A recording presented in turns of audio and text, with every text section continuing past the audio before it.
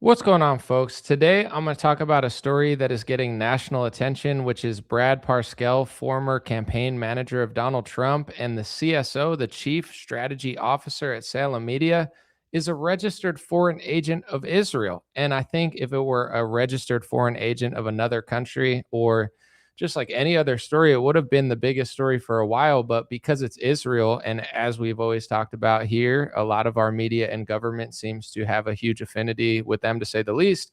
This wasn't really a huge story. Even I did a TikTok or Instagram reel, whatever you want to call it, little short about it months ago, and it didn't get that much traffic traction as much as some of my normal posts. And lo and behold, it has become now a national story. It's all over the place. It's in Time Magazine, it's in Wall Street Journal. I'll show you a few here.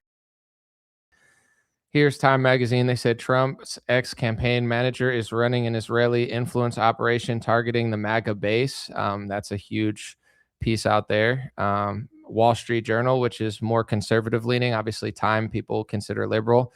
Wall Street Journal said Israel's $50 million experiment to change U.S. public opinion. They're even talking about it. Even Israeli news is talking about it. There's a Times of Israel piece about it.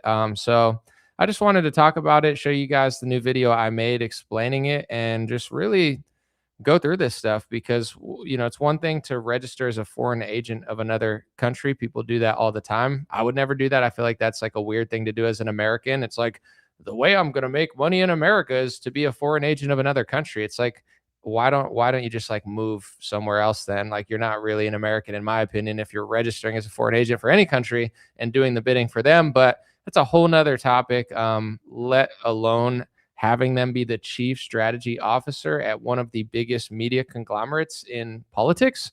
And nobody was talking about it for a whole year. And now all of a sudden it becomes a huge story. Interesting stuff. Thank you guys for being here. I don't know how long we're going to stay today, but Dream Rare podcast starts now. I hope you guys enjoy this show. It's the Dream Rare Podcast. Welcome to the show. The way to get the news at the desk or on the road. Let's go. God is great and success in our control. The world is crazy, but we get better from obstacles. Yeah. What's going on YouTube? What's going on Facebook? Someone said Brad Pitt. I'm just going to pretend like you're complimenting me. Oh, no, I'm not Brad Pitt. I'm Anomaly. Oh, you have the wrong channel. No, I know. I think you're probably talking about the Brad Parscale part and confusing your Brads. You're one of those racist Bradists that just hates Brads in this world. Bradleys. You're like, all Brads are the same. And that's when I come in with all of my diverse friends and I say, oh, no, let me correct you. All Brads are not the same. Brad Parscale is not Brad Pitt. How dare you apologize, kiss my feet, and go to the Martin Luther King Memorial and pay your dues to my people. I don't know why I said that or did that, but I'm glad I did. And once again, thank you guys for being here. Let me play this little Instagram reel I made today because a lot of the info is compact in that, and then I'll expound upon it. But Lara Trump kind of inspired me, and I have a two-part of this little Instagram series I'm going to do, and I'm actually going to show you guys an insight kind of to what I'm going to say for my second part. But she's crying about anti-Semitism on television, of course. She's like, oh, the Democrats are cutting the foreign aid, but it's deeper than that. It's anti-Semitism.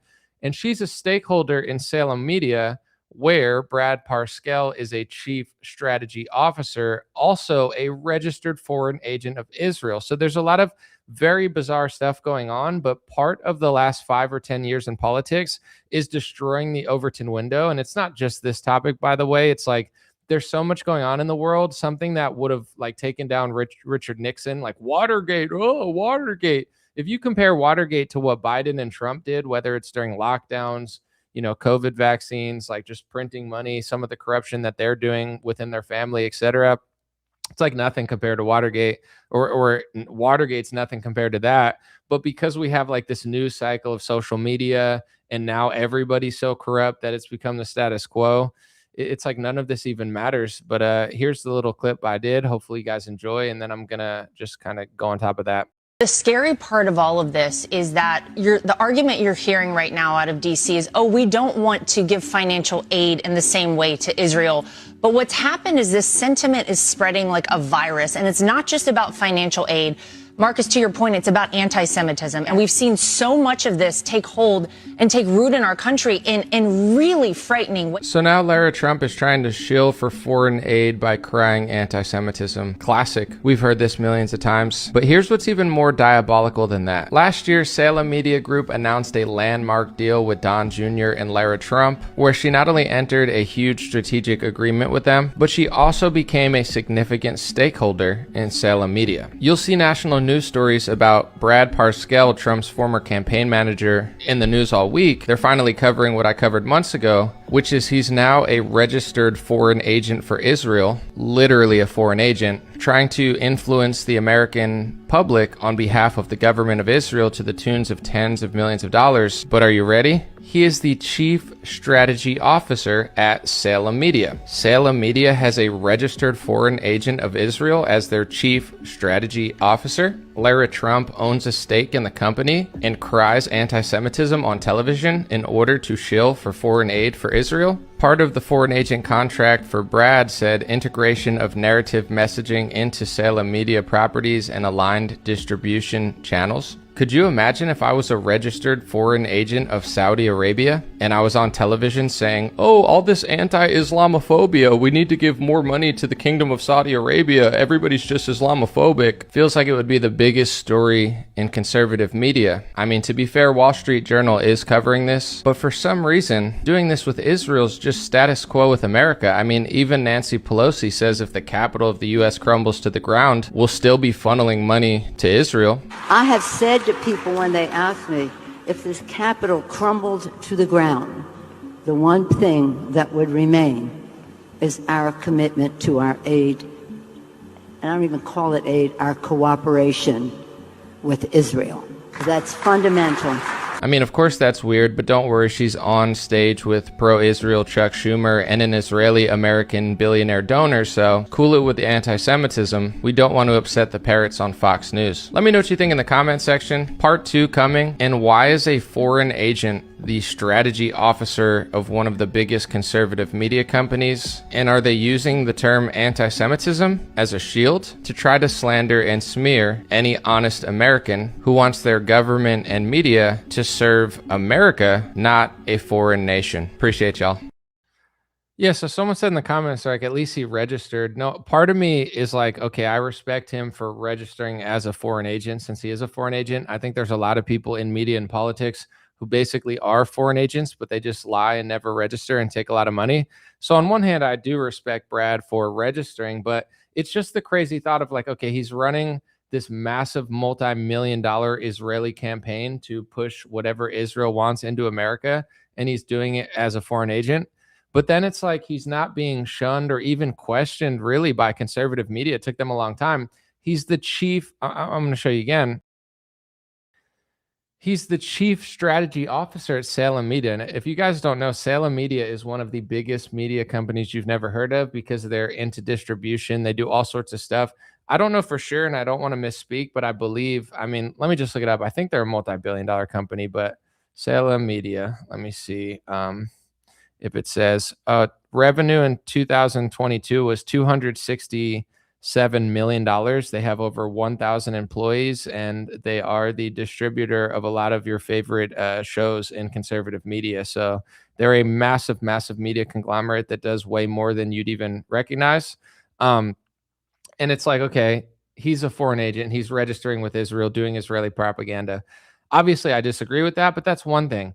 Being the chief strategy officer, I mean, just it's like, what does that mean? Chief strategy. He's doing strategy for Salem Media, a massive conglomerate. They own a bunch of Christian channels, conservative channels, and the guy running their strategy is a foreign agent of Israel. Meanwhile, the woman, Lara Trump, who's a stakeholder in the company, is on television crying anti-Semitism, just being like, oh, there's just so much hate. There's just so much hate. It's like there's so much crazy stuff now. So I can't even say it's like, oh, it's the craziest thing. Not really. Everything's crazy. But like the level of corruption, hubris, and just, in my opinion, just complete fraudulence and selling out, and then just no shame whatsoever in it. Just being like, if you want to talk about this stuff, you must be a darn anti-Semite. The next Instagram reel I'm going to do in my 2-part series is going to be a response to this video. I'll give you guys on my live stream kind of like a head start, or just, I don't know, you're going to see it before everybody else. Lara Trump was also saying, I don't know where all of this like Trump's working for Israel stuff's coming from. Like, I just don't understand it. I don't know. I mean, let's talk about it. Let's look at the clip.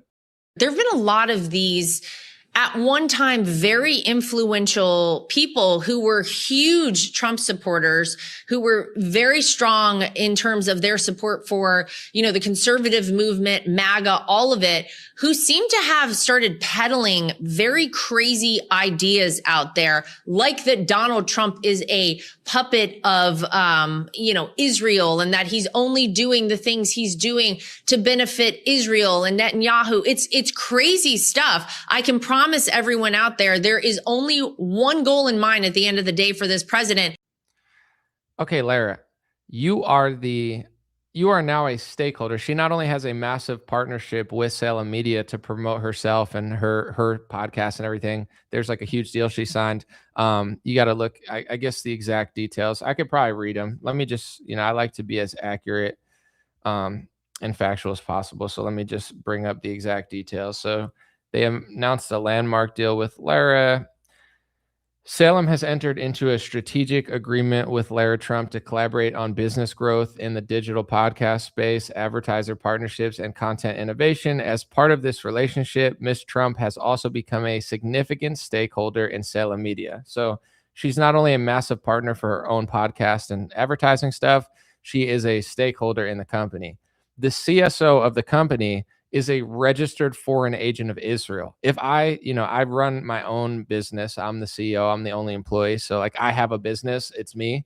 But if I ever like ran a business of hundreds or thousands of people, I would never allow a foreign agent of any country to be my chief strategy officer, any mainstream position. If my chief strategy officer came and was like, hey, I just signed this multi-million-dollar deal with the government of Israel or the government of Saudi Arabia or the government of Qatar or Canada or Britain or literally any country, I would be like, well, you can't work here anymore because we're American media and we're not just going to pump propaganda into people's heads because you're taking a paycheck from a foreign government. Like that's common sense. If you're actually America first and pro-America, why would you ever allow a foreign agent of any country ever to be your chief strategy officer? And I know Lara Trump does not run the company, but she's a stakeholder in it. She absolutely knows what's going on and she has nothing to say about it. It's just like, man, all these weird theories of like Trump and Israel and he's working for Israel. Okay, well, let me give you an example. If a politician takes $50 million from the pharmaceutical industry and starts doing what the pharmaceutical industry wants, is it okay to say that he's working for Big Pharma? Or is that anti-pharmetic? Is that this new conspiracy theory that industries pay people to do things? Like, oh my gosh, I've never heard that before. That's literally exactly what happens in politics. In fact, it's literally that simple 80 to 90% of the time. And if people could be smart enough to figure this stuff out, all of these people think we're dumb. So if we're not dumb and we figure this stuff out, it's actually really easy to solve a lot of our problems. Of course, nobody would call me anti-pharmetic. I mean, the left might say it's a conspiracy theory, but that's what Donald Trump's doing with Miriam and Sheldon Adelson. Sheldon Adelson gave GOP and Trump, when he was alive, over $400 million. And Miriam Adelson, I believe, gave Trump hundreds of millions of dollars. Trump said 250 million. Trump said that if he runs for a third term, she'll give him another 250 million. So the numbers vary, but it's over hundreds of millions of dollars. Am I anti-Semitic to say Trump is taking hundreds of millions of dollars from an Israeli American who Trump himself said thinks? He said on stage, he asked her if she liked America more than Israel, and she didn't answer. So now Trump thinks she likes Israel more than America. And the reason Trump's asking her this question is because Trump takes money from her and has to meet with her all the time. He knows what she asked for. She asked for things for Israel. So Trump's taking money from Israelis to do things for Israel. Trump says he's doing things for Israel for them. Trump says that he thinks they like Israel more than America. But if I repeat what Trump said and what he's literally doing, it's just this kooky, crazy theory that just, how could people think this? I mean, I just don't understand it. I'm Lara Trump. It is the best thing possible for the United States of America, period, end of story. But this sort of thing, where now we're a couple months away from midterm elections, and you have someone like Tucker Carlson saying he's not voting for the Republicans in, the House and Senate race. Sorry, I just want to turn my AC on. But yeah, I mean, so it's just this crazy conspiracy as they're just making a bunch of money, as they're signing deals with companies that have a registered foreign agent doing their strategy. Donald Trump is taking hundreds of millions of dollars from Israeli citizens who ask him to do things for Israel that he thinks likes Israel more than America. But it's just crazy that anybody talks about it. I mean, Tucker Carlson, how dare him for saying that? I mean, like what? Wow. Well, why do people not want us? Like Lara Trump, it's like it doesn't make sense to her. Her family's crushing. Trump's making a bunch of money on crypto.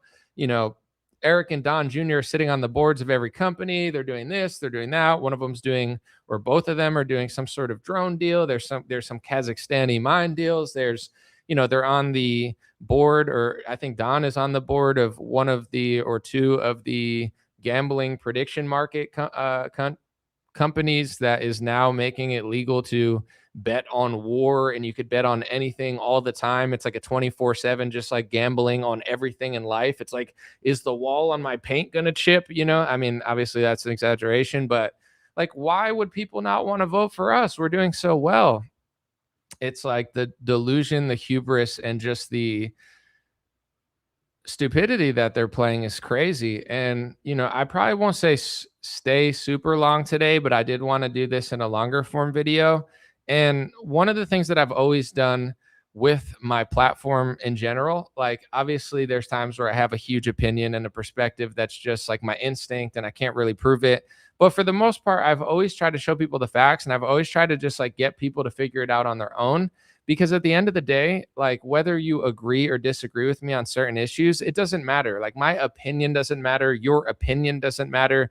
But if you're being brainwashed by Zionist media and you don't even realize it, and everybody on the TV is just feeding you nonsensical propaganda in unison, and then you find out later that someone's getting paid tens of millions of dollars to literally register as a foreign agent, and they're not only not shunned from conservative media, you're shunned if you talk about it. In 2019, I noticed that Republicans were passing speech laws for Israel. I got blacklisted from conservative media. They want people who don't tell you about it. It's like if you believe Zionist media and Fox News, you're living in the Truman Show. You're listening to like Bird Brain, Maria Bartiromo, Sean Sellout Hannity, people that are convincing you that Lindsey Graham is some sort of patron saint. And people like me are not allowed there because we'll ruin their illusion. I'm like, I thought we were for the First Amendment. Why are you passing these obscure speech rules for Israelis, Jews, and your donors? And they're like, oh my gosh, that's so hateful. That reminds me of World War II. And you're like, what are you talking about? I'm standing up for the amendment that you claim to, while you're selling out to donors and passing these weird rules. They don't even want you to know that. So it's like the gaslighting that they do, they're just going to gaslight forever until enough people wake up. And the good news is, a lot of people are waking up and they're having like panic attacks, like, wow, this anti-Semitism's everywhere. It's like, to them, anti-Semitism means that their gravy train is stopping because they're just cashing out on selling America out to a foreign nation. So as soon as you wake up to it, it's the worst thing ever. It's like the most tragic event in human history that's happening in front of our eyes, just because you're like, hey, can you not like have a registered foreign agent doing your strategy? I mean, isn't that like kind of unethical? If Brad Parscale registered as a foreign agent of Bahamas, like I think CJ Pearson did, you could look that up, or anywhere, like let's just say Qatar, Afghanistan, Canada, England, even Australia. I don't think an American media company should have a strategy guy that's a registered foreign agent of any country. I just think that's completely unethical. I feel like that's obvious. But in this country, it's like we live in the United States of Israel. Most media is controlled by people that have a pro-Israel bias. And that's just being kind. I'm trying to use respectful words because I could say other things, but our media is controlled. Most of our politicians are controlled. So it's like reverse. If you are America first and you say, hey, I'm American, God bless every country in the world, but let's prioritize Americans over a foreign nation. Now you're an anti-Semite because the people that don't want you to think that and don't want you to say that are cashing out on doing the opposite. So at the end of the day, I could say whatever I want. You could say whatever you want. But what I really want to do, and what I hope I've done to some extent, is not only wake people up, but just have people be a little bit wiser and more honest, because they hope that we're stupid. Like when I hear Lara Trump talk, she thinks you're stupid.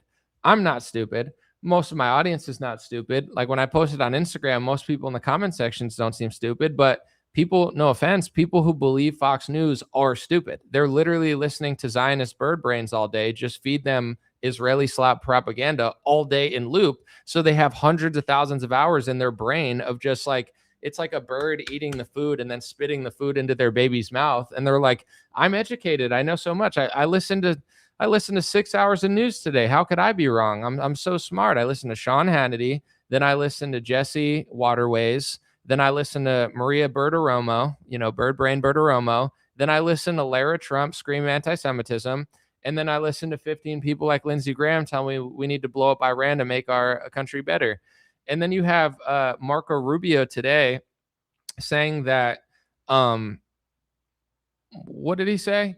He said that Cuba was the number one purveyor of leftist, extreme leftism in America. And what was the other one? I mean, I'll just look it up real quick, because I'm like, first it's China stole our election, which honestly is such a bad narrative that makes no sense and they have no proof. Not even boomers believe it. Like even like the most brain dead boomers who watch Fox News all day. Do you notice nobody's even talking about that anymore? Like everyone wanted to talk about the stolen election of 6 years ago every day, all the time. That's like even me and most conservatives, like I disagreed when they're like, this is the number one talking point and topic. And I'm like, not to me, because Trump's in on it anyway. They sold out the 2020 election through the CARES Act. And also they are doing half of this stuff anyway. So it doesn't really matter. But even that, like no one's even talking about it because it doesn't even make sense. But let me see the Marco Rubio thing. He said, let's see, that the Cubans are the number one purveyor of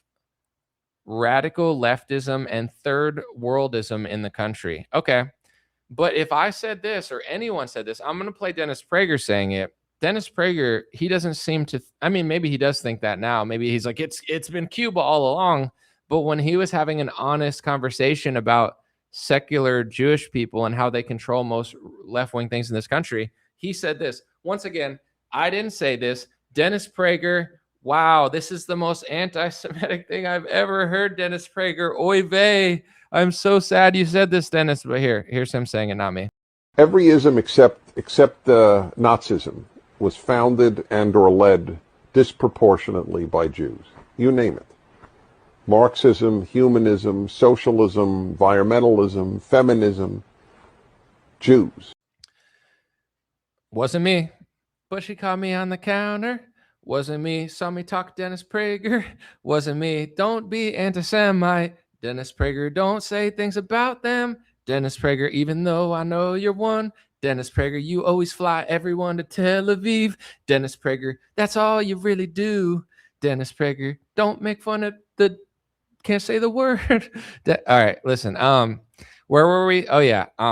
I condemn that. I'm so sorry that you had to hear those words. But it sounds like Cuba to me. Sounds like Cuba brought leftism here. It's Cuba, it's China, it's Iran, it's Russia. Let's go beat them up, and then we'll all live in a third world nation, and there'll be no ethnically homogenous countries left. And then we'll have an open society,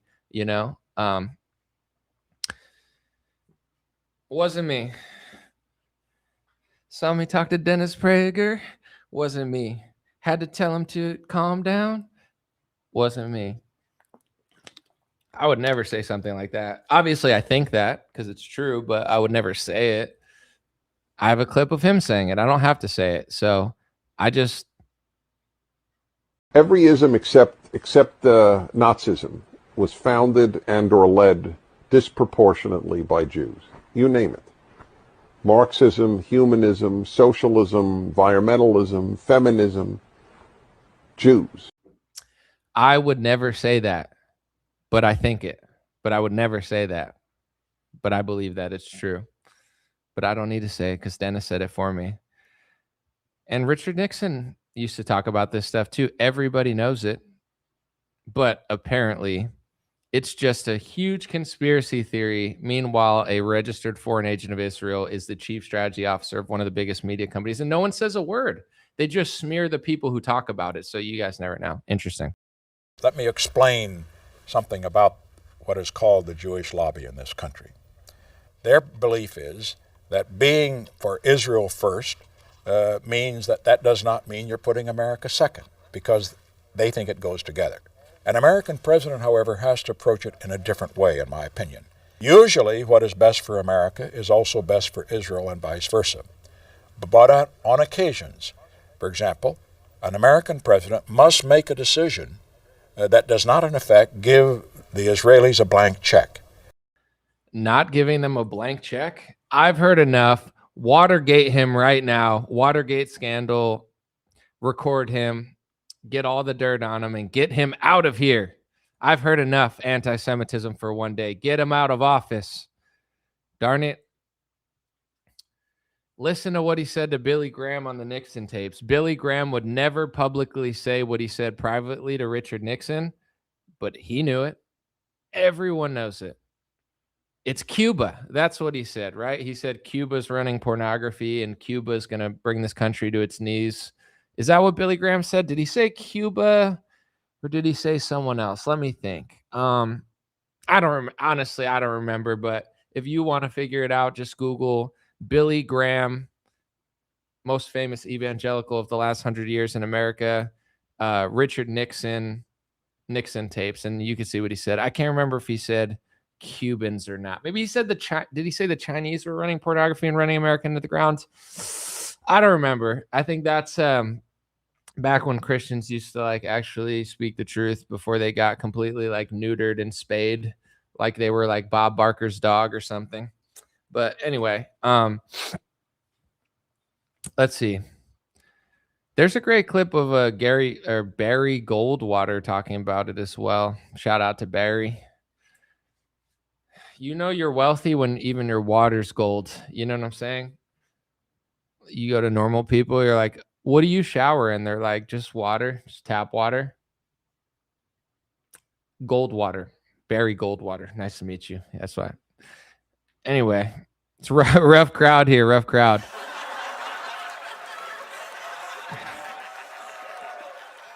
Don't worry. I'll keep telling jokes even if people don't want to hear them.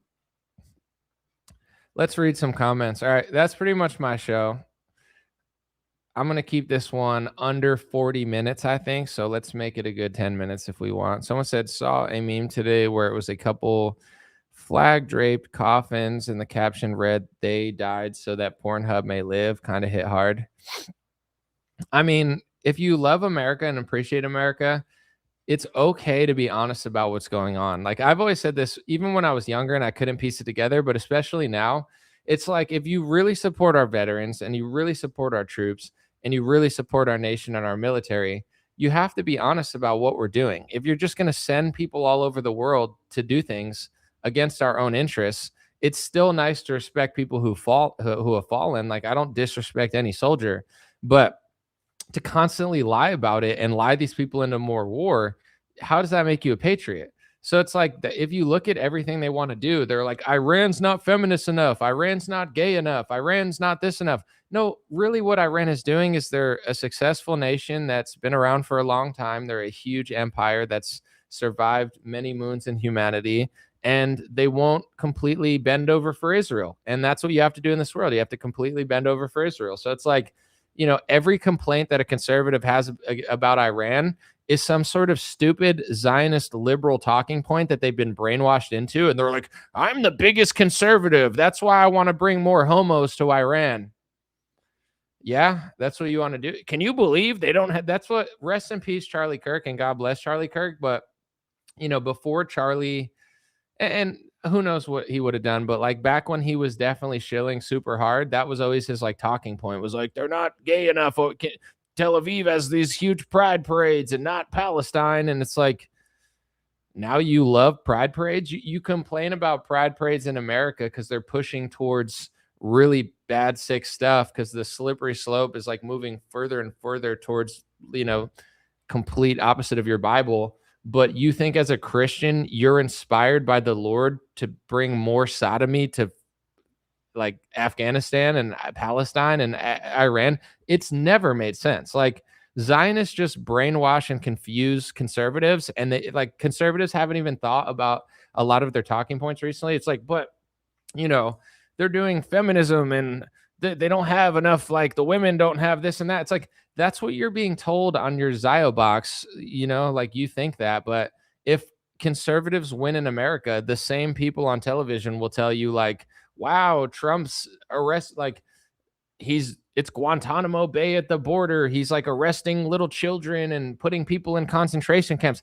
That's what they say when Trump tries to do things in America. You don't think they do that in other countries? Like if a country won't allow pornography, gambling, homosexuality to a huge extreme, now all of a sudden you're like a liberal feminist activist where you want the women to have more in America. And this is where I'm not saying like you can't have an opinion, but you always want to clean your own house before you fix someone else's. And especially, I don't care who people are, but if you are a Christian and you're like, you read your Bible, America is too feminist. America is too like liberal and insane if you believe your Bible. So why would you want to bring more of that to America? You say it's all a slippery slope here, but then you want to bring it to another country when you haven't fixed the slippery slope here. I've talked about this so many times, so I don't want to ramble on and on about it, but I don't blame women and I don't blame men. We're all born into the world that we're born into, but this country is like eighth wave feminist. Like it's, you know, not to make an excuse, but I think for like men and women, it's like, oh, why are the marriage rates going down? Divorce rates going up? Like younger people are waiting longer to get married. There's a lot of reasons for it. A lot of it is social media, technology. A lot of it is the prices of stuff and just like I would say you probably have to work like 10 years to get a job in a car the same way you could have in like a year with like a normal job back in like 30, 40 years ago. There's a lot of things that go into it. Also, the liberal propaganda, the feminist indoctrination, men being betas. Like there's so many things that are contributing to the fall of our society. But a huge portion of it also, besides all of the things that I mentioned, is like the over feminism. Like women say they want this and they want that. They want a man who could do this, but most women don't want to listen and they don't want to play a role. And in other countries, I'm not saying you have to go that far, but their women know the role that they're playing. They're like, I'm not trying to be 50 things at once. I'm trying to be a mother. I'm trying to be a woman. I'm trying to be a wife. And I'm trying to be myself. I'm trying to be feminist. I'm not trying to compete with men on every level. And in America, even the Republican women, I would say like 80% of Republican women are feminists. They're not trying to play that role. They would turn into a feminist if you're like, hey, this is what I think. I think we should both play our role. It's like, whoa, how dare you say that? I'm free. You can be free. I'm free. I'm free to eat Cheetos every day, but I'd get fat. Like there's choices in this world that we can all make. We have the freedom and liberty to do what we want, but that doesn't mean it's the right thing. And it also doesn't mean that it's biblical. And I'm not trying to turn into a pastor, but just like I say all the time, most conservative media are convincing Christian conservatives that people that are conservative and godly are the enemy. And it's like, the gambling extremism in America is satanic. The excess in pornography in America, it has gone insane. And then you look at the countries that are keeping it out and they've tricked conservative Christians to being like, they need to do more of this. It's like you're hearing these stories and thinking that it's super, super extreme in other countries. It could be as bad as the story you're hearing, or that story could be planted to sound worse than it is in order to make you want to blow these people up. It's like America from 1776 until like 1980, it was free, but it wasn't like super overtly homosexual in your face all the time. And I think that it wasn't like, it wasn't celebrated or like promoted or pushed all over the place. I'm sure people were doing stuff back in the day, but it was like, hey, I'm going to keep this to myself, not like throw it in everybody's faces. It's a very new, like all these things that we're doing, the excess in gambling on everybody's apps and prediction markets, this is new. The excess in pornography, this is new. Look at the founder of pornography, or the godfather of pornography. His name was Al Goldstein. And he said specifically he hated Christians, he hated white people, and he wanted to defile both through pornography. It's literally like, the more you see what actually happened in this country and in the world, the more I get closer to Christ and the more I believe my Bible, because it's almost like too crazy to be true. It's like, are you telling me that the guy who invented pornography was this race, and he said he hated whites and he hated Christians and he was trying to defile them? Like, it sounds like an anti-Semitic conspiracy theory that I just made up, but it's literally how pornography got brought to America, And it's like, now you want to work with those people to go after conservative countries that are way closer to God and bring them feminism and pornography. Like, it doesn't make any sense. Like, Zionist Republicans are literally some of the most brainwashed, brain dead people I've ever seen in my life. They're wrong about almost everything, but they're like, they don't want these things in our country, but they can't get them out because they're working for the people doing them. And they're literally getting tricked into like going after other countries that are doing it, that aren't doing it. Look at China. China doesn't allow mass gambling and they don't allow mass pornography. Neither does Russia. I don't think they have as extreme that we have here. And it's like, guys, we need to go. It's like, if we blow up Iran enough, it's just going to turn into like a pride festival. And that's a win, because now there's freedom and women don't play their role, and now they're feminist and they're running all the big companies. Like, wow, we liberated them with the stuff that we don't even really want here. It's like, it doesn't make any logical sense for someone that says that they believe these things. If you're a liberal, that would make sense. But it's funny because the liberals don't even care about that. And then and then they say to each other, like a Republican will be like, why don't you care about the gays in Iraq? I don't know, because leftists are hypocrites and they lie about everything. But why are you doing the opposite of what you think? It's like people just play opposite day. During the pandemic, you had liberals pretend like they liked forced masking and just staying in their homes and like getting a bunch of vaccines because of Trump or something. And then you had Republicans making excuses for a vaccine that they didn't even believe in because they thought Operation Warp Speed has to be something good, because I can't possibly fathom that Trump would do something wrong. It's like, I feel like if you're an honest person, it's hard to fit in. It's hard to fit in. Like, I'm not trying to be so different. I'm not trying to be like such a stickler. Like, I'm really not that guy. I mean, I'm definitely somewhat particular about some things, but I'm not a contrarian. It's not like I want to do the opposite of what I want to do what everybody's doing, but I'm not going to do it if it's stupid and fake and bad, And it's like, oh, you're just doing this because of that. I'm really not. I think most people aren't acting. They're acting as if they don't have any control of their own brain and soul and common sense. Like, I'll say something about the foreign agent thing at Salem Media, and you'll have someone on Facebook that'll be like, are you crazy? There's nothing crazy about anything I said about that. Like, even if you love Israel, you don't think it's weird for the CSO of a huge multi-million-dollar media company to be a registered foreign agent of any country? I'm saying even my favorite foreign country, I don't think a registered foreign agent should be a strategy officer at an American media company. Like, that's not right. And me personally, this is just my opinion, I think it's insane to be a registered foreign agent at any point. Like I said, I think I need to look it up real quick because I don't want to be, I like to be very accurate. Let me see. Agent Bahamas. There's a guy, CJ Pearson. He's like I would say big, but he's a very small guy. He's not big at all. He's like a very tiny guy, but he's a big, small, like conservative, like I don't know. He lives in Washington. He throws parties. He's very connected. I don't know if I've met CJ or we followed each other for like a decade now. I'm sure he's a nice guy. Not trying to be disrespectful at all to CJ. He's a mover and a shaker in Washington. And he registered as a foreign agent of the Bahamas.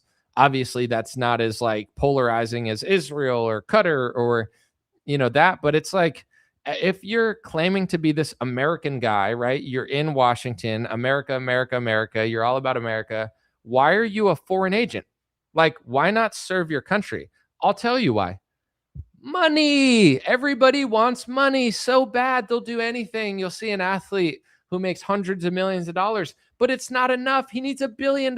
700 million is not enough. So now he's selling gambling to young men, even though he doesn't believe in it. He's selling sports drinks that he would never drink because they're filled with disgusting products that would not allow him to perform at that high level. Everybody's a sellout in this country. It's not just the politicians. So it's like, what would possess someone to be a registered foreign agent if they claim to be America first? Money. People just like money. And it's like they have no shame. I don't care if it's Israel. I don't care if it's the Bahamas. I don't care if it's Japan. It's like, if you want to be a registered foreign agent, then be a foreign agent. But at the same time, like, I don't want to hear your podcast. I don't want to hear your opinions. I don't want to hear you on social media criticizing other Americans. Oh, you're an anti-Semite. Oh, I can't believe you said that about Donald Trump. Why? Because you're a professional like nut gobbler, because you're choking on Donald Trump's, orange tower. Sorry, that was weird, but it's like, you're a professional, just like nothing burger. And now you have a comment. If you register as a foreign agent, shut your mouth. You're not America first. You couldn't even turn down money to say what you actually thought and not work for a foreign nation. So it's like, I don't want to hear anything about this from any of these people. And, I've talked about it a few times, but I'm not making a big deal about it because there's nothing I can do. And I'm used to this at this point. But, I had a 90-day demonetization on Facebook, and that's a huge portion of my income. And they told me for 90 days that I can't make any money, right? But they didn't give me a specific reason. And they told me the team that did give me the ban, they won't reach out to me and tell me. So a registered foreign agent can make tens of millions of dollars from the government of Israel to push Israeli propaganda on American citizens and still keep a job at a multi-million-dollar, conservative American media company. But I can't even get an answer from Mark Zuckerberg's Facebook on why. I'm not even asking them to take away the ban. I'm asking them, tell me the specific thing that I got a 90-day ban for, so I can 100% certainty make sure that I don't do it again, or at least know what I'm doing. They won't even tell me. Like, this is the sick Israeli colony that we live in right now. You're better off being a registered foreign agent of Israel than me just trying to do my job independently. Like, I'm getting penalized and they won't even tell me why. Like, you can gamble on anything. You can gamble on war. You can gamble on politics. You can gamble on sports. You can gamble on every aspect of sports, rebounds, assists, all the time, 24/7 gambling, everywhere now because of the prediction markets.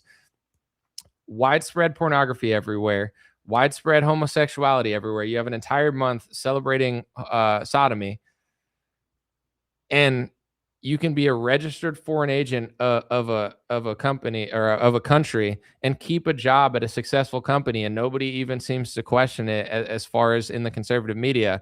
But I can't even get an answer, not my money back or not my ability to make money, an answer of what I actually did, so I know.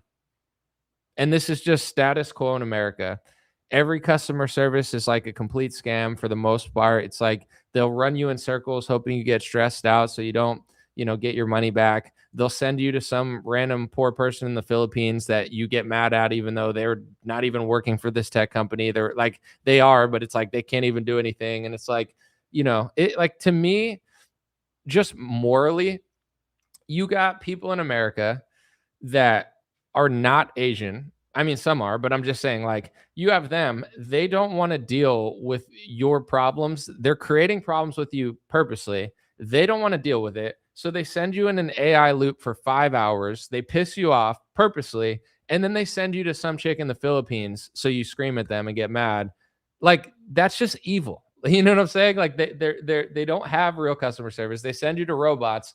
And then and it's like multiple different companies that do this stuff, or they'll send you to some random country where they could pay people very little salary to take all of the, backlash of what a multi-billion-dollar company did and a CEO that has billions of dollars, but he won't answer to you. It's like the normalization in America. We have no moral or godly right to go blow up other countries and say, you're not gay enough, you're not feminist enough, you're not doing this enough, you're not doing that enough. And I'm telling you, the people that are doing this to these countries, they'll do that there. You're like, oh no, we're just going to do this and make it better. you're still believing 9/11 propaganda. Like, I don't even think I believed that when I was 14 and 15 then. But let's just say you believed it then. Oh, we're building schools in Afghanistan. We're fixing Afghanistan. We're just making the people more Americanized. That never happened. It's obvious now. We messed up Libya further. Syria, we did nothing really but put a former Al Qaeda leader there, and God knows what's happening there now. Like, you still believe that we're just going to beat up Iraq or whatever, Iran, Russia, and China and make them better? China's doing fine. They're high IQ. Their DNA and ethnicity has been around for thousands of years. They're one of the smartest and most successful Asian cultures or any cultures in the world. They have insane technology. If you went to China, you'd probably be like, wow, this is insane. Well, yeah, that's what happens when you have a homogenous nation of Chinese people who are high IQ that are really smart and have their own shit that isn't taken over by Zionists. They just start doing cool stuff and inventing stuff. I'm not saying it's perfect. I don't want to live in China. I'm not Chinese. But this idea, like, you look at the world and you're like, the three places that we really need to go for are China, which is like a technological masterpiece. And probably if you visited there, you'd love it. It's probably super safe and super clean because it's a bunch of Chinese people not stabbing each other. Russia, a mostly white nation that's super safe, super clean. It's really cold, but like, that's the problem. Russia and China. Oh, and Iran, a high IQ Middle Eastern Persian nation that also is like super advanced. Oh, yeah. And then Turkey, another place. I've never been to any of these places, but I've met multiple people who've been to Turkey. They're like, dude, it's great. It's super nice. It's like any place that the people that are taking over our society and making it satanic, if they can't infiltrate these countries, then all of a sudden it's a problem. And they convince Christian Republicans for some reason that that's really what they need to do really badly. It's like, none of these countries are perfect. I'm not saying they have zero flaws, but the last thing we should be doing with our current nation and the current system that we have in place, health insurance is a complete scam. And what annoys me, I'm sorry that I'm just ranting, but this is therapeutic, hopefully for you too. What I don't like about what's going on in America is everything is so passive aggressive. Like, we've gone from, and this is, I think, an under discussed reason that America is failing, besides like, oh, politicians or this and that. Yeah, sure, that's like easy to complain about. But, like, spiritually and just systemically, what we're doing in America is everything is just passive aggressive because people aren't doing what's right. They're doing what they can legally get away with. So, say like 60, 70 years ago, yeah, things were not perfect. But when it came to like health insurance or cars, it's like people just tried to do what was best. Yeah, I'm sure there were corrupt people back then too. Nothing's ever been perfect. But it's like, here's what you're getting. You could pay me or you can go somewhere else to pay. Now it's like this system of AI, customer service, send you to a third world nation, not really help you, not really give you a refund. And everybody hates it. Everybody knows it's a scam. 90% of people are probably disgusted by it, but there's nowhere to run because they own everything. So it's like, that's when I deal with somebody, it's like, here's what I mean. Here's what I'm saying. Here's the deal. It's like, I'll do a handshake deal with somebody. You remember what I said? I remember what I said. That's what it's going to be, And if we need to part ways after or whatever, let's have a conversation about it. Nothing's like that anymore. Everything's just so fake. Health insurance is fake. Every insurance is fake. Like, customer service for all these tech companies. Amazon has good customer service, I think. But besides that, like Uber Eats, like, they messed up the other day, and it was just like the amount of stress they were trying to put me through because a driver was just like driving in circles or maybe like hit the wrong button and it was just stuck there for an hour. It's like insane what they do just to play games for no reason. And I'm like, everything is hiding behind something. And it's like, Facebook will take away your money, but we're not going to tell you, but you can't really like sue us. And we know you can't because of Section 380, this and this bill. So we're just going to treat you like shit and treat everyone like shit. And that's just what we're going to do. And you can't do anything about it. It's like, that's our whole nation. So it's like, yes, we're rich. Yes, it's a great place. Yes, there's a lot of great places in America with great people, great culture, people that don't do that. Like, that does exist. But the overlords that control way more than just local shops and local restaurants, they're playing this game that is very un-American, that is very un-Christian and anti-Christian, and it's very messed up. You know, when it comes to fast food, sorry to transition, but I've always thought of this. Like, I've noticed that there's two places that have really good customer service. I'm not saying the food's good or healthy for you, but In-N-Out and Chick-fil-A have really good customer service. I don't know the religion of In-N-Out, but Chick-fil-A, they're Christian, right? And it's like you go there and they're super nice, they're super productive, they have a certain culture. I went to Dunkin' Donuts the other day, which I like, and like, dude, the dude was like sitting outside smoking a cigarette.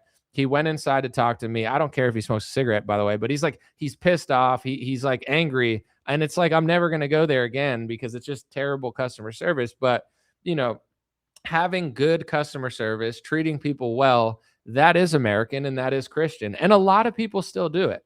But I'm just upset that the big companies, the big insurance companies, the big tech companies, they're not American, they're not Christian, and they don't share our values as Americans or as Christians or just really as good people from anywhere. I'm sure you can go to Asia, you can go to, you know, Europe, you can go to South America, and not everyone's great, but like their culture is also, you know, very hospitable and thoughtful. But I don't live in those countries. I'm from America, and I'm just embarrassed and ashamed that so many of these big companies are getting away with just the most grimy, slimy tactics because they know how to hide behind lawyers. The whole thing is like, we know what we could get away with, even though it's horrible.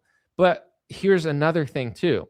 There's two aspects to this. One, some people are nice people and some people are not nice people, right? They say hurt people hurt people. So if you want to take the most charitable approach, you could say those people are very spiritually sick and they hate themselves and they're taking it out on everyone else. Because if you're happy and content, normally you treat people well.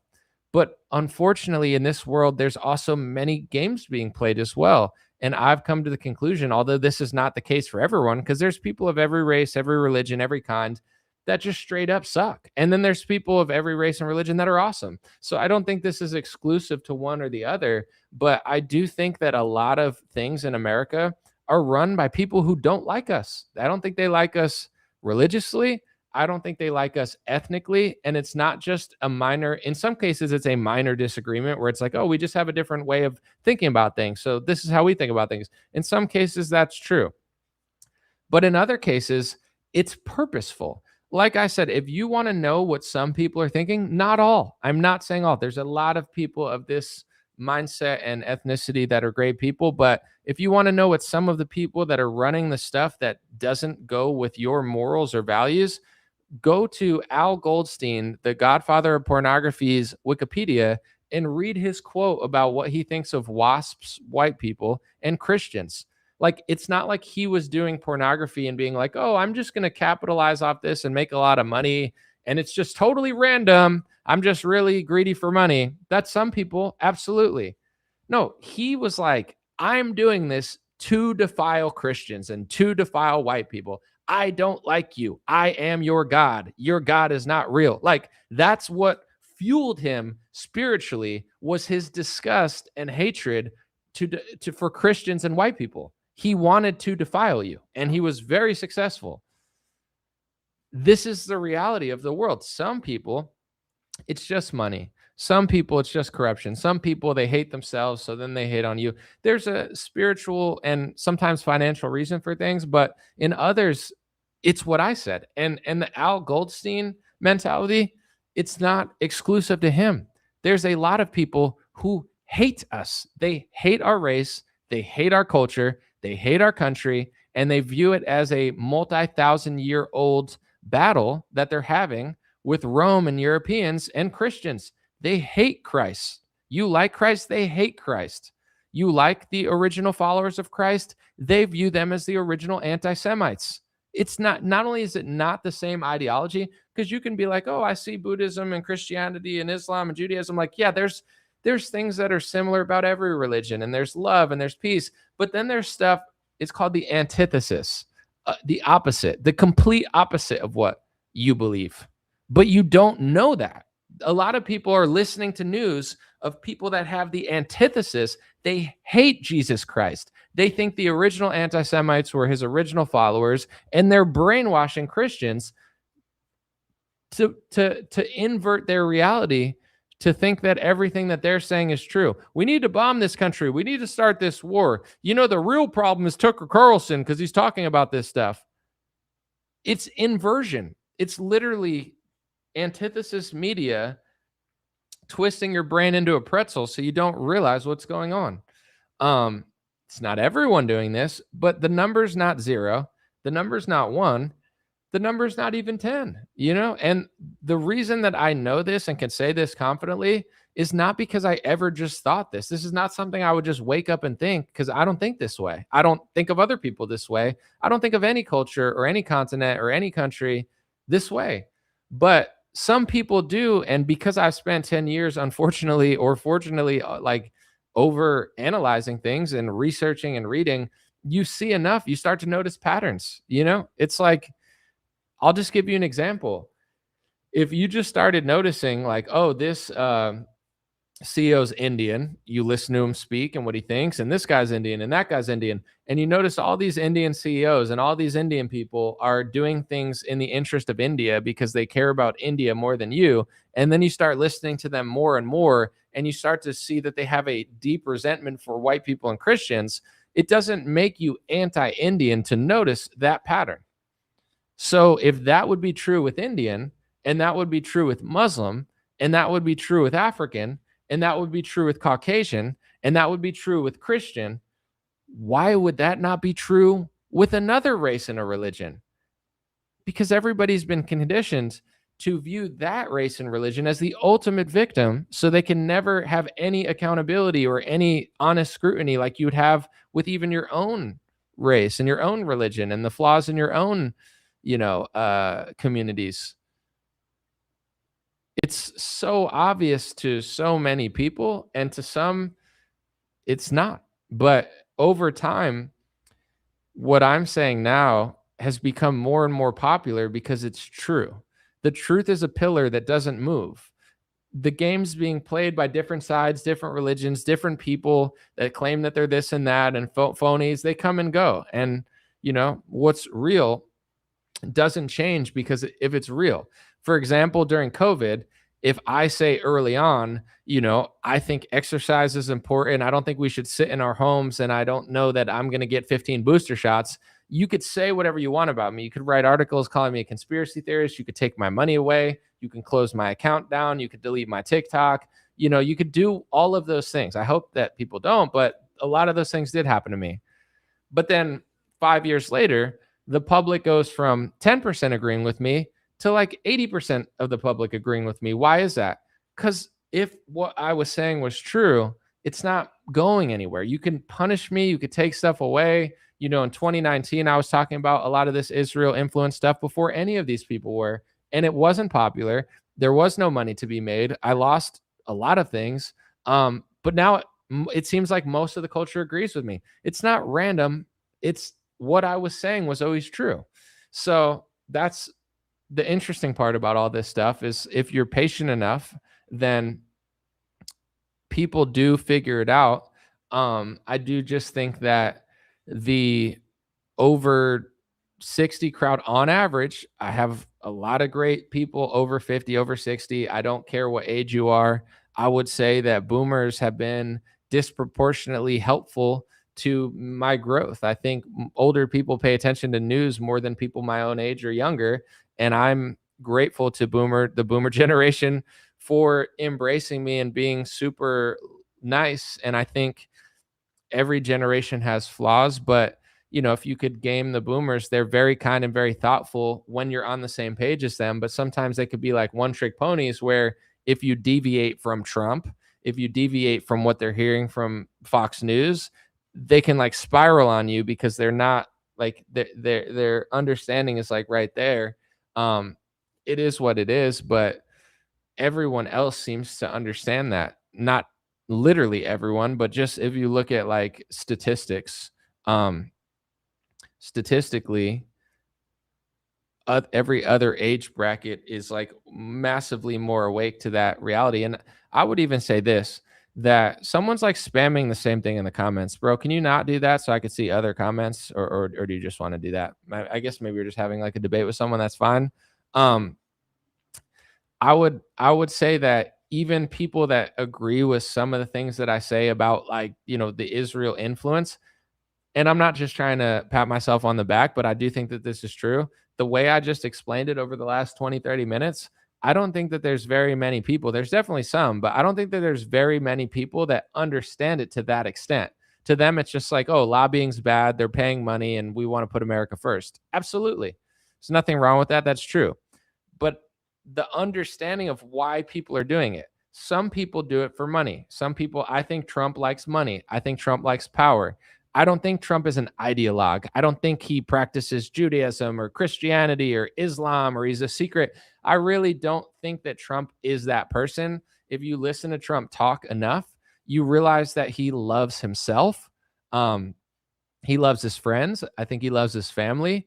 Um, Very relatable, but he loves money and power. And I think with Trump, I don't think he cares at all. I think if Muslims had money, he is doing deals with some Muslims with money. Like, he's just all about the money and the power. But because Trump is about the money and the power, and a lot of politicians do it for the money. And like I said, I think like 70 to 90% of politicians, if you follow the money, it's literally that simple. But there's a reason I'm not saying 100%, because some people, like an Al Goldstein, if you read why he did pornography, it's deeper than just money. He has a spiritual and a historical desire to destroy Christians, to destroy certain ethnic groups. And you hear stories about people like that in your history book. So if you hear stories about that, why could it not still be true? And I'll say this as well. When you think about stuff like this, or research it or consider it, you want to be considerate, you want to be thoughtful, and you want to be accurate. So there's no need to overstate it. Some people, even with like the stuff I'm talking about now, there's a reason I'm not always saying it in a million different ways. I'm saying what I mean. I don't need to say too much, because what's the point? Like, some people are like, you should say it this way. Why should I say it that way? You don't even want to say it that way because you're saying it with an anonymous account. Why don't you put your face out there and you say it? You don't even want to say it. But I don't want to say it, not because I'm hiding. You could see who I am. I'm saying what I believe, and I don't need to overdo it. I don't need to be angry. I don't need to be emotional. I don't need to be hateful. I don't need to over stereotype and say that's never true to anyone. Like, it would, like, if you were like, oh, it's only them, it's only these races who scam, and it's like, that's not true. There's a bunch of white people and a bunch of Christians who have sold their soul to the devil, and they pretend to be these great saints, and they'll do anything for money. They'll do anything for power. They'll hide behind their church. They'll hide behind their little charity. There's people of all kinds that are doing evil stuff and corrupt stuff. And it's not exclusive to just one group to be a sellout. But if that is true, then why should I not be allowed to explore other options and figure out why other people are doing it? Because in media, like, I could go through everybody in media and you can ask me, like, why do you think they're doing what they're doing? Some people, it's ethnic and religious. Like a Ben Shapiro, it's not about money. Like, some people misanalyze it and they go, oh, Ben Shapiro's taking money from AIPAC. Ben Shapiro isn't taking money from AIPAC. He doesn't need to take money from AIPAC. He has enough money, but also AIPAC pays politicians to lobby them. Why would Ben Shapiro take money from AIPAC? Like, it's like people try to overly generalize, like, oh, AIPAC's bad, AIPAC pays politicians, so AIPAC's paying everybody. Ben Shapiro is Jewish, ethnically, religiously, and he has stated multiple times, not that everyone of his ethnicity and religion feels that way, but Ben has stated multiple times, the reason that I got into politics was because they were talking about Israel. This is why I do what I do. Like, Ben, it's deeper than money. I think you could pay Ben $20 million to take a more America First stance, and he would turn it down. He's not a Donald Trump who will just do things for money. He's ethnically and religiously locked into an agenda, and he loves Israel, right? That's fair, but it's like, oh, he's taking money from AIPAC. People don't know how to analyze. That's why, views come and go, followers come and go, podcasters come and go. You know, my numbers will vary, but I'm always still here because I'm right about a lot of this stuff and I'm a good analyst. I'm honest, I'm thoughtful, not to, over compliment myself, but I really try to think deeply about this stuff and be as kind but honest as I can. And just to be fair, a lot of like I don't like being associated with other people who sound like me, not because I'm trying to cowardly distance myself from them and be like, I'm so much better. I met a guy, he recognized me on the street this week and he said, he was like blown away. He's like, anomaly. I was just like walking. He's like, no way. He said he was a pilot from Delta, and I said, dude, I hope I have you as a pilot. You can keep me safe in the air. But he liked me a lot. He wanted to take a picture, and he goes, I have one. He's like, can I tell you my one little criticism of you? Even though he's like, really liked me. I go, sure, bro. And he goes, you always act like you know everything, or you always act like you're right. He's like, but you're right a lot. And I was laughing at it and I was like, you know, I I get what he's saying and I appreciated him saying hi, but I just, I'm very careful about what I do and I just don't see a lot of people doing it in the same way. So if I saw more people doing that, I think I would be more keen to being like, oh yeah, they're doing that. But I find that a lot of people in media, they're more into the entertainment than they are the I would say the journalism or the analysis. So there's a lot of people that sound like me, and I'm not saying I'm better because in many ways they're better. Some certain people are doing, it depends what you classify as better. Is it the views? Is it the money? Is it the opportunities? Is it the production quality? Is it the camera? There's plenty of ways you can classify better or worse, and you're entitled to it. But when it comes to other people, I find that they don't seem to care that much about the accuracy. Even if I agree with them 80% of the time, I make mistakes, but I just overthink it where I'm like, I'm doing journalism, news analysis. I need to be accurate with what I'm saying when I'm making these statements. Like, I can't say this person's a foreign agent if they're not. I can't be wrong about that type of stuff. Not only could that open you up to like libel lawsuits, but it's just wrong. I think it's literally wrong to push energy towards somebody if you're lying about them. Like, I would feel bad. There's a lot of people, even on the truther side, they seem to have no problem doing that. And I get it. It's entertaining. And I get what, like, if I don't like somebody, like, I don't like Ben Shapiro, but I shouldn't need to lie about Ben Shapiro in order to make my case for why I don't like Ben Shapiro. And what I find with 95% of other influencers, they will lie to you, they will be wrong, and then they'll just say, well, I'm wrong, but I'm wrong in the right direction. And that person sucks. So it's okay if I'm wrong. I guess. I mean, I guess that's better than being that person. But at this, they're wrong a lot too. But it's like during COVID, it's like, liberals are like, well, if the right says that, I'm going to wear my mask all the time. You're just going to play opposite day, or the right will be like, I don't agree with what the left's doing, but Operation Warp Speed had to be a good thing, even though I don't think it was because Trump did it. It's like, no, is anybody real anymore? And this stuff, more than anything, it inspires me to even be here because if people were doing their job, I don't know, maybe I'd not want to do it so bad. I'd be like, all right, well, they're doing a pretty good job. I think Tucker, he doesn't do what I do, but when he did news segments on Fox, I was like, that's a really good segment. Like his monologues when he was at Fox, even now, he's great at what he does. Sometimes we talk about different stuff, but most people, I just, if you understand what I'm saying and you're following, I think people, they tell themselves that because I'm a better person than them and because I'm on the right side of the truth, then let me get a little sloppy and do it this way and say these things because 80% of it's true, 20% of it's completely off, and I'm fine because I'm right, even though I'm lying. That just doesn't sit right with me. It doesn't sit right spiritually. Like I have to, I have to be OCD about it, even though I'm sure I've like made typos and mistakes. And if I do, I'll take it down. But some people, they're not even trying. They're like, I have a following, I have an audience, people trust me, I'm entertaining, I hate that person. And if you've noticed, a lot of influencers, they're best friends. And then 3 months later, they're worst enemies.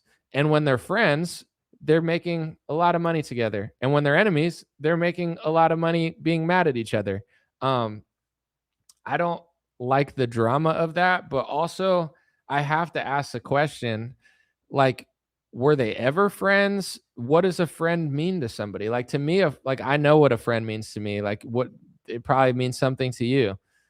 To these streamers, it's like, does anything matter to them at all? Like, do they even know? Do they even understand what they're doing? Or are they so into streaming all the time that they don't even exist in reality anymore? Like, their whole life is a show because they know they're being recorded. There's a guy that they post on my Instagram feed all the time. I Show Speed. He's like the most famous streamer in the world. He's annoying to me because everything's over exaggerated. Ronaldo scores, he cries. Messi scores, he freaks out. He does a backflip. He cheers. He cry like he's crying all the time. Like there's no way he's really crying. He knows he's being filmed, and he's being filmed all the time. And if you're just being boring, nobody wants to watch it. So he's acting. It's like the whole thing is an act. That's in politics as well. Obviously, some people are sold out to Israel, it seems. Some people know, working in conservative media, you have to talk about Israel, and you can't say what Tucker Carlson did. There's different reasons that people are doing it. But I think I'm one of the best at analyzing it and being honest about what I do and don't know. And everybody's doing things for different reasons. It's not like they're all doing this for Israel because they're all taking money. Some people don't need money to do it. It's ethnic, it's spiritual, it's religious to them. They care about the country. Others, it is financial, or there is another game being played. But why do we have to be so sloppy? I think that's why, I don't know. I don't watch that many news shows anymore. As a consumer, I'm not impressed with sloppiness. I'm not impressed with inaccuracy. And I think there's like an old saying, if you'll lie to me about one thing and never admit it, then what else will you lie to me about? Like if I mess up completely and I said Brad Pitt instead of Brad Parscale, I'm not going to double down on it. I'm going to be like, "Oh, no, that was a mistake." If someone can't admit that, then I'm like, I'm over it. And I think that's a lot of people in media. And you have to be confident, and you almost have to be crazy to be successful in this world. So it's like, I get it. Like Michael Jordan, it's like, I wish he didn't gamble. It's like, he's crazy. That's why he's Michael Jordan. You can't take the greatness without the craziness. I think, not that I agree with everything he says, because I don't. And there's definitely things that I've questioned, but I think that's what makes Tucker Carlson so likable, is he's one of the only people I've ever seen like admit, I was lying about the Iraq war. I thought that was the right thing. I was surrounded by people. I knew at that corporation that you kind of had to have that opinion. Like, you very rarely see people of that level of power and status admit that they lied or were wrong and feel bad about it. Like, there's something that goes hand in hand with like mega success and almost like being a sociopath. You have to be like a psycho to want more when you already have a lot. But also, it's good to have drive. So there's a little bit different ways to look at it. Someone said being loyal to someone might mean you have to distance yourself from that person if you don't think you were helpful to that person because you were loyal to that person's goodness. Well, I like the analogy of like, it's nice to help someone out, but if they're negatively affecting you to an extreme amount, at a certain point, you have to take care of yourself and the people around you. Like, you can't, certain people will only change when they want to, and like, you can't fix someone's mindset. So you can't let it like negatively affect you and people around you. There's a such thing, I think, is like a good selfishness. Some people are overly selfless, but it's because they don't love themselves enough to tell people no. So when am I going to host a space on X?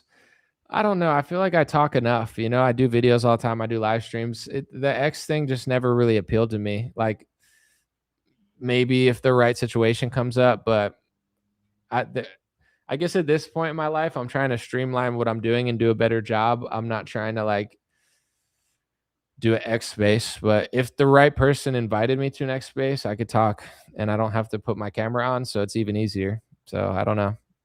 Maybe if like the right opportunity came up and the right person was like, I'm doing an X space, but I feel like X spaces are on their way out. I don't even see them anymore.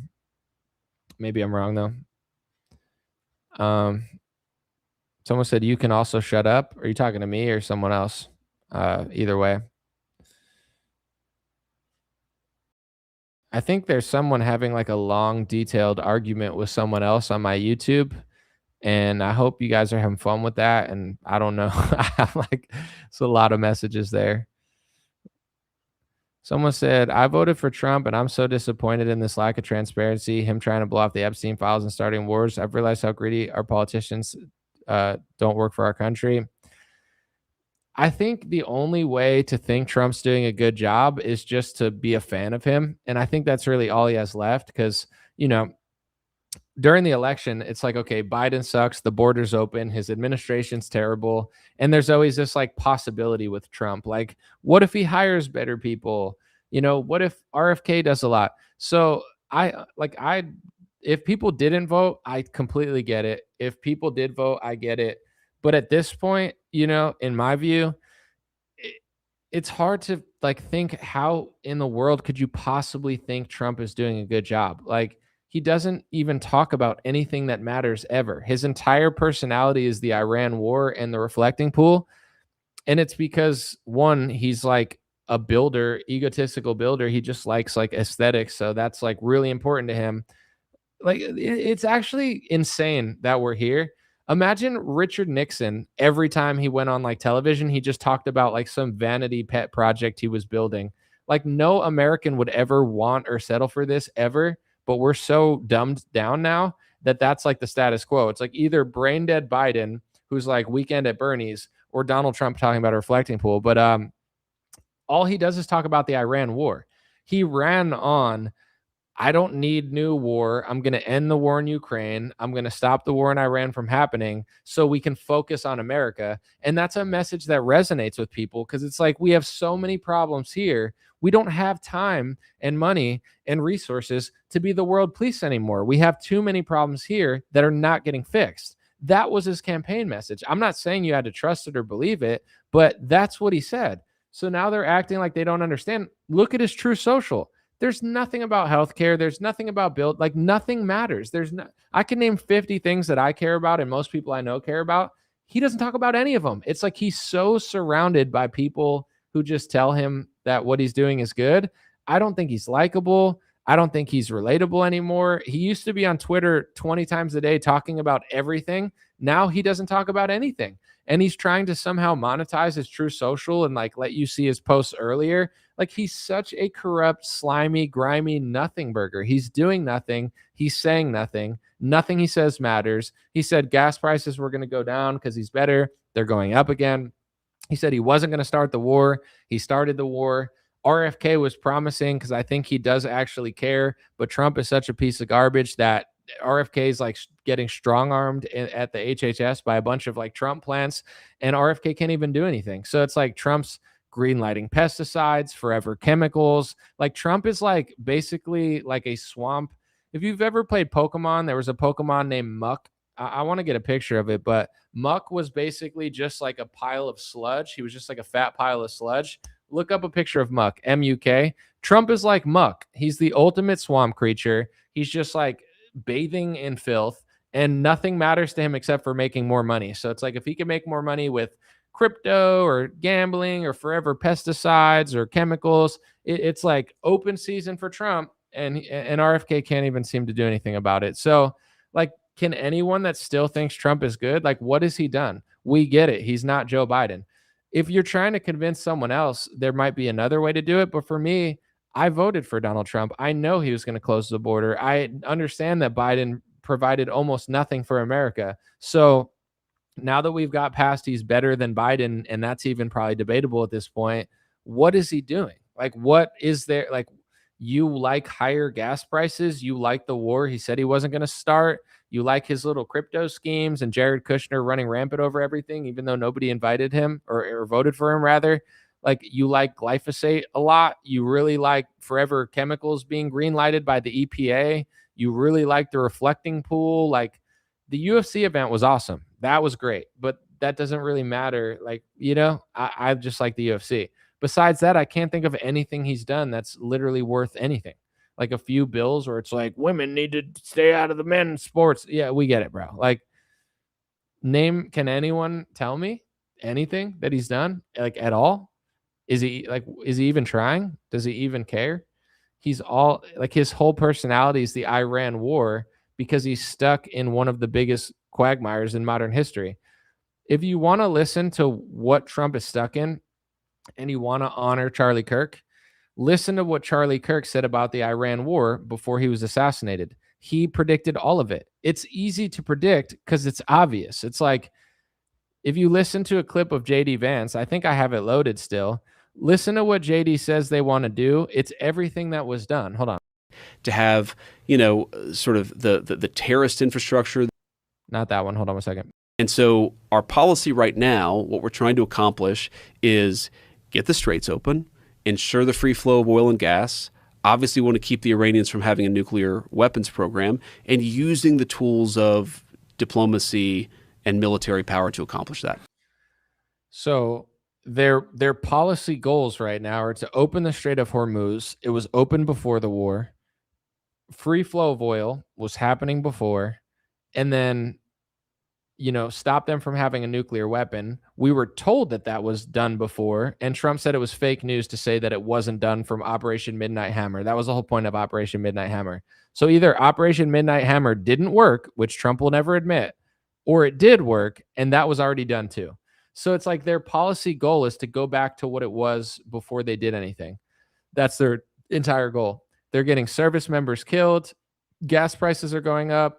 The oil market's all messed up. It's messing up the stock market. I know some stocks are doing good for a while, but the more that this war drags on and the uncertainty of oil prices affects a lot of different stocks, because, if that's uncertain and there's billions of dollars of business being done by these mega companies and transportation, then everything is a number. If that number increases by $10 a gallon or whatever, now that company is going to make like tens of millions of dollars less and the stock's going to go down. So he's literally not doing anything. Like, that's his whole personality, because he needs to get out of that. Because if Trump doesn't figure out a way to get out of this war and to get all that flowing, he's literally destroyed the entire world's economy. Like, he's ruining everything. So he has to focus on the Iran war 90% of the time. But here's also, where I believe that he is. I think personally that, and this is just me guessing, I think that Trump was told that things would happen, like regime change, and they would topple the government and this and that. And I don't think it happened. And I think the people like Netanyahu and the Israeli donors and lobbyists around him and all the Zionists, they convinced Trump this will be easy. Look how easy Venezuela was.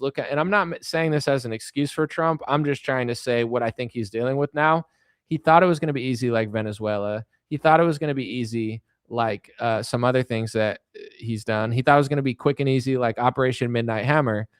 And now that he's in, it's like with Operation Midnight Hammer or Operation Warp Speed, they're perfect examples. Operation Warp Speed is one of the most evil, disgraceful failures in world history. I think it's literally disgusting, and Trump is a demon.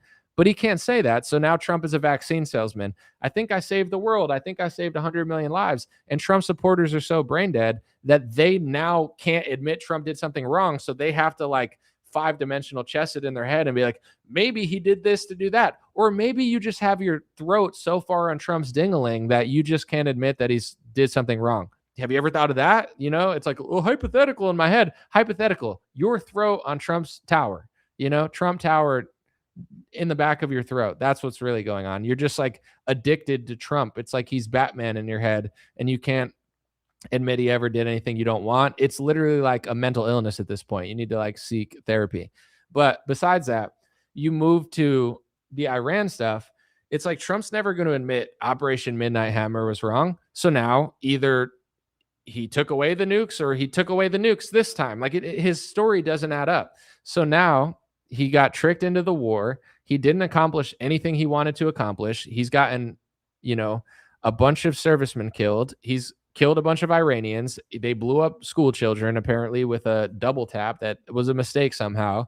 And it's like he's a horrible demon. He's just getting everybody killed on all sides. And so is the Iranian government, by the way. They're killing people too. They're not innocent. But it's like all of this went on. He's killed leaders, but the government has stayed identical. Nothing's changed. And now he just needs to open the strait that wasn't open. And there's a clip of like Maria Birdbrain Birdaromo being like, wah, wah, Polly want a cracker. What? Give the lady a cracker. She's been hungry for years. But she's like, I don't understand how the Iranians are attacking us when we've destroyed their military. Bird brain. Trump's lying. He's just trying to pretend like he won the war. It's like Trump is trying to do all of these things at once. I almost want to feel bad for him, but I don't.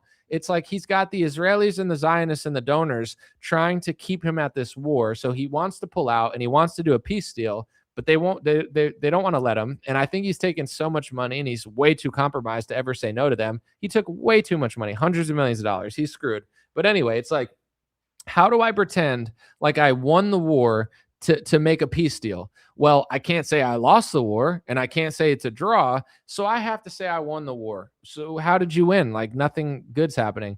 Well, we took out their military. We took out their navy. There's nothing left.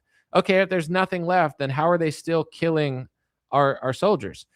I don't know this for sure. And like I said, I always try to be transparent when I'm guessing versus like I actually know. Like a lot of this stuff, how am I going to know everything exactly what's happening? This is just based on everything I'm reading and hearing and seeing. It's like I don't think, not only do I not think he's destroyed their military capabilities or anything like that, but I don't even think it's close because, when we're in peace times, like everything stops. And once Donald Trump started escalating the war a little bit, that's when they attacked our bases and killed multiple of our troops. So it's like when Trump escalates, they escalate. I think Trump could do a lot more damage to Iran than he's done, but I think they can also do a lot more damage to us. So it's like he's trying to pretend like they have no military, but every time he militarily hits them harder and harder, they hit our bases harder and harder and kill our troops. And I think they could probably keep doing that. So it's like, does Trump want to completely ramp it up and go crazy on them and then have them go crazy on us? Probably not. But he also doesn't want to say that they have a military or they have capabilities or rockets or missiles. So it's become this thing where it's like he has to say he won the war, even though he didn't. He has to say that they're all taken out, even though they're not.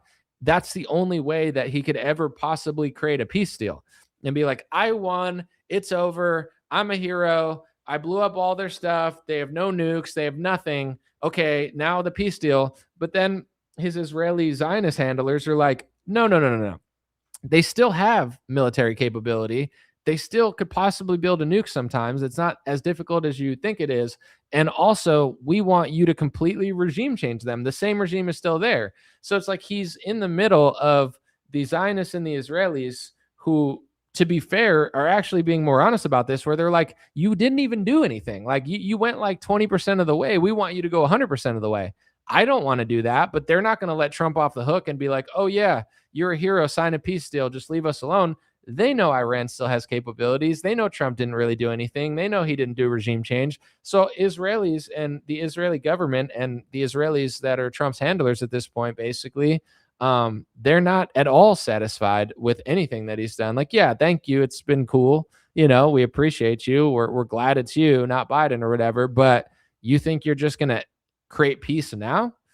Like, no, you have a lot more to do. So he's simultaneously trying to pretend like he's done it all when he hasn't done it all. You following me? It's like this weird quagmire he's in, and he like can't ever admit that he hasn't done something. So he's trying to pretend like he needs to do it at the same time that it's already done, at the same time that the war's over. It's like one day, today he's like a schizophrenic. The White House posts this poll where it says that most Americans want a peace deal, which I believe is absolutely true, right? So the White House is posting, look, most people want a peace deal. It's almost like they're captured prisoners where they're like, please let us create peace. The American people want peace. The lobbyists don't care what we want, dummy. That's why they ran Thomas Massie out, dummy. That's why they've run out any honest person. So it's like the White House is like crying for help, being like, see, the people want peace. Meanwhile, Trump's on True Social, like, Allah Akbar, we're going to hit you even harder. It's like, are you doing a peace deal or not? They can't. Trump is too compromised. Like you can't take, you think you could take $200 million from Pfizer and then not sell vaccines for them for as long as they want? No, you have to do it or you have to give the money back. If Trump wants to get out of this war, he'll probably have to give back hundreds of millions of dollars in donations. And even that would freak people out. Like they wouldn't want that either. He's too compromised. So I like, not to make excuses for Trump, but I truly believe that there's decent people somewhere in his administration that want to do a peace deal, but they have no power. It would be like a Subway, like a Subway employee being like, I want to change the soup of the week.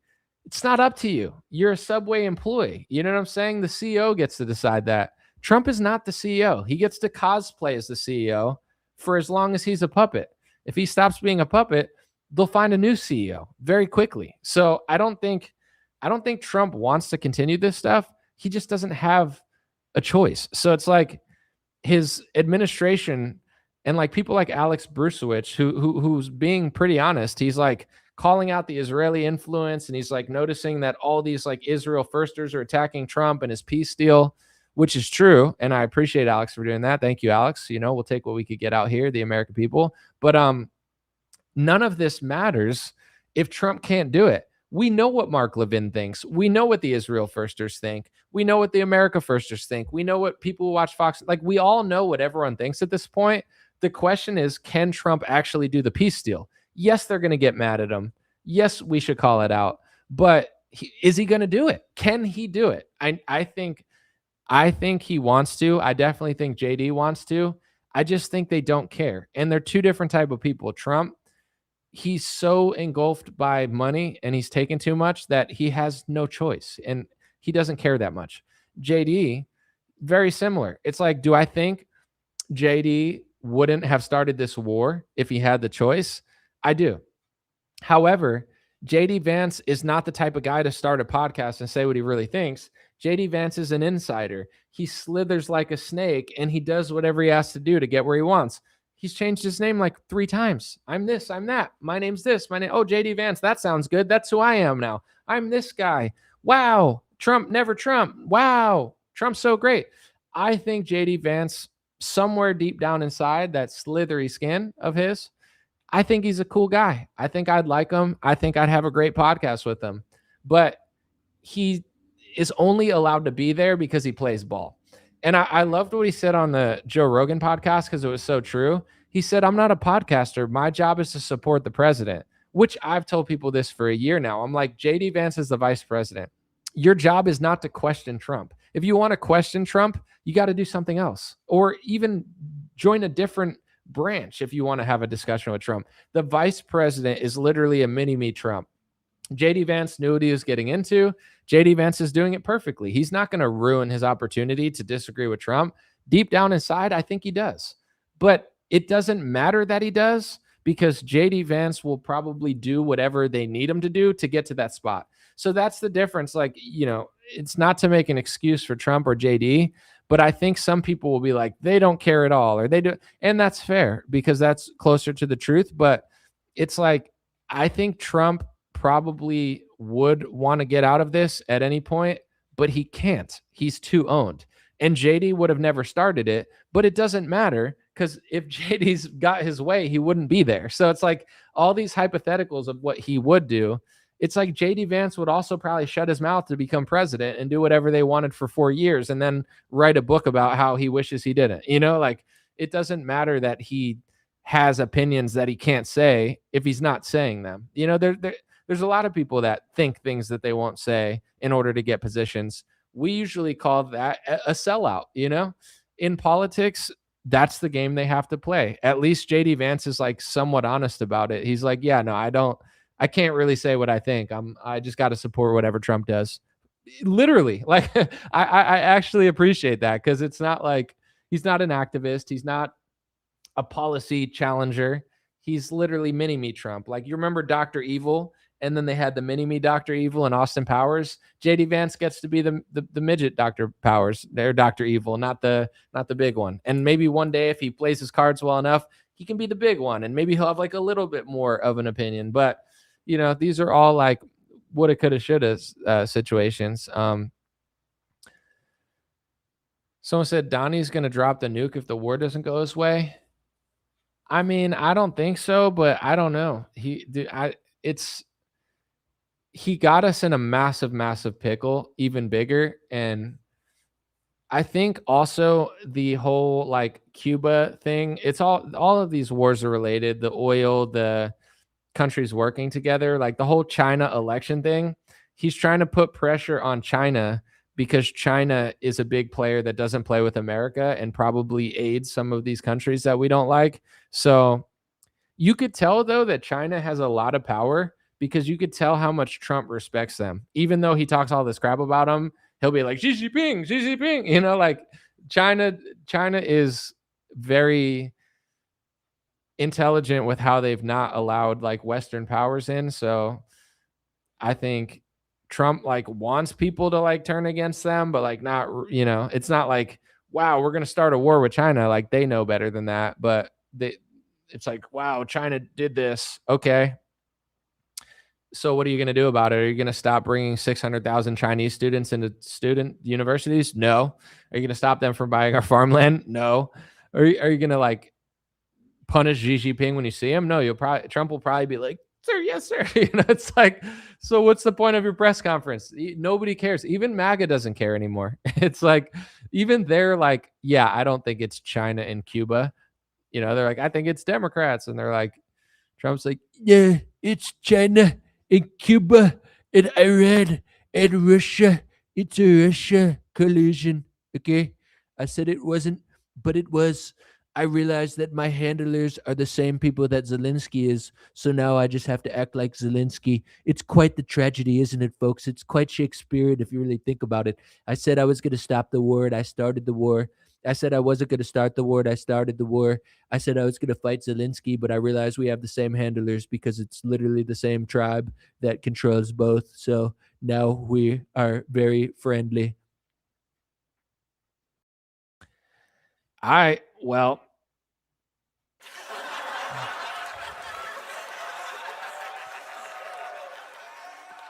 someone said it isn't just Trump, it's the military, the generals.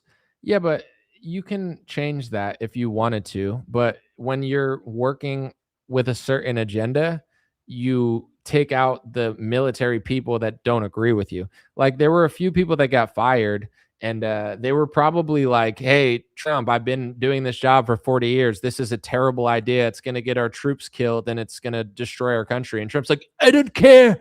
Miriam Edison told me it's good. And they're like, all right. He's like, you're fired. Okay. I'm going to, Cash Patel will lead you to the door. It's like, all right. Like he has gotten rid of some military people, but they were probably like the people that were saying, yeah, let's not do this, dude. I mean, Charlie said that and he got killed. I'm not saying that's why he got killed, but he was probably the most powerful person near Trump that was like aggressively saying that stuff. And I'm not saying that's why Charlie got killed because I can't prove that. But what I will say is it's kind of like eating the forbidden fruit. Like you're allowed to have free speech. You're allowed to speak your the truth. You're allowed to speak what is real. And honestly, I think everything in life comes at a risk. Like you drive a motorcycle on the highway, it's fun, but it's risky. You play sports, you could get injured. You're a BMXer, you could fall on your head. Like everything comes with risk. So why would this job not come with risk, right? But what I think is true is it's like if you're in a gang and you leave, that's way worse than just not being in the gang, like snitching on the gang from within the gang. You know what I'm saying? A mob. You're in the mob and then you turn on the mob. That they hate that a million times worse than someone who never joined the mob and just doesn't like the mob. You work for the DNC and you hack the computer to release stuff. Like that's a million times worse than someone on Twitter saying, I don't like Hillary Clinton.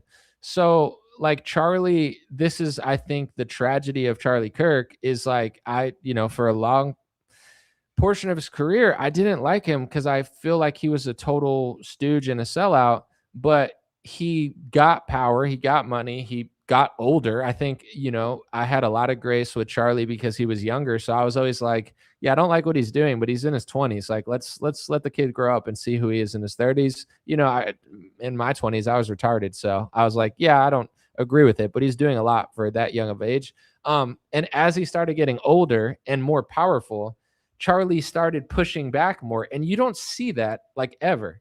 No one does that with the amount of power that Charlie has. Like, no one have you ever seen somebody of Charlie's stature and status, and not just stature and status, but I'm saying like connections? Because I always tell people Charlie was like basically a politician. He was as connected as a politician. He knows the president, the vice president. He hosts the biggest Republican events with all the people. Like, he was deeper than just a podcaster. Oh, Charlie was just a podcaster. No, he wasn't. He was a power broker, one of the most powerful Republicans, and he could have done whatever he wanted in politics. And he was deeply, deeply, deeply connected to the GOP, extremely. Like, it was like a straight line.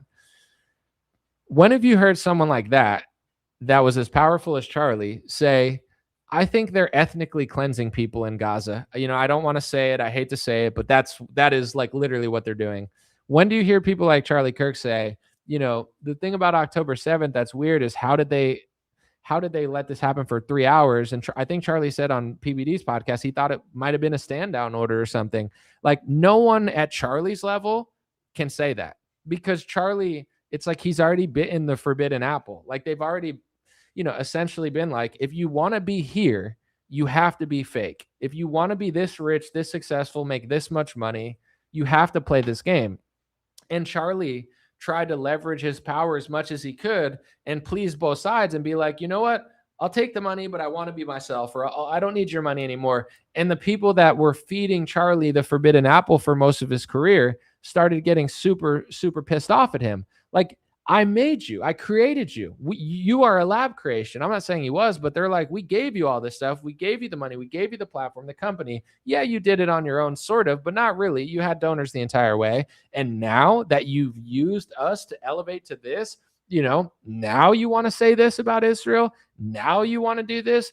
Now you want to talk about that. Now you want to host Tucker Carlson. Now you won't condemn Candace Owens. The pressure that Charlie faced was immense, because no one was ever pushing back that much with that much internal power. You almost never see it. You can break away from that and be like, or never be a part of that. But Charlie was essentially trying to stay there. You know what I'm saying? Like, he probably would have been, and I'm not saying this is what happened to Charlie, but it probably would have been better or safer to just like completely break away from everything and just be like, all right, I'm my own thing now. But he was like, I'm going to play inside baseball. I'm going to write letters to Netanyahu. I'm going to talk to Donald Trump. I'm going to go to the White House. Like, he wanted to be on both sides. He wanted to take the forbidden fruit to get the power, to get to that position. But then he wanted to say, hey, I'll play your game 95% of the time, but not 5% of the time. Let me, Charlie Kirk, right? You guys respect me, right? And that's when you realize, and I think Charlie was starting to realize at the end of his life, all these people are not really his friends. They're just using him, and I think if you watch his last months of interviews and him talking about being called an anti-Semite, I think it was starting to really stress him out, because, I think he knew like the walls were kind of closing in a little bit, because he's like, I'm inside, but I'm not going to play inside baseball forever. But I'm powerful enough to say no to them, but it's not the same as like running away and doing a podcast and being like, hey, I'm just speaking the truth. Like, he was still there. Like, they need his organization. His organization runs the biggest and most successful conservative events in conservative politics. Number 2 is not even close to Turning Point. Like, they're number 1 by such a large margin. They're basically like Live Nation or Ticketmaster of, conservative politics. And he's the CEO, and he's not closing the door on Tucker Carlson. These people are so afraid of you hearing Tucker Carlson, because Tucker Carlson is honest, and they can't have people hearing that. Like, their whole world revolves around people not hearing the other side of conservative politics, because the other side is telling the truth. As soon as I started talking about the anti-Semitism speech laws, I was blacklisted immediately. Like, it was like a light switch. And I know I've told this story a bunch of times, but I want people to like understand and visualize, not because I'm a victim, not because I need anything, not because I'm so devastated by it, but it was like I could see my trajectory, right? Because I had millions of views. I blew up Candace Owens. I helped blow up Brandon Straka. Like, so I was like a kingmaker in many ways, just because I had a huge audience and I knew talent when I saw it. And I was just like, if I see a good video, I know I have the audience to make anything go viral. I'll make it go viral, and I don't even need anything in return. I'm just doing it. Like, this just where I'm at. Like, I was one of the bigger people on the rise, and they're like, oh, do this, do Fox, whatever. As soon as I start talking about Ron DeSantis and Trump doing the anti-Semitism speech laws, it's like a switch went off. And I didn't even notice for the first 6 months, because I don't need anything. Like, I'm not like, oh, I want to be invited places. I don't care. But it was when my friends started telling me at these companies, like, dude, everybody here is calling you far right. I was like, I'm not even, like, at the time, I was like, I'm not even right that much. I just feel like I'm honest. I didn't even consider myself like right at all. I don't know. I was like, I like Trump. My whole thing was like, I didn't even vote for him. I was learning, like, by 2020, 2021. It's like, yeah, I'm conservative. I completely get that. But at the time, like 2018, 2019, I felt like I was less right wing than a lot of like the right wing people at the time, not now, but, and I was like, why would they call me that? So it's like they wouldn't let Charlie put Tucker on a stage because it's a big cover up. There's a game they play. Don't show people this. Blacklist it, make it sound crazy, pump hundreds of thousands of arrows of Zionist propaganda being like anti-Semite. Oh my gosh, left wing, anti-Semite. That's their first, and then they're blacklisting behind the scenes. If someone gets above their blacklisting, then they start writing articles about you. You're an anti-Semite. So they hype up the, I guess, punishment for it. And then I think at this point now, it's kind of broke the dam, so they can't really do much about it. But with Charlie, like, that's a dam they didn't want to break, because if they have podcasters saying stuff, they don't care that much. Obviously, sometimes they do, and they're not like pumped about it. But imagine the Live Nation, essentially, of conservative politics, the number one distributor of not only like massive successful events and conferences, but also the biggest youth outreach, the people who have the future of the Republican Party, the next 30 years of the Republican Party. You think they wanted to let Charlie Kirk open the dam for all the kids? They hated Charlie Kirk when he was alive badly. But like I said, and this is not to talk down on it, but Charlie was trying to play both sides. He wanted inside baseball. He wanted inside connections. He wanted all that. But then he wanted to leverage his power to get things that he wanted. And Charlie didn't even owe as much as Trump owed. Like, yeah, Charlie took donor money, but he did what he basically, I think, worked for that. Like, however much money Charlie got from Zionists, he put in work. Like, they could have just let him go and be like, okay, like, Charlie worked for us for a while, but obviously they got pissed off and they were all mad at him and stuff. But anyway, with Trump, he hasn't paid off his debt, like, even more than Charlie. So Trump took, between Miriam and Sheldon and the GOP combined with Trump, over $500 to $600 million from these people. I don't think Trump, I don't know if Trump knows or what he thinks or whatever, but I don't think Trump has any freedom whatsoever to do anything that he wants at this point. And not to say that they're right, but if they get pissed at Trump because he tries to, disagree with them, they're right in a way. They paid him, not to say I agree with them, because I don't, but Trump shouldn't take their money. Like, I don't take $600 million from somebody and then not do what I said I was going to do. I don't take money from people like that, but Trump did. So he can't, like, he's not his own person. He can't possibly be. And Charlie wasn't his whole career too. And I told people this, not to be a hater, not to be mean, not because I was trying to be rude or jealous, but it was like, because we were like, oh, you're so jealous. No, I'm like, Charlie, he can't say what I'm saying. He's not in the business of that. He's taken too much money. Like, and then towards the end of his career, he started saying everything that I was saying. Oh, I'm being called an anti-Semite, said Charlie. Oh, what are they? They're smearing me and stuff. Oh, it sounds like me 4 years ago. But now they're doing it to Charlie Kirk. I thought they'd only do it to really bad people or whatever. It's like, no, they do it to everyone. They harass everyone. They blackmail subtly, morally blackmail, Charlie called it, everyone all the time. The pressure is extreme, especially as you rise up the ranks. You know, the safest place you could be from all that stuff is just not successful. The more successful and important you get, the harder it comes down on you. So Charlie was getting the most extreme amounts. Donald Trump won't publicly talk about it, but you don't think Trump's getting pressure? He took $500 to $600 million from two people to do things for Israel, essentially. He has no power, he has no freedom. He's cooked. You know what I'm saying? Like, all he can do is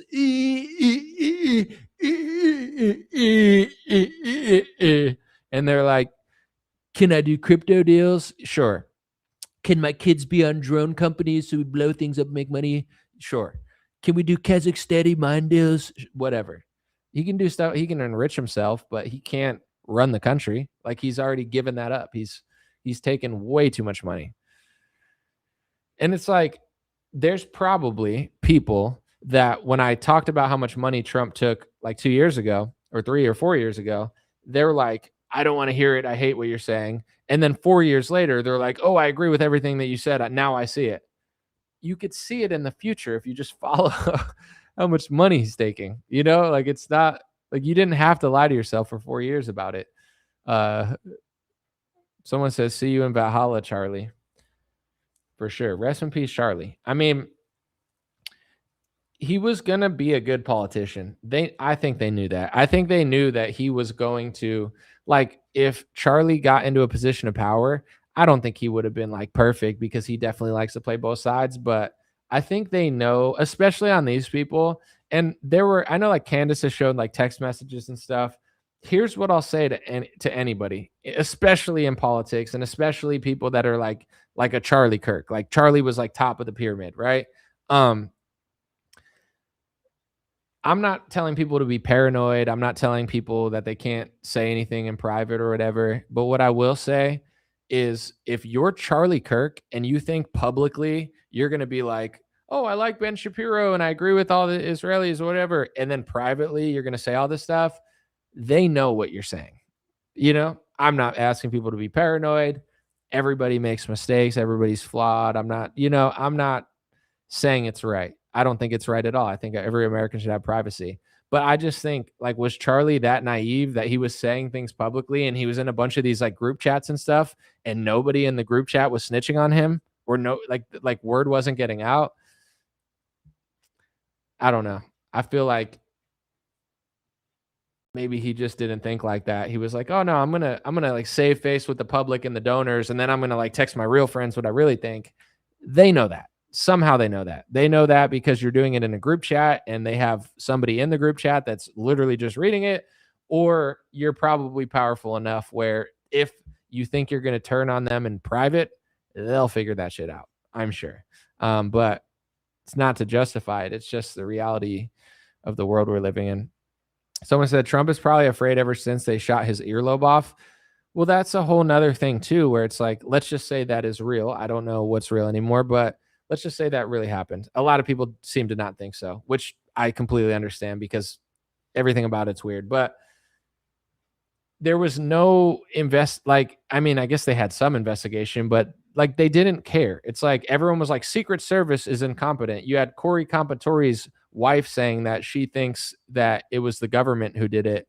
And like, why does she care? I mean, her husband died, but she cares more than Trump. Everyone cares more than Trump. Everybody's more critical of Secret Service than Trump. Everybody wants to know what happened that day except for Trump's administration. It's like the lack of curiosity from that. I don't know if I played it on the show. If you guys want, I could play. I did a video on it with like Corey Compatore's wife. I'll look for it real quick. I wonder if I put it on. Maybe I didn't put it on Twitter. I don't know. If you guys want it bad enough, I could probably like send it from my phone or something, but maybe I'll do it here. Just give me a second. I got to download it from Instagram, send it to my phone, and then I'll upload it. I did a little segment on it. You know, I put in all this work on these little segments. At least I could do is show my live stream homies it. That's you guys. You're the live stream homies, by the way. Who's they though? It's Cuba and China. It's the Cubans. The Cubans are surpassing the Chinese in their just incredible infrastructure. It's the Cubans running the world now. It's Marco Rubio has like a little ethnic Cuban grudge. No, I mean, I think they're just mad because they can't like take Cuba over. I don't think Cuba's like the most relevant country, but you know, America usually gets to like blow up and steal everything. So the fact that they can't like blow up and steal Cuba, I think has pissed America off for years. It's probably deeper than that. They're oil, partnerships with other countries like geopolitics, etc. But like Cuba isn't that powerful, but America can't just completely snatch it up. So they're like spiraling. All right, here's my little, maybe I'll turn the volume down a little bit. I don't know if I should or not, but I want to blow your eardrums out. So, all right, let's see. Corey. So I'll play this. I think it was on Newsmax. Maybe I'm wrong. It's about to show up anyway. The wife of Corey Compatore essentially said that she thinks the government was behind it and, the Secret Service was in on it. And this is something that I've never heard Trump say. Like there seems to be like no curiosity whatsoever. I know Trump's busy, but in his camp, it's like if you actually believe that somebody almost killed Trump, which is the official narrative, right? Let's just say we all believe it. I'm sure more than half people here don't, but let's just say that's true. Wouldn't you care? Like why they care so much more? And I know that Charlie died, but Corey Compatore also died. So it was a murder as well. And there's like the shooter died as well. I guess that's part of it. Like Tyler Robinson's alive, but there seems to be no curiosity at all. It's like, yeah, it happened. Yeah, Trump was an inch from dying. He turned his head. Anyway, here's the war in Iran and some crypto schemes. It's like, what? Remember this? The widow of the man who got shot and killed that day thinks that it was an inside job from the government. And not let him go, I wouldn't be sitting here with you today. Crooks himself remains shrouded in mystery. Authorities still haven't publicly identified a motive for his attempted assassination of President Trump. You've expressed belief that the gunman, Thomas Crooks, didn't act alone. I don't believe there was another shooter there, but I believe that he was working with somebody. I believe it was an inside job inside the government somewhere. That's pretty wild that they don't have a motive for this guy and how quickly they moved on. I think everybody at bare minimum thought that it was Secret Service incompetence that day, but didn't seem like much was said or done about it. Now, a lot of people think that the entire event was staged, not her, and because her husband died, she doesn't like those theories at all. None of this was fake. I'm tired of hearing that. It was not fake that day. President Trump got shot. Unfortunately, he got killed. And I don't want anybody to forget that. And I was looking right in his eyes when it happened. So I don't want people to forget that. And that we struggle every day. Still. Because we don't have answers. But I thought the clip was interesting. Let me know what you think. I'm not surprised she thinks it was an inside job. Most Americans don't trust their government or media anymore for valid reasons, and unfortunately it seems like the general public's curiosity to solve certain mysteries is a lot higher than the people involved or that normally would solve these mysteries. So that's what's gonna happen. Follow me if you like these videos, leave a comment, and have a good day. God bless. Yeah, so I don't know. It's interesting. She was like, Trump definitely got shot. I don't like people saying that he didn't. But then she's like, I think it was like an inside job by the government, which if she was a plant, I'm not saying she is, but if she was, she wouldn't say that because they wouldn't want her to say that. I don't think so. I don't know. It was an interesting clip, but also like, I do believe her husband died, but I think like people like her, like the fact she still likes Trump is just crazy to me. But I don't know. I feel like most people of that age, they're just like trumped out or like cued out where they're like, Trump's going to save the world, but everyone's against him, but it was the government, but not his government. It's like Trump doesn't probably care about that lady at all. Unfortunately, I'm sure she loves Trump, but I don't know. I feel bad that she lost her husband, and I also feel bad that she like probably still really likes Trump a lot, but it's for him. It's for her to decide. Someone said anomaly sounds stoned. I'm not stoned. I probably just look stoned because my hair's down, but I don't smoke the marijuanas anymore. It's been a while, so I'm off the Mary J's. But also when I used to stream, I don't think I would like smoke beforehand. I don't know. It seems like a lot to just be high and live streaming about politics and like remembering multiple segments and stuff. But no, I'm just a chill guy. I just had a good day. I ate healthy. I worked out. I drank a decaf. Enough about me. How about you guys? How you doing? Anyway, hey, Anomaly, you talk too much. Well, unfortunately, it's a show with just me. So if I stop talking, it gets a lot less interesting. If I had like 5 co-hosts and I was interrupting them all the time, I'd be like, yeah, no, you're totally right. But if it's just me, you're just talking so much. That's kind of the name of the game, my guy. I got to keep it going, or I just got to click the off button. It's my 2 options.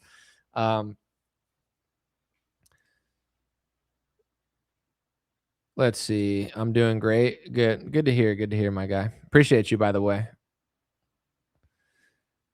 Someone said it was somebody Trump knew about it was something Trump knew about somebody was killed. Yeah, there's like a theory that people think they killed that guy because he knew something. I don't know.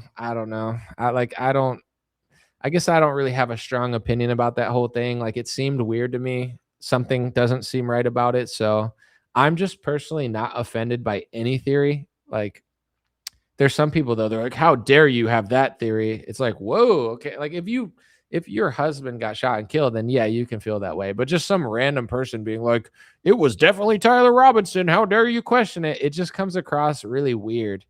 Like, I don't know. Doesn't sit right with me personally. Someone said $5 super chat. Thank you. He said, I stopped smoking the reefers too. Here's $5 of what I would have spent on the reefers. Allegedly, stop smoking, guys. Thank you. Hey, yo, Serby time. I can confirm giving me your money is better than spending it on drugs. I would say just kidding, but that's probably true. But I don't need anything. Thank you. Appreciate it. Did I see Rubio has apparently given the orders to overthrow Cuba? I didn't, but also they've been going for this for a while. Like this, they're going to try to do to Cuba what they did to Venezuela to some extent, maybe, or different.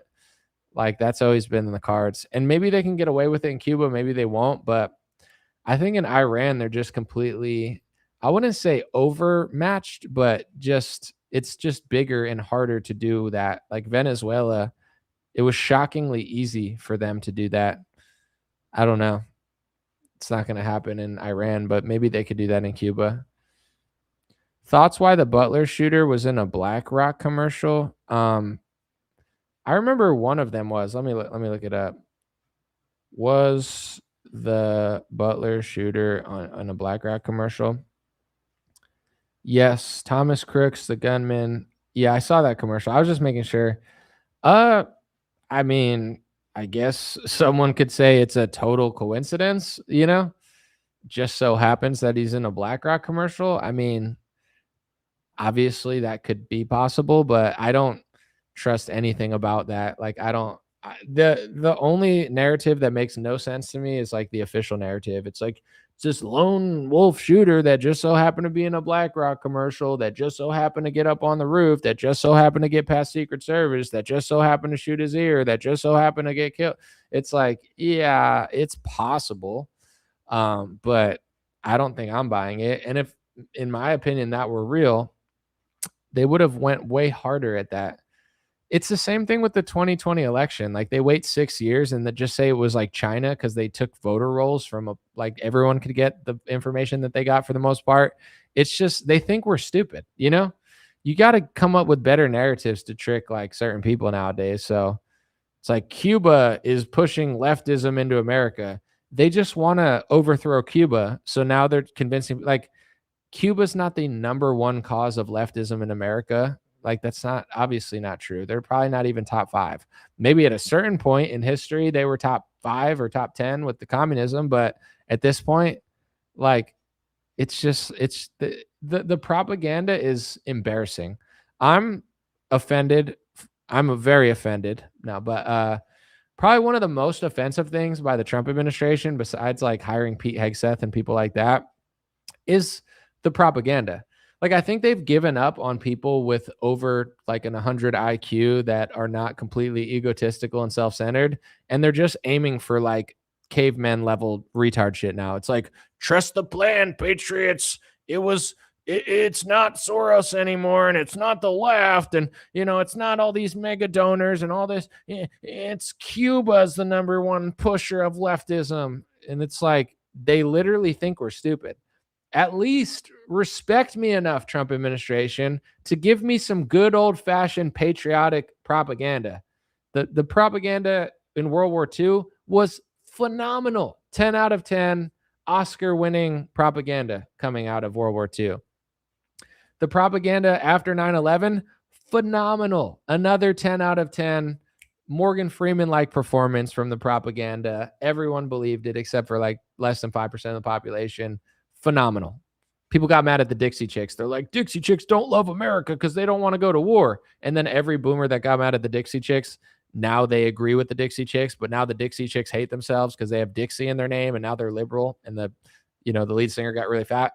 It's like, what's going on here, folks? But where were we? Oh yeah, the propaganda used to be so good. It used to be like eating like a Reese's cup. You knew it wasn't the best for you, but it was just nostalgic. It was like eating Reese's Puff cereal. You're like, this is probably enough sugar to kill an ox, but something about it just tastes good. Lucky Charms. It's like sugar. Now the propaganda, it's like, oh, we need to destroy Cuba, so they're pushing all the leftism, and it was China that took the election, and Iran is really bad, and there's like nukes everywhere, and like they're just gonna blow us up. It's like, why is our president screaming Allah Akbar? Like that's weird. Why is isn't that embarrassing? Imagine if Joe Biden or Obama or literally anyone else, Lindsey Graham, Mitt Romney, was like Allah Akbar on True Social. Everyone would be like, what the hell is wrong with this person? What are they like spiraling? Like, oh no, it's just Trump. When is he going to say we're launching righteous war on behalf of America and our Lord and Savior Jesus Christ to help humanity? He'll never say that because he's not doing that. He's not doing anything for Christians or America. He's like a psycho inversion of like a mockery. It's like a bad SNL skit. Now SNL's funny again, by the way. If you watch them mock like Trump and Pete Hegseth, it's hilarious. Like they're actually funny, and now Trump sucks. It's crazy. Why'd you make me like SNL again, Trump? Pissing me off. Anyway, I think Secret Service. I mean, dude, I think at bare minimum, the level of incompetence is insane. And I've said this before, but listen to, if you want to have like a psychological, if you have like an hour or two where you're doing something else and you want to listen to something and you want like a psychologically fascinating podcast, listen to Sean Ryan talk to Brian Harpole. And then you can get a little, at bare minimum, incompetence, in my view, or ego. I'm just saying, in my perspective, listening to the podcast, like these are the type of people that they have running high level security. Like, I don't even want to say anything. Listen to him talk. I went into it thinking, maybe I'll like this guy. I would hate to be him. Like, maybe it was like unavoidable. I left thinking, that guy is terrible. Like, I wasn't even thinking like, oh, he's totally in on it. Like, I just left thinking like, what a horrible person. Like, I despised him. Like, I like a lot of people. I like greatness. I like funny people. Like, I'm not a hater.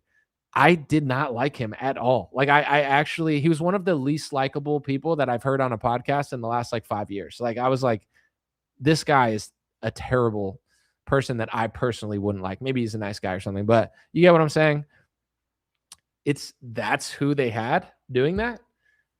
That's crazy to me, but who knows who's Secret Service nowadays or what qualifications they have. So I don't know. Someone said, I like Trump. Region 9 till I die. 231. Thank you. Okay. Thank you for your support. Trust the plan. Cuba is funding radical leftism at our schools. Okay.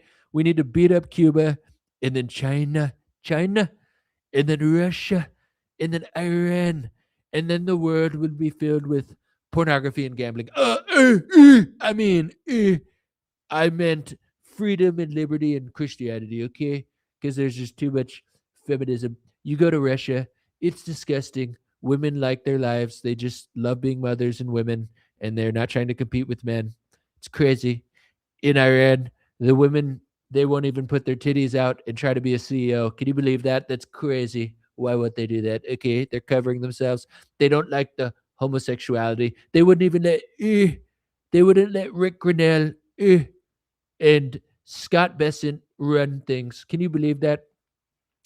Trump hired a homosexual George Soros protege to run our treasury. Scott Bessent, the first openly homosexual treasury, because we just really needed that in 2026. There wasn't enough rainbow barriers being broken. We needed Trump to do that. But Scott Bessent worked for Soros Fund Management. I think he was one of the head positions. I don't remember. Not CEO, but maybe like, I don't know. Let me look it up. I don't want to butcher it. Scott Bessent position at Soros Fund Management. Scott Bessent was the CIO, the Chief Investment Officer at Soros Fund Management. And when you talk to like brain dead boomers, they're like, Emily, you don't understand. He broke away and he's his own. Okay, sure. But if you look it up, Scott Bessent got a $2 billion when he left Soros Fund Management. He got a $2 billion seed investment from Soros to start his own hedge fund. So that's who Trump picks, a homosexual Soros protege who got $2 billion from Soros to start his own hedge fund and worked for Soros for years to run our treasury. That's what Iran needs. They need more gay George Soros employees to run their finances, you know? Maybe they need a Rothschild or two or something. It's like that's what Iran needs really bad. It's not our country that needs to be like fixed a little bit, right? It's Iran. They're just running rampant. They, and even like I said this before too, but if you actually like research and be like, are they just like throwing people off roofs? Like, it's not happening. They charged a person. What I used Grok, which has a, I think it's pretty fair, but I think it has like a decent pro-Israel lean. It's run by Elon Musk. He's a team player. I asked it and I was like, is that like, conservatives always say this, is this what's happening? And it was like, well, no, technically like the person that they were executing was like charged with something like way more severe, like the P word or possibly the RAP word, and that's why they were publicly executed. But if you listen to conservatives, they just act like they're walking down the street and be like, you're gay. We're like throwing you off a thing. But I don't think that they're doing that. But I do think that the law gives them flexibility to do more than they would do here, obviously. So if you are against that, it's up to you. But if you feel like deeply passionate as a Christian conservative to bring more homosexuality to Iran while complaining about the slippery slope in America, that makes no sense to me. Sounds like Mr. Burns and Trump. I never said my impression was good. I never promised greatness. I promised humor. Did you laugh at my Mr. Burns? Mr. Burns would be like that. Trump's more like I love crypto and war for my donors. I don't know. How does Trump like? I'm trying to think. Oh, he does like he'll like piece it together, but like offbeat a little bit. He'll be kind of like he's like catching lightning bugs out of the air when he talks. Trump. That's what he's doing. Someone said angels are coming from Africa right now. Okay, it's possible. Bessent worked for Soros while collapsing the currencies of two countries. Someone said. Yeah, I don't know on the timing, but was he there during the British pound debacle? I believe so, but I'd have to look it up. I don't know about the other one, but it's like, Dude, you almost have to laugh at the absurdity of like people who are still obsessed with Trump. If I say something, they'll be like, "Oh, did Soros pay you to say that?" I don't work with Soros. I don't work for Soros. I have a completely opposite ideology of how to like run the world in many ways as the Soros family. It's Donald Trump who's hiring George Soros's people.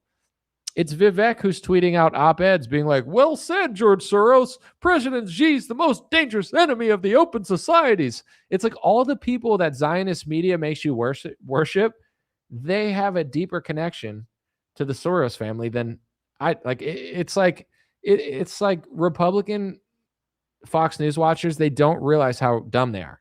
Like everyone else is starting to realize, but it's like a game where they're like, "But the left is dumb." Yes, the left is dumb. You know, it's like if I'm drooling out of my mouth and you're like, "Yo, you're drooling," and I'm like, "But they're drooling too." It's like, yes, retard, they're also drooling, but so are you. You know what I'm saying? Boomer's like, "It can't be me.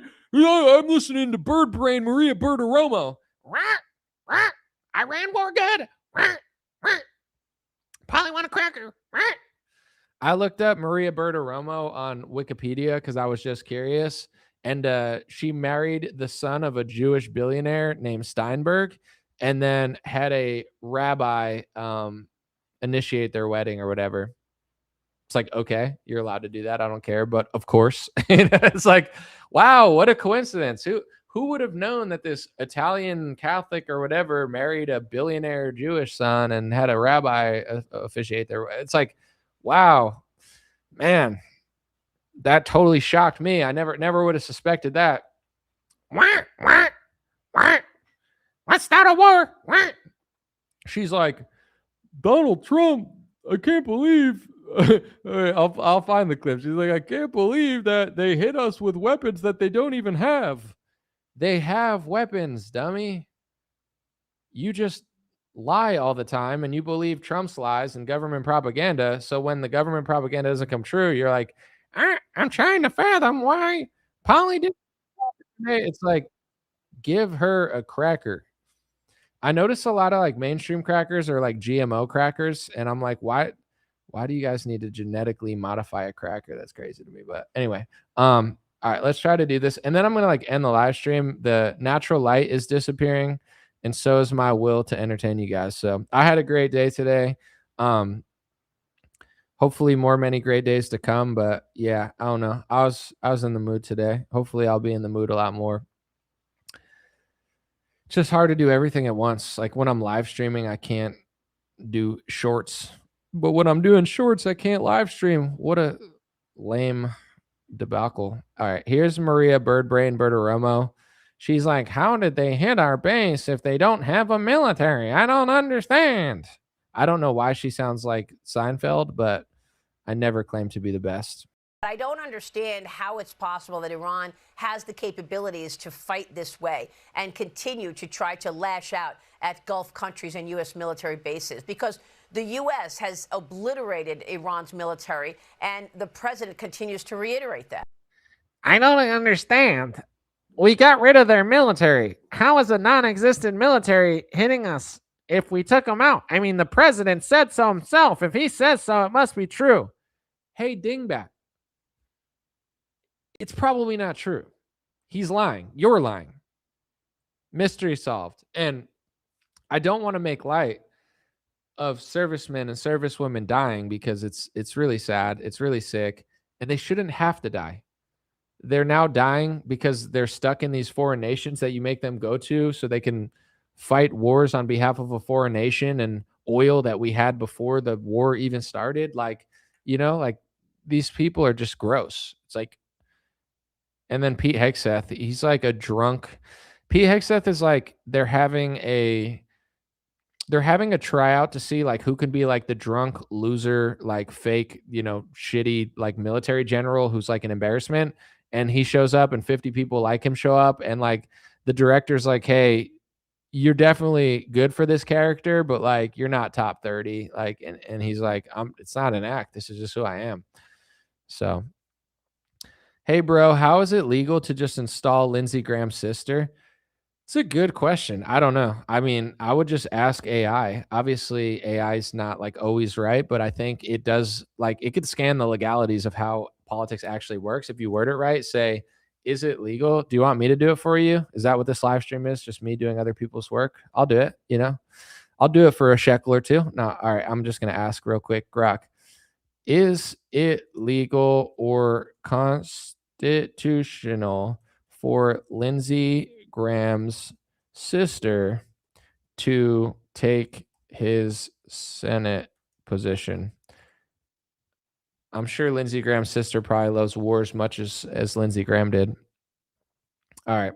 Yes, it is both legal under South Carolina law and consistent. Here, I'll do it in my AI voice. Yes, it is both legal under South Carolina law and consistent with the U.S. Constitution.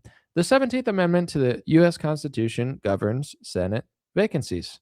It states that when a vacancy occurs, the state's executive, the governor, issues writs of election to fill it. However, it also provides that the legislature of any state may empower the executive thereof to make temporary appointments until the people fill the vacancies by election as the legislature may direct. This allows the state to let governors make interim appointments.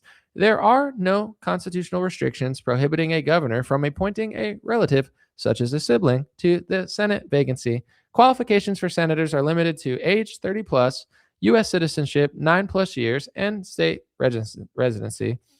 Oh no, I messed up. Now they're going to replace me with another AI. Damn it. The original Constitution had similar vacancy filling mechanism, later updated by the 17th Amendment. So you get it. Yeah, I mean, I guess it's legal. I mean, I didn't think it was like crazy. I just thought it was like funny that he has a sister that probably wants to like blow up foreign countries as bad as he does. So I don't know. It's like they were going to fill it with somebody like Lindsey Graham anyway, whether it's a sister or not. I guess I don't really care, but I don't know. Like dying in office, like what they do. You are wrong in Ben. Are you saying I'm inside of Ben Shapiro? Don't ever say that again.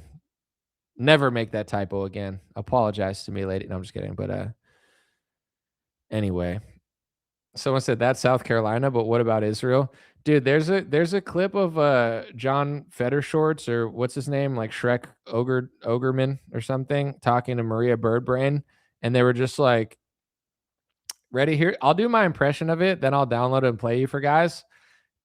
Let me see. Hold on.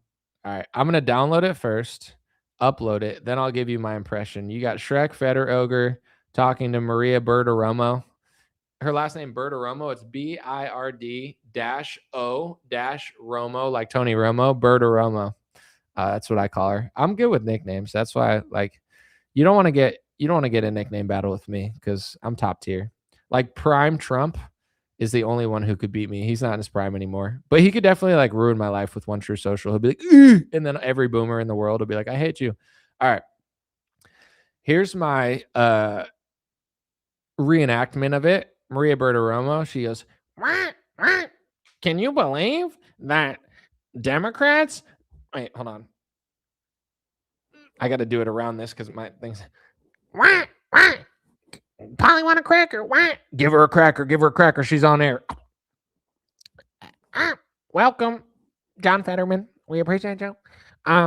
Lindsey Graham just died, and he was just like the greatest person who loved Israel. I mean, America. I mean, Israel. And you know, can you believe that the left? The wah, wah, wah, wah. Give her a crack. Give her a cracker. She's on air. Come on, she's gonna freak out again. Okay, give her.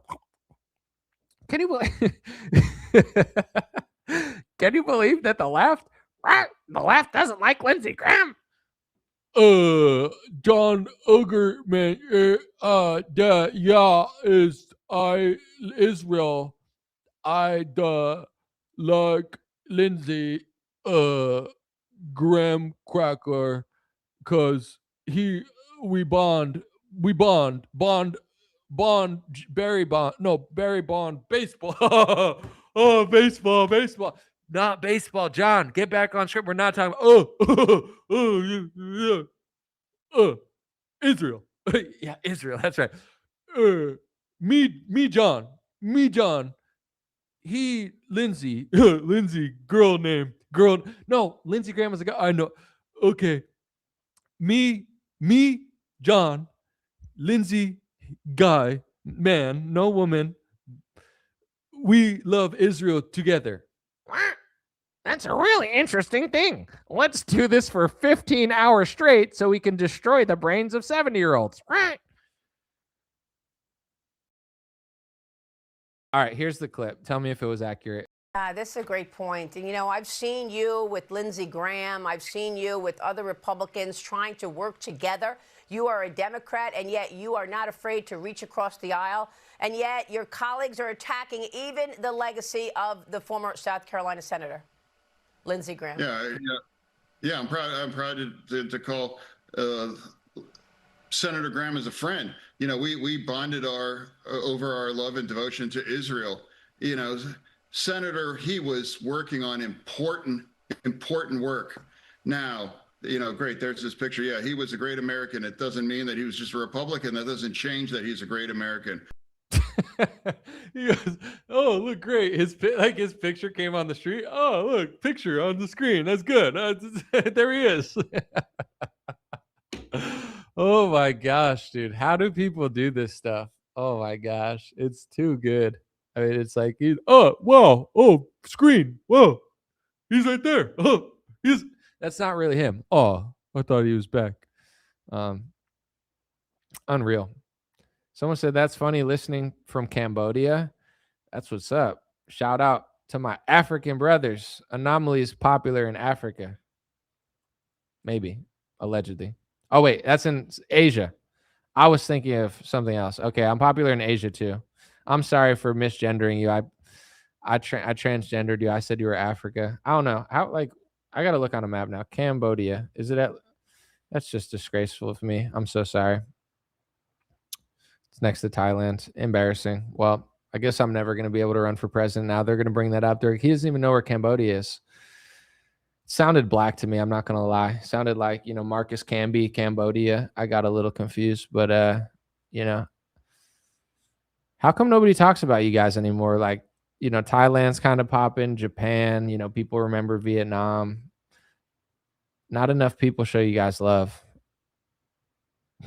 Someone said, I was still caught in my Fetterman, so. Someone said, I got my first Clock Tower LLC text message the other day trying to get me to support Israel. Is that where all the money's going? They're just texting people. Hey, it's Brad Parscale. Did you ever think about giving money to your greatest ally? It's like, no, dude, I never thought about it. It's like writing end racism on the end zone. I never thought about that until I saw it. Wow, now that Jamar Chase made a catch right next to it, I'm not going to be racist anymore. It's like, hey, it's Clock Tower LLC. Hey, did you ever think about maybe, supporting your greatest ally or, vote for politicians who like him? Hey, lucky for you, it's not even possible for me to vote for a politician that's not controlled by Israel. There's somebody around me that's like talking about AIPAC, and I looked it up. They have like 3% chance to win. So it's like, okay. Someone said, I'm old enough to remember when everyone on the right said Lurch wasn't qualified because of his brain damage. I'm not mocking stroke victims. And as soon as he got AIPAC money, they suddenly loved him. Yeah, I know. He's like, Israel, I love so much. He's on the screen. They're like, this guy's a damn patriot. He loves our greatest ally. It's like, oh my, I bet he's going to pull a Tulsi Gabbard. He's going to be a Republican within 6 years. He should just like go home and do something else. But if he stays in politics, there's no way he's going to win as a Democrat anymore. He's got to like flip parties. He's basically just like a Fox News boomer at this point. So like what is there even on the left that he even agrees with? Like what are his like left wing? He's just like, I really like abortion in Israel or something. It's like, cool. We've never heard that one before. Next. Someone said Cambodia makes a mean Tommy Bahama camp shirt. I do recognize Cambodia from like clothes for sure. It's my ignorant American perspective. Made in Cambodia. I've seen that before. I don't, to be honest, like Meet a lot of people, but I don't think I've ever met somebody that's Cambodian. I'm sure I have, and they didn't tell me, but like I've met so many different Asians. I just Cambodia, like I said, you don't really hear about it that much. I don't think I've ever met somebody that's like I'm from Cambodia. Kissinger knew how to find Cambodia. He knew how to find a lot. Someone said Lindsay has. Someone said, someone said, well, I'll just put it on the screen. Someone said Lindsay loves Thailand. That's love Thailand. Dude, that would have been funny towards the end of his career if like he just turned into like a big Thailand advocate and like was like apologizing for war. He's like, you know what? I'm Buddhist now. I've connected with the people of Phuket and Bangkok, and he's like, I can't believe I was into war so much. He's like, I found my true love. I'm gonna serve and defend Thailand. You're like, aye, patriot. Anyway, someone said, as a Pennsylvanian, no one I know likes Fetterman, and we mock him constantly. Fox News loves him. He gets to go on there and just be like, "Oh, we need to give Israel money, and Netanyahu is really cool." And they're like, "Wow, that's so cool, dude." If I watched Fox for like 2 hours straight, I would like go crazy. It would just annoy me because I know like the games they're playing. But if you try to explain the games they're playing to somebody who's watching it, they're like, "Shh, Maria's on. She's going to talk about Iran. I haven't heard enough about it." It's like, but are you even getting like the truth about it? It's all these like one-liners. Like they were like they killed 20,000 protesters, they killed 50,000 protesters, they killed 60,000 protesters. Did they really just kill random protesters for no reason? Just 60,000 people dead. Did you have CIA agents and Mossad agents trying to take over their country? I don't know. I just know Pompeo tweeted, "We have agents in the streets," or something. He said something like that. So if you're going to try to stage a color revolution like you literally did in Ukraine and hundreds of people died, and then you established a Western puppet, and now you've completely like messed up that entire region through regime change, do you think other countries are just going to let that happen? And if they don't, say they kill hundreds of people and some of them are undercover and some of them are joining the undercovers, are you going to tell the truth about the number? Or are you going to say it's thousands and tens of thousands and hundreds of thousands? I mean, I don't know. It's governments are corrupt, but I don't know that that's really happened. Like I don't believe that they killed 50,000 people. The same people telling me that are telling me that Cuba is the number one export of leftism. That's a provable lie. China is the one who's interfering with our elections. I mean, it's like everything that they say that it's some huge win because gas goes up and down. It's like it went down because it went up. It's like throwing a baseball in the air and being like, "Look, I hit the ground." Yeah, that's literally impossible to not do due to gravity. Allegedly, I don't even know if I believe in gravity. You know, I'm one of those. What is it called? Grav earthers. You know, flatty patties know what I'm talking about. It's like the world's spinning 6,666,666 miles per hour. It's spinning so fast, but then there's gravity that keeps us in place. So you can't see it, but it's there. It's like it's possible. It's possible. Or we're not spinning really fast. It's also possible. The moon is super far away and then we landed on it, but we can't do it again, but we can do it again, but we don't do it again. But, you know, it's within Earth's atmosphere, but it's really far. It's like, okay. I know that sounded like really stupid to some people. They're gonna be like, how dare you? The moon is within Earth's atmosphere. They've said now, published articles saying it's within Earth's atmosphere. But yeah. What do you guys think about gravity? I don't have like a big ego with this stuff. I know like people that are into science, they're like, oh, definitely when you throw something up in the air, it falls. I believe in acceleration when you're landing, like things speed up as they fall. Like that's, I think, provable. You could scientifically like drop something off a canyon, measure the amount of time that it takes to fall, you know, track the speed. Like I love science. I love the speed and velocity and all that sort of stuff. But as far as like other things, I'm okay with. Someone said gravity's a theory. Yeah, like some people that are super into their own what they perceive as education would be like, oh, that's the dumbest thing I've ever heard. But I don't really have an ego at that. Like I know it's provable, and then I know what I don't know. But like gravity is like, oh, It's the theory of Earth is spinning so fast. It's spinning this fast. It's spinning faster than any car could drive in any plane. It's spinning. We're spinning. You just can't see it because there's this thing called gravity that's like pushing down this. We're spinning, and then everything feels like it's completely still, but it's not. That's like my understanding of it. But I think the moon's closer than they say it is, as far as like, I mean, I can't prove these things, but I don't think it's like way outside of Earth. I know it's within the Earth's atmosphere because they've even said that. You can go to space.com. It says, breaking news. We just discovered that Earth's atmosphere goes further than we thought, and it goes past the moon. Even before they said that, I thought Earth was like within Earth's atmosphere, and then they proved me right. So even the science community says Earth's atmosphere extends past the moon now. It could be really far away. It's definitely not close, but I don't know that I'm buying all those narratives. Someone said, just call me a flatty patty. That's like, if you know, you know.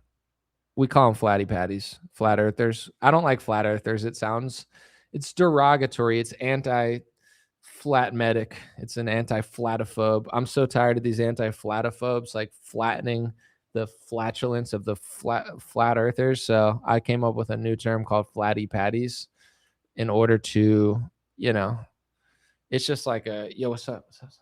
But you don't want to like make a whole scene, because I don't think it's flat. I think it's more of like a globe. It's like a snow globe. I think we're living in a snow globe, and people who watch television news are literally retarded, but who am I to say? Someone said Lurch was probably the easiest politician to flip pro-Israel. I mean, he probably always was that way. I didn't pay attention to him when he ran for office, but I think it's pretty easy to win elections if you're pro-Israel. It's like it's like winning a NASCAR race with like a car that's way faster than everybody's. It's like, wow, that guy just won 50 races in a row. Yeah, his car goes 100 miles faster than anybody else's, and they're riding go-karts. So it's like Fetterman probably was always pro-Israel, and that's probably why he ran, and that's probably why he won. But I don't know. I wasn't really paying attention to him, besides like Republicans were pretending to not like him. They're like, oh, we got to get our Zionist in. That Zionist's not a good one. And then he gets in and they're like, you know what? That Fetterman freak is pretty darn reasonable. I saw him on Fox News on Jesse Waters, and he was talking about Israel. And I'll tell you what, he might be pro-abortion. He might be a total shit lib, but gosh darn it, is he right on our greatest ally?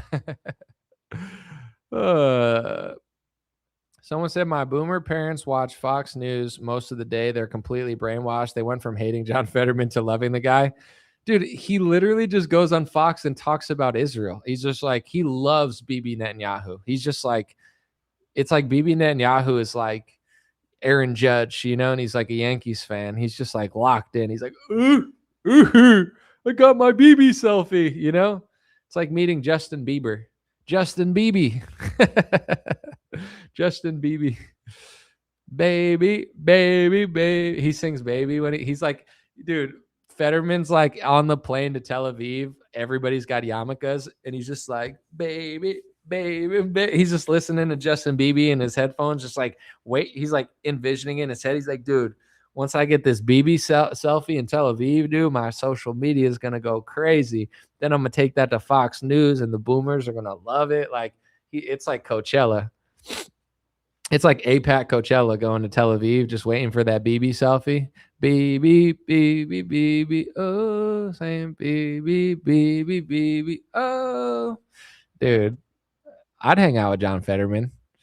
It would be weird to hang out with him because the entire time I'd be like, yo, I feel like we got to take this guy to the ER or something, because he'd be like, hey, Anomaly, how are you doing it? I'm like, are you all right, bro? And he's like, yeah, it's just that butt. I'm like, he's like, should we barbecue now? And I'd be like, all right, we got to take this. He's like, no. He's stuck like that now. He's been like that for years. I'd be like, oh, okay, my bad. It's getting dark here. I'm not being racist. I'm just saying it's getting darker in the room. I don't care what skin color you have. If you're from Cambodia and Asia and I mistake you for African, that's fine. Are Cambodians darker than most Asians? Does it even matter? Is it even worth talking about? Is it racist to even think what they look like? Is that racist to think what someone might look like? I don't make the rules. I just skirt the lines. I'm crazy. I talk about race respectfully, sort of trying to be nice to people, but also not lie. It's a crazy thing we do here. Someone said drill, BB drill. Does he drill for oil too, or does just Trump drill? Fetterman smacks his hips, smacks his lips. It's the mood lighting. Yeah, I think as the sun goes down, my hair is getting more like a little more like I'm starting to look like Miss Frizzle. When I get recognized by people like older than 30, they like know who I am. And then sometimes when I'm out, like I don't put my hair down all the time when I go out. Sometimes I tie it back, but like I went out and like I had my hair down and like two chicks in their 20s like came up to me and like one was like, "You look like Dave Grohl." I was like, "All right." And then one they always say I look like Noah Khan, who's some like EDM folk singer or something. I don't even know. Noah Khan, you guys probably know who he is. But it's funny that like people over 30 actually know who I am, and then people under 30 think I look like somebody else. I was like, do I just look like every celebrity? Like, I don't know. People, is that good or bad to like look like other people? I don't know if it's like a compliment or not, but so like some Uber drivers like, you look like Cat Stevens. Someone was like, you look like a Puerto Rican Drake. It's like, can I just be myself? Why do I look like all these obscure people? But it's okay. Um, yeah, I've heard Puerto Rican Drake, which is crazy. I don't really see it, but that's funny. Cat Stevens, I've looked at old pictures, I could see it. Noah Khan, Dave Grohl. Um, Someone told me what was the guy's name? Gardner Minshew. He's like an NFL like backup quarterback. He was like, "You look like Gardner Minshew." I was like, "It's so funny." I don't know. Every time I go out, people either recognize me or tell me I look like someone else. I can't just go out and not have someone say something. I would say like 80 to 90% of the time, people actually know who I am and say hi. 10 to 20% of the time, they think I look like someone else. But for some reason, I can't go out in public at like a bar or somewhere for more than an hour without either someone recognizing me or thinking I'm someone else. I don't, it's just like it's like weird, but it's whatever. I'm not like mad at it. It's like, have you ever gone out and someone like if you're black, have you gone out and someone's like, you look like Kanye West, and you're like, not really, but whatever. Like, or if you're white, you're like, you look like Bob Barker. Like, do people say that to everybody or just me? I can't tell. Does everyone have a doppelganger? I mean, some people do look like somebody. I don't think I really look like Dave Grohl, but I don't know. I have long hair and I guess like facial hair, so I guess I could see it. I don't know. I haven't looked at Dave Grohl in a while. You should sign all the autographs. I mean, well, the one chick was like from England or something. So she's just like in America, you know? Like that she gets a pass. But yeah, my voice was like sore earlier this week. People were like, "You look sick" and stuff. I had a friend in town, so I wanted to like, take him out and show him a good time on a Tuesday. And like randomly it was just crazy popping and like we ended up listening to live music somewhere and there was like a bunch of people from like England randomly here to like watch the World Cup, even though there's no games here. Like in America, there's games, but I guess they just traveled here. And I don't know. I ended up like listening to music and like singing for 3 hours. So it like destroyed my voice for like 2 days. It was worth it though. I don't know. I don't have an alcohol problem. So like I don't hate it, but when I drink, like I get why people stop drinking. If you're an alcoholic, like yeah, you should stop. Um and even if you're not an alcoholic, like it does like destroy if you like to work out and wake up early and be productive or do anything, go to work. Like it does screw up your schedule for like 2 days. But for me, like I just never regret going out. Like if I go out and drink and have a great time and like have fun and listen to live music, I love music. I love singing and dancing and listening to music. So there's like never been a time where I was like, oh man, I shouldn't have gone out. Like that's my problem. Like why I can't quit alcohol. I barely drink. I like sometimes I'll go like in a whole month or two without drinking. Like literally barely drink. But if I go out, I like to have fun. But I've never had like a experience where I was like, yeah, I probably should stop. Like it's like, man, I feel like shit, but that was awesome. uh, Someone said you look more like Jesus Christ. Well, I'll take that. Thank you. Um, I guess it's better to look like that than the devil. But someone said people always mistake me for other non-famous people. Like your name's Tommy. They're like, yo, Jim, Jordan. Like they think you're their friend or something, and then they're not. I've done that to people that look similar, and like it's so embarrassing when you go up to somebody and think you know them, and then you get closer and it's not them, and you're like, I'm gonna leave now. Sorry about that. That's always embarrassing. Someone said, I'm 55 and I dig all your takes and jokes on different topics. Thank you. Yeah, I mean, like, I need to be nicer about it because I know that, I know that all people, like, I've always gotten along with older people. I've always been wise, but it's just statistically, like, over 60 watching the news, like, that is just the bracket of Republicans that believe Zionists more than others. Like, that's just statistically true. With that being said, apparently nobody in their 20s even knows who I am. So I got to figure out. They deleted my TikTok 3 years ago, so I guess that's why I'm not like as relevant amongst the youth. But yeah, the youth is always just older people know who I am. Younger people think I look like Noah Khan. It's becoming a problem for me. So I need to pop off on TikTok again. I had 150,000 followers. They deleted it, took my money, and then took my name, Dream Rare. So I had to be Dream Rare too. So not good. Not good. Not good for the future, folks. Someone said, I love Cat Stevens or whatever his Muslim name is now. Yeah, I don't know what his Muslim name is, but if you look at old pictures of Cat Stevens, it does kind of look like me, actually. So older Cat Stevens, because I didn't understand that one, but I saw a picture of him when he was young.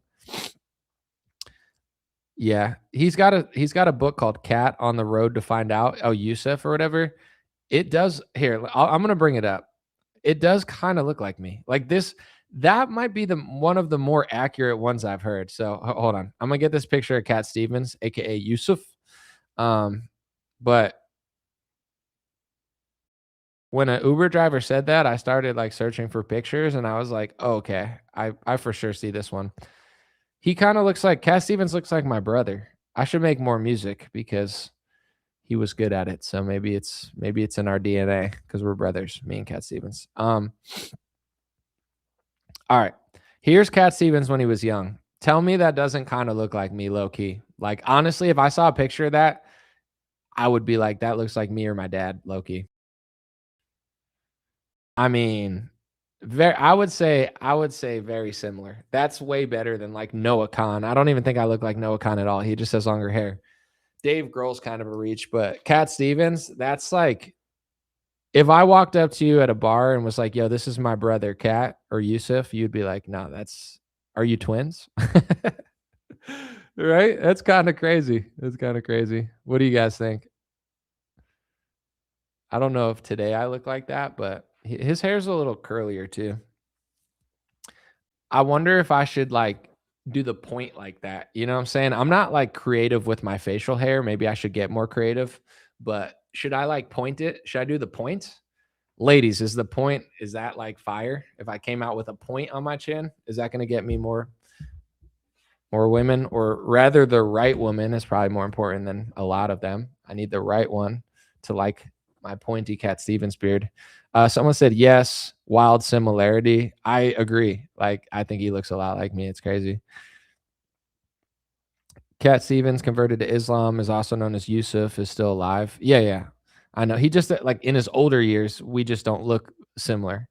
It's not that he's dead. It's just like older Cat Stevens. I don't think I look anything like. Someone said no. Okay, we got a few no's. We got a yes. Oh, you're saying no to the point?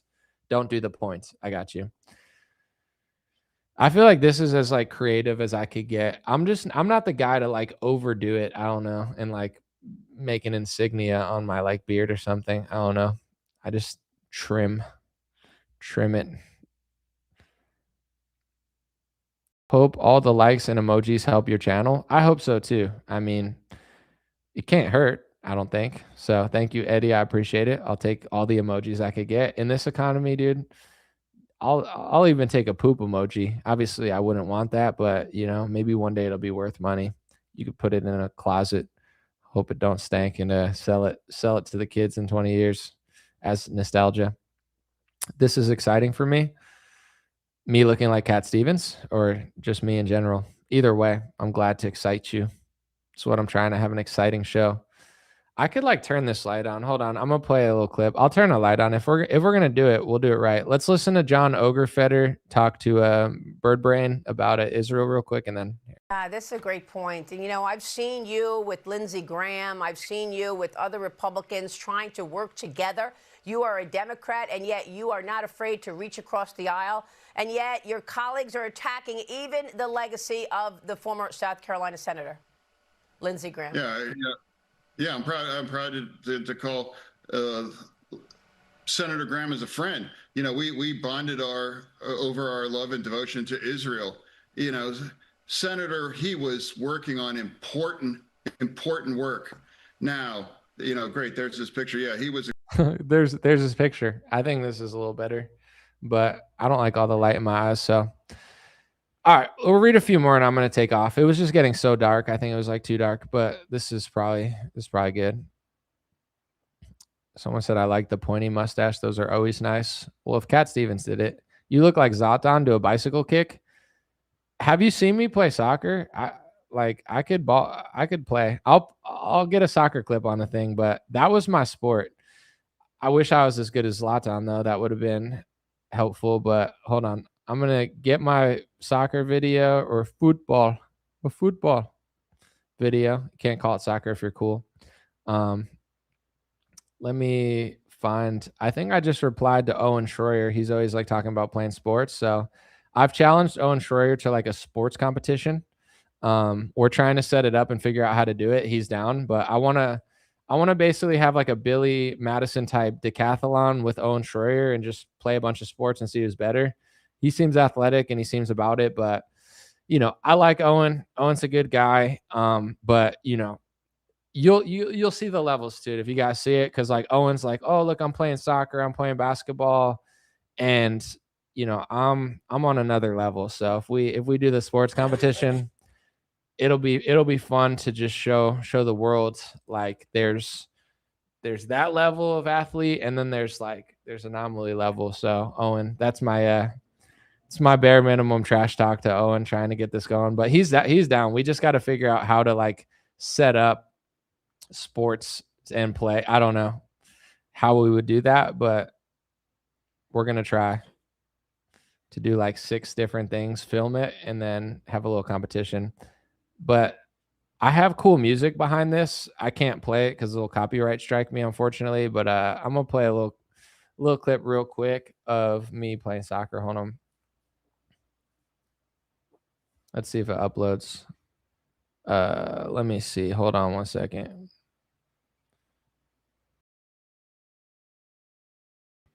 Okay. All right, so this is me. It's just a little juggling. It's way cooler when I have like the music playing too, but that was my sport. You see what I'm saying? We got a little juggle action in there. I'm locked in. I'm ready to win a soccer competition, a basketball competition, ping pong, tennis. See what I'm saying? If I bleached my hair, I'd look like Owen. I've never bleached my hair before. I always heard it was like not good for your hair. So also I like my hair color. I've never desired like blonde, but I like Owen's Joker era where he just bleached his hair and like everyone was getting mad at him. I enjoyed that quite thoroughly. So that's cool. Got the sambas on. See what I'm saying? I don't think Owen's ready for me in soccer with these type of skills. And that's just juggling. Wait till you see me from outside the 18. I'm looking like Zlatan Ibrahimovic, you know what I'm saying, from long distance. So just a little something. Someone said, please never color your hair like Owen did. It looks like shit and doesn't match his skin tone. Dang. I mean, I think it's funny. I don't know. Owen's confident, so I don't think he really cares. But yeah, I don't know. I think it's funny. He's definitely like playing. He knows how to get a little reaction out of people. I think it's funny. But yeah, that's the extent of that video. I have others. Someone said I did blonde once and never again. Yeah, I've never dyed it. I've had different haircuts though. I could find like old pictures of me. Someone said, get the ball like a good goy. Okay. Bike it off the wharf into the ocean. No, that would suck. Someone said, I can't even walk and chew gum. You got to work on that. That's pretty easy to do. So you got to lock in, chew gum and walk, and then do something else. No, I'm just kidding. Watch out for the stingrays. Dude, I don't want to talk about them, but I've got cooked by stingrays before. So dang, you're hating on Owen's hair thing. I don't know what he's doing, but I think it's funny because then everyone talks about it and he's like enjoying the controversy over it. So I think it's like a funny moment. You'd have to ask him what his intentions were, but Owen Schroyer, he used to work for InfoWars. Now he has his own show, but he just always posts like him playing sports. So I messaged him and I was like, yo, we should do like a competition against each other, like do it like a decathlon and play a bunch of sports. Yeah, Owen's super cool. He's down. I wish we had someone to host it and like set everything up, but we'll have to set it up ourselves probably. I don't know where exactly we could go to do like soccer, ping pong, basketball, tennis. It's like a whole to do. It would take like a lot of planning, and I don't think either of us have like fully planned it, but I think it would be fun. Everyone's always talking about politics, and obviously that's what we do, but to see like a competition outside of it and the humanity behind just competing over something else would be enjoyable. And I'm very competitive, so obviously I want to win. I'm not doing it to lose. I played in that celebrity pickleball tournament against like Kid Rock and NFL players, and I don't play pickleball. Like I haven't played pickleball in like 5 years, and I didn't even know the rules beforehand. So before I started like playing like 3 or 4 times, and I lost 11, not to them, but we lost like 11-7 and 11-9 against like pro athletes and stuff and people that are good. But I feel like if I would have played, like if it was a sport I played, I could have won. I still almost won a game, but it's like tennis, I'm good at. Ping pong, I'm good at. Basketball, volleyball, soccer, but pickleball, I'm athletic enough to play. But if you play pickleball for years and you know where to stand, then you're better. I play another similar sport, so I have like the movements of it, but it's hard to beat like professional athletes that have played pickleball for 5 years in a tournament. But as far as like a sports tournament with everything, I like my odds. So we'll see. A big fitness center. Yeah, we were gonna think about like the First Form fitness place, but they don't have like everything there. They only have basketball, so we'd have to find like a tennis court or something. I'm beating him in tennis. I'm winning in tennis, no question. Soccer, obviously. Basketball, yes. I don't know. Maybe he could probably run faster than me. He wanted to do a running one, and I'm like, I'm not very fast, like short distances. So it's possible, but we'll see. Badminton, dude, I love badminton. I love sports. Like when people are like, I don't like sports, I get it. Everyone doesn't have to like the same thing, but I'm like a sports fanatic. Like I don't like doing cardio, but if you give me a sport, I'll do cardio for like 7 hours. But running on a treadmill is like, I hate that. So it is fun to play at the YMCA. Just got to watch out for the village people. They'll sneak up behind you sometimes, if you know what I mean. So you got to, watch your P's and Q's, especially your P's. I don't know why I said that, but I'm glad I did. It was funny. The YMCA is just supposed to be like an athletic thing, and they're like making it super gay, but whatever. Hit up Houston Jones. I don't know who that is, bro. Also, your name on YouTube is insane. I'm not going to read your name out loud, but that's wild. All right. This is almost 3 hours. Let's end it before 3 hours. Anybody have anything like important to say, good to say for the world, for humanity, for our audience, for the people that are crazy enough to still be listening? They'll push you into the pool. It's better than what they could do. You know what I'm saying? But yeah, we got a minute left, so let's see if anybody steals the show. I'll let you guys know. I appreciate y'all. I do more shorts than live streams, but I'll try to do some more lives. They're definitely fun. I don't know what else to really say. Dreamrare.com. You can pick yourself up a hat for the summer. Dreamrarebiz.com, B-I-Z. If you need help with your business, I do consulting sometimes to use my skills to help other people. And also it's easy for me and exciting because it's outside of what I do. So it's my little plugs. Someone said Jesus loves you. I appreciate that. Um, reflection pool belly flop contest. Eh, it's so blue. It would be it would be so I don't feel like doing my Trump now, but yeah, that's a good one. I like that. The algae algae free. You're not going to belly flop into algae for sure. Anomaly rocks. I totally agree. Thank you. That's the realest comment of the whole live stream. No, but thank you, most mundane. I appreciate it. Brett, everybody here. Thank you guys. God bless you. God bless your family. God bless America. God bless the world. I'm gonna throw this up on my podcast apps, and I've been really honing in on short reports. Definitely it's not the smartest for monetization because they don't really pay for those, but I don't know. I like them, and I feel like it gets out there the most. Like I could do a live, I like doing live streams, and I definitely will.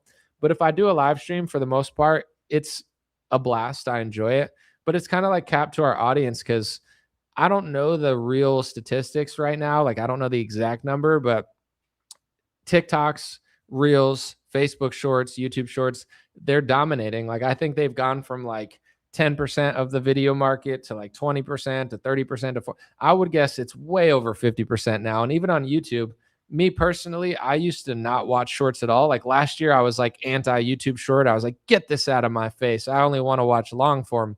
But now I probably watch like 80% on YouTube shorts.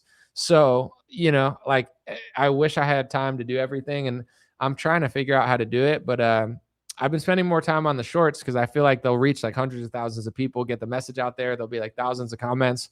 And I love the live streams too, but it's like, yeah, it takes way more time and it just has like a cap of who will really see it. So I'll keep doing them. I love them. But yeah, if you want more content and you're like, yo, I haven't seen your stuff in a while, check out my shorts. Am I making money on Facebook yet? August 9th. I'm counting down the days. I haven't been able to monetize since June 9th or June 10th. They cut me off and they gave me a 90-day demonetization on Facebook. It's most of my revenue. And beforehand, like the month before, the month and a half before they took it away, I've probably had one of my best months I've ever had on Facebook. So I didn't feel like I don't know what to even really do about it, but it's like, am I going to stress out? I can't change it. Like what is there even to do? So I kind of just didn't even care that much. Like obviously it sucked, but I made enough in the month beforehand to take care of myself. And in general, I've saved money. I've been pretty smart for the most part. Probably could have been smarter, but definitely haven't been like super dumb or anything. So I have money saved. I made money the month before. And yeah, I'm not getting paid again because they don't pay you till the 21st. I am not getting paid again by Facebook until September 21st. And I can't make money until August 9th. So I had to go 3 or 4 months without making like 95% of the money I make. But it's also myself. I started leaning into Facebook more because I was just spending time doing everything. And I was like, what if I just worked way harder at Facebook? Like, since they've always, like, it's always been that way. I've done well on YouTube. I do well on Twitter.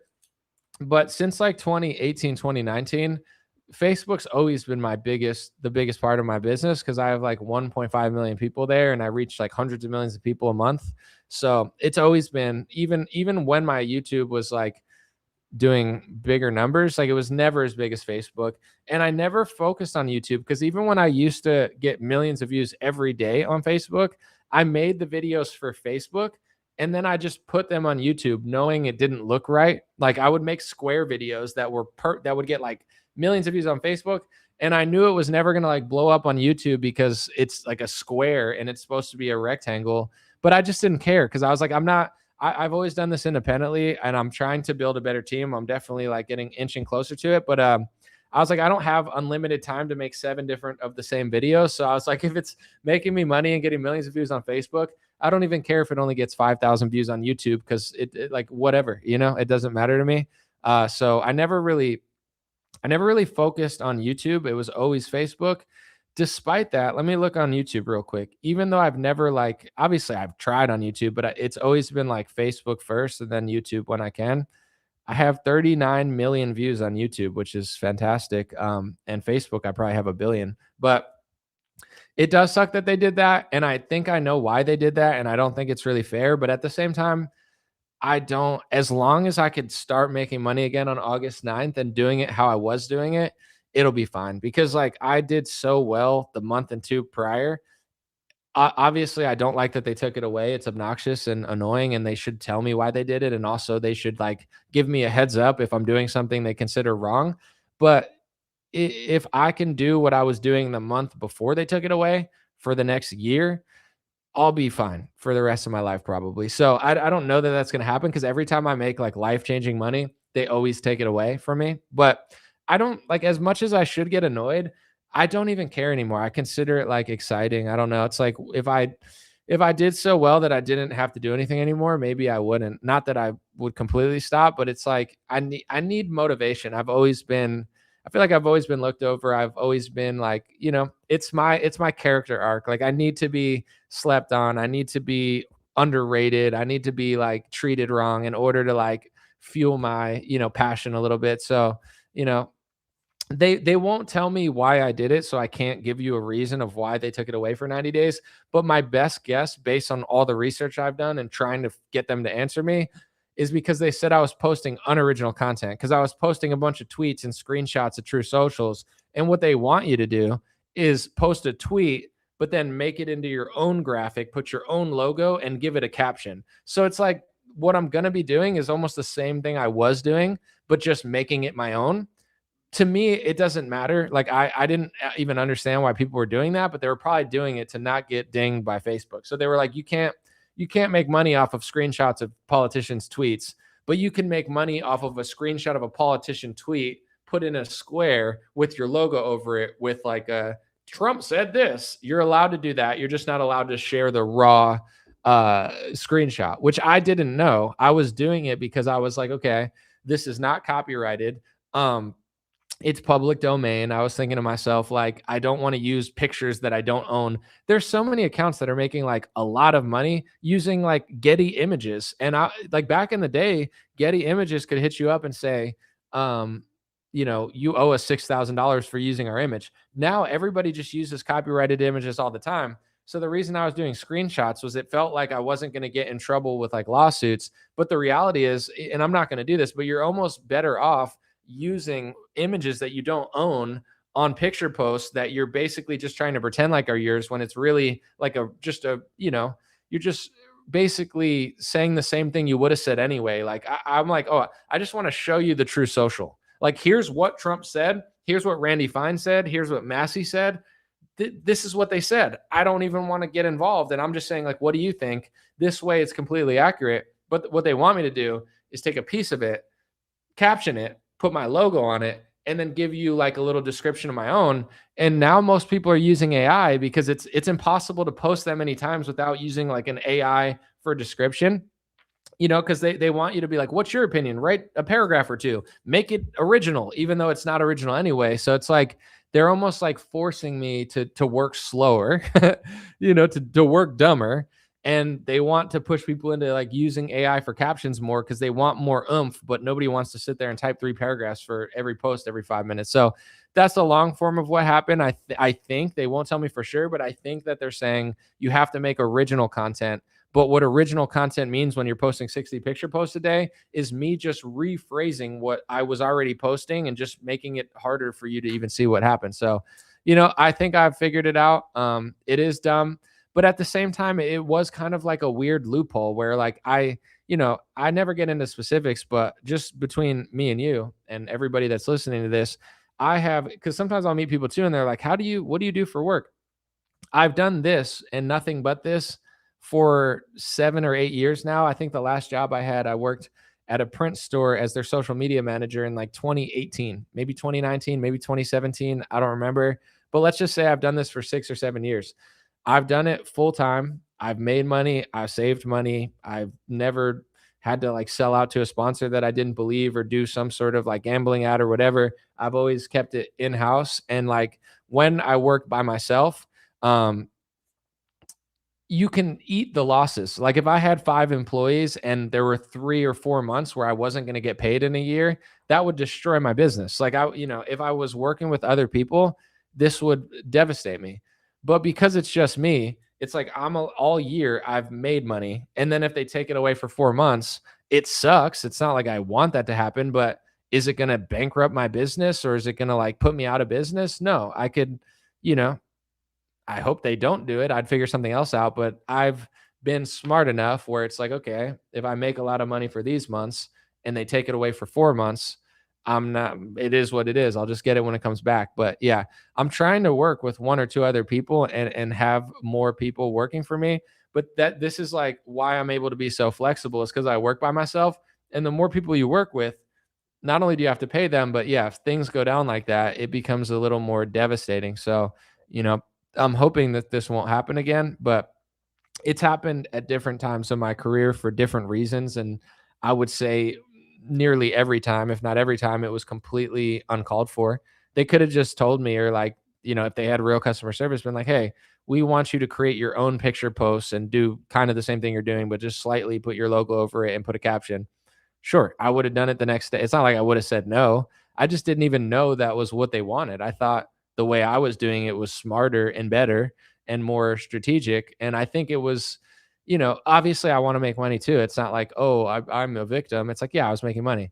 But I'm like, wouldn't you rather see just a Trump True Social or a politician's post rather than like like one of those picture posts? It's like, Randy Fine said this or Thomas Massey said this, but now you just have to believe what the post is saying. Like when I see posts like that, I don't even believe it because it's like there's no proof. But when I screenshot tweets and True Socials, the proof is right there. You know what I'm saying? Like you could go look on their True Social or Twitter if you want, but in general, I'm like, oh, this is actually a better way of doing it than a picture post because now the facts are all right there. I don't have to re-paraphrase it. It's exactly what they said in the form that they said it. And it's not like it's copyrighted or anything because it's a tweet. You could screenshot my tweet and share it to your Facebook page. I'm not going to sue you, nor can I. It's a public, like screenshotting my tweet is public domain. It doesn't matter. So in my head, I was doing it way smarter than everyone. And I think I was. And then in their head, I was doing unoriginal content. So they say. But I was also just getting too big, I think. I don't know. They could have just told me to do it a different way. I reached 920 million people in 90 days. I was reaching 10 to 20 million people every day, and I was getting paid for it. So I was able to cash out on it. It's not like I made nothing. But at the same time, I wasn't doing it like, oh, I'm doing this terribly and then they're going to catch me. I was just like, I thought I was doing it the smartest way, the best way.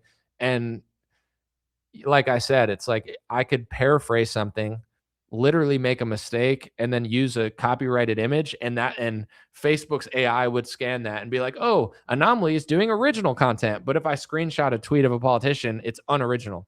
So I think there's a lot of flaws in their AI system, and their logic, if that's what their logic even was with my page.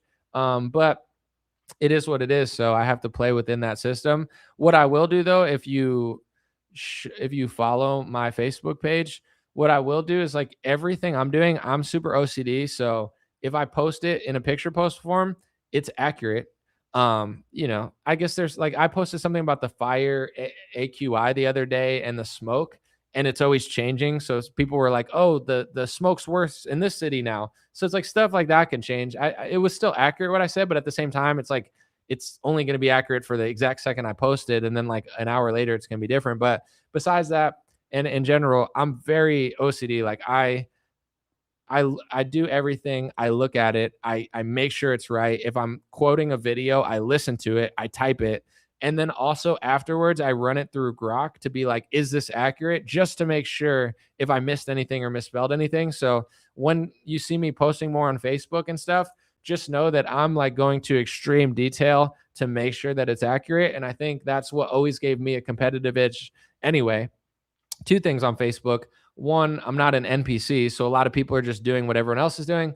Two, I think I'm very like if I post it, not to say you have to believe it, but I promise you I'm going through crazy amount of detail to make sure it's right. And I think a lot of pages they're like, "Oh wow, the freaking Rocky turned 150 today," and it's like an AI picture of him in a bed, cripple with like a birthday cake, and everyone's in the comments like, "He's alive. What are you talking about?" Like he's not that old. So I don't know. Once I post again, It's not like I'm just going to post anything all the time and it's not going to be accurate because Facebook doesn't care. I'm going to be accurate. I'm going to try to give you guys as much news. I'm going to try to post like 50, 60 times a day, honestly, because that's like, it's very profitable on Facebook to post a lot. They want picture posts more than videos, but I'm going to try to be creative a little bit and, give you the news, but make sure it's accurate and factual and do it as best as I can without just screenshotting stuff. So that's the extent of it. Someone said Facebook banned me for impersonation. They didn't believe it was me. I'm sorry to hear that.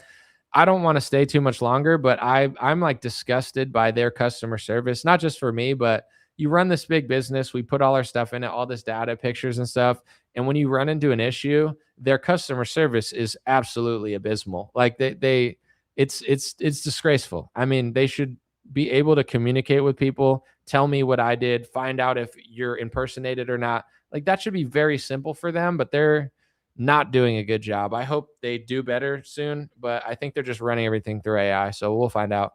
Appreciate y'all. Hopefully you enjoyed that long explanation of what's going on, but no one else, like I'll be as honest as I can be. And also a lot of people won't tell you certain stuff. So I'm not that they have to, it's like a lot of stuff can be private, but I like not just politics and posting. I like the art of like business and, social media. That's why I do social media consulting to the side at dreamrarebiz.com, DreamRareBiz.com. But like the way everything's working and stuff, like you'll see an influencer who will start doing something and you're like, why is he doing that? And I'll just be like, if they're posting a lot on Facebook, say they're posting like 50, 60 posts a day, we're getting paid for picture posts. Not me now because I'm banned from it, but it's like if you can get paid per picture post and you do 5, and then you're like, let me do 10, let me do 20, let me do 40. If you're a news page, they're incentivizing you to post a lot.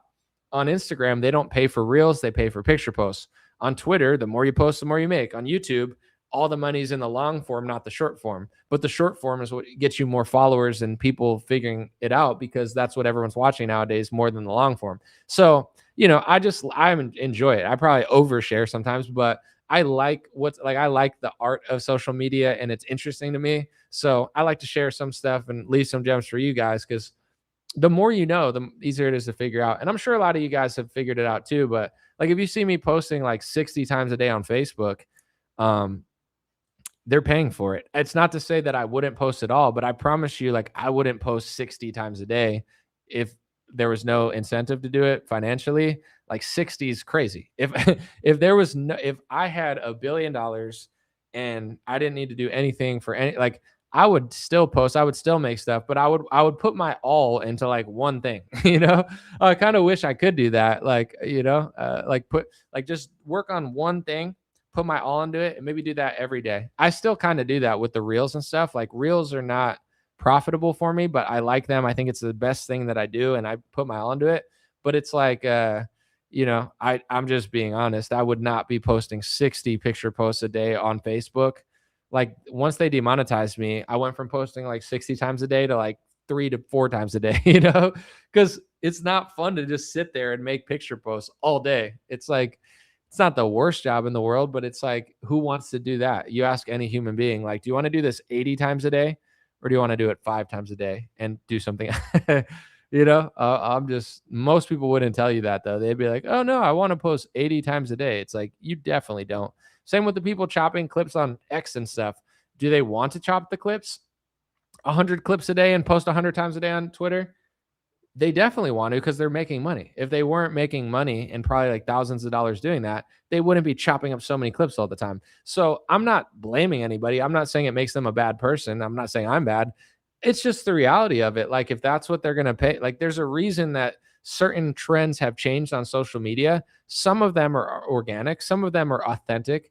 Other of them are like where they're leading us. It's like, I wouldn't make videos that are shaped like upwards rectangle called an Instagram reel if that wasn't a thing. Now you have to. Like you can't just be stubborn and be like, I'm just going to post squares on Instagram and only like rectangles like it's YouTube the other way. That's not smart. So there's like a level of all of these things. Someone said that sounds boring. It's absolutely boring, but what's not boring is like being able to like stack up and then go on vacation, or like, make so much that like, if they ban you for 3 months, you're like, all right, that sucks, but whatever. So everything kind of comes at every job sucks to some extent, but I mean, what you can do and what a lot of people are doing is you could pay someone to do it for you. But this is the tricky part with me. If I'm posting 60 times a day, I'm not giving anyone my login. And I want to agree, or at least know that everything I'm posting is accurate. And I want to like verify that I would post it on my own. So I could easily just pay somebody to post for me 7 times a day, 70 times a day, and make money. But I don't want to do that. Like a lot of pages are doing that. But if I'm not saying what I'm saying, I feel like it loses power. And even my followings on Instagram, Facebook, I have a big following on Instagram, Facebook. You like every channel, I have a huge engagement. There's a reason for it. I've never factory farmed anything. I've never just had. Sometimes it feels like it's not even that person because it's not. Like so. It sucks, but it's like there's other options I could do. But it is what it is. And if I could stack up doing that, there's I'm working on a documentary. There are things that I want to do. Let's say my documentary does really well and somehow I make a lot of money off that. Well, then I could be like, okay, well, now I could just spend a year doing a documentary. Like I'd love that. But everybody has to make money somewhere. It's like if you're starting a rap career and you're not making money, you can't just walk around and tell people I'm a rapper. But it's like, yeah, you're a rapper. That's fine. Not that you can't say that, but you have to make money somewhere to pay rent. And then, eventually you can make a full-time job doing that. You ever meet someone that like they don't have a job, they make no money, and then they're just like saying they're doing something that's not paying? It's all good to pursue it. You don't need to make money to be successful at something, but you do need to like pay rent and do something for work, I would think, unless someone gave you money. So every job has something to it that you can do. And there's always ways to delegate, but you have to do it in a way that you don't lose. At least for me, if I ran like a consulting firm for insurance, I could delegate everything and make a fortune and just never be around. But when I am the page, it's my face, it's my opinions. I can't just like pay somebody to post for me all day. I feel like that would be super cheesy. So, you know, my documentaries are fire. Love to see more.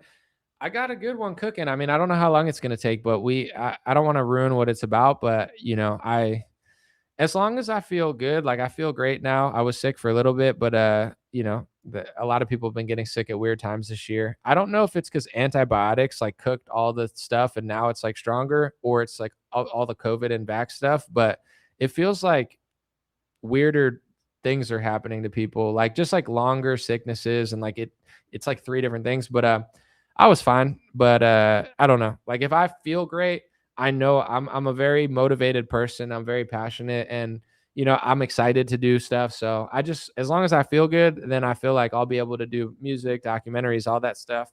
So that's always the main goal. But even this morning, like I did a huge video, not huge, but I did a video this morning for Instagram and TikTok and everything, and YouTube, the short, and I did another one, and I did this. So, and I worked out. So I had like a super productive day today.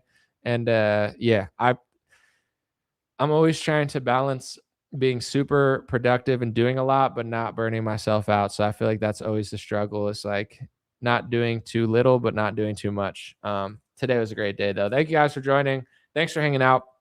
These 3-hour ones are fun for me. And one thing that I'll overshare again, someone said, hire Dan Scavino Q anomaly. Bro, that's so funny. You got good ones. I don't think Scavino, dude, he's probably made a lot, but one thing that I'll say about these long live streams, like when I don't stream a lot, I'm like out of touch. Like when I streamed every day for like 4 years straight, it was like nothing to me. Like I felt like I was just like in the present moment, just doing my thing. When I don't stream, like if I travel for a couple weeks, or like when I was in Vegas doing the Hodge twins, and I went to Gilbert Melendez's fight night in San Jose. I had like a whole week trip. I did a bunch of podcasts. I actually was on antibiotics all the time. I was like sick. So like when I'm sick for a couple weeks and I was traveling for a week, like I didn't live stream for a month, I'm like so out of it. And I don't feel good doing it. Like I feel like out of place and just like awkward. It's weird because like now I feel great. I've been here for 3 hours. I'm in the zone. I feel like I'm just talking to my friends.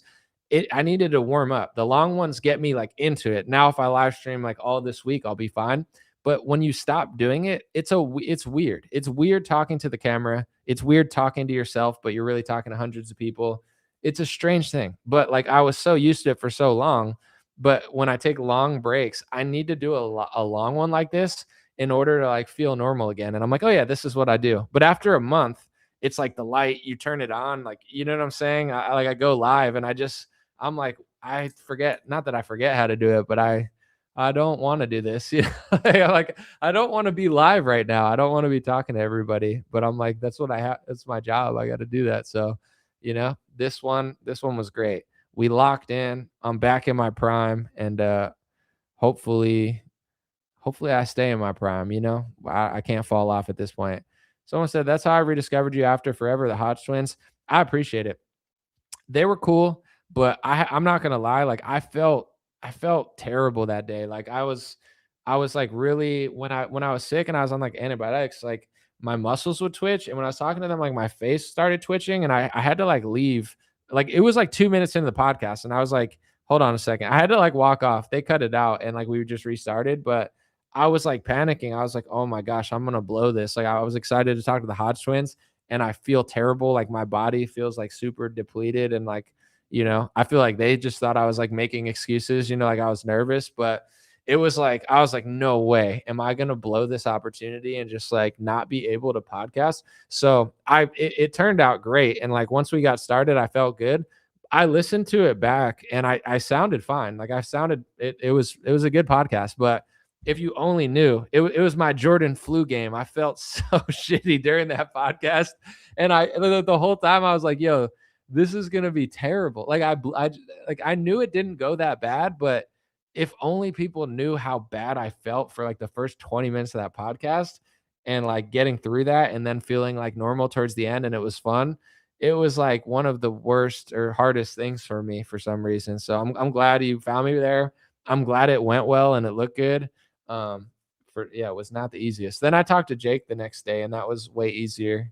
I felt better and like I've known Jake for years, so it was chill. But appreciate y'all. Have a good one. Someone said I love your long live streams. I do too. I know some people are like, oh man, it sucks, but ours, like I have a lot to say politically, obviously, but once we get past that, I can just kind of like mess around, and to me, it's fun. Like I think I'm funny, and hopefully someone else thinks I'm funny out there, and it's funny. Like I think I've always been a funny person, but it took me a long time in live stream to be funny. Because for the first like 6 years of live streaming, like I don't know, I'm just like talking to a camera. I don't really know how to do it, and I was awkward. Then when like in a long live stream, you just kind of be yourself. So I love long live streams, but I know it's not like smart, like business wise. And people are like, what? Like, I can't watch that long. It's like, I understand that. And it makes sense. But if you were there in the moment, it was fun. It was one of those situations like you had to be there. I know that you might not see it that way, but if you were there, it was a good time. And then sometimes people like earlier, someone was like, yo, it's not a good time to go live. Like Candace is on, or like, oh, that's not going to get that many views. I don't really care that much. I don't know. Have you heard me complain that much? I haven't got paid for 3 months and I'm not getting paid until September. I mean, I'm getting some money from YouTube and like Twitter, but I don't care. Like if I need money, trust me, I'll hold a sign and I'll like beg for something and start a GoFundMe. You'll know. But as far as the views, like I'm at peace with it. And I know sometimes this could sound very like copy and stuff, but it's like I could check my Instagram now. I probably got like 100, 200,000 views today. So it's like I don't live in the reality of like, dude, if this doesn't, I just make content all the time and you just throw it out there and some things do well and some things don't. And sometimes it's the videos and sometimes it's the shorts and sometimes it's a interview and sometimes it's not. And then sometimes it's, a picture post and then sometimes it's a reel. I don't care anymore. Like I'm more interested in getting a smart business model so I could keep doing what I love and being smart and capitalizing off it than I am with like, oh my gosh, it's, this one got 5,000 views and this one got 20,000 views. Like it doesn't matter to me. If you looked at my stats, it's like I don't have anything to prove, but it's like I reached over 1 billion people on Facebook, probably tens or hundreds of millions on Instagram. Like where do you go from there? What does it really matter, So all I know for sure is like I need to not fall off. Like if I think I'm more entertaining now than I used to be, but I think I used to get more views during COVID on Facebook because the consequences were so high and I was like able to capitalize on that moment. I would have 15,000 live viewers, and I don't even think my show is that good. Like, I think I'm an authentic person, but my show wasn't that good. I think my show is great now. I think I'm hilarious, and it's not as many viewers, but it's like, if I'm as funny as I think I am, or it's as fun as I think it is, and it's as good as I think it is, then people will figure that out eventually. And, and they already are in other ways, like in other videos. So I don't know. It's like, it's exciting to me where it's like, if it's as good as we think it is, then it'll work. And it already is working on other platforms at other times. So, does it need to work here? I got deleted from TikTok. Like, who knows what I would have done there, but I didn't even exist on TikTok for like 3 years. TikTok numbers. Let me look at my TikTok.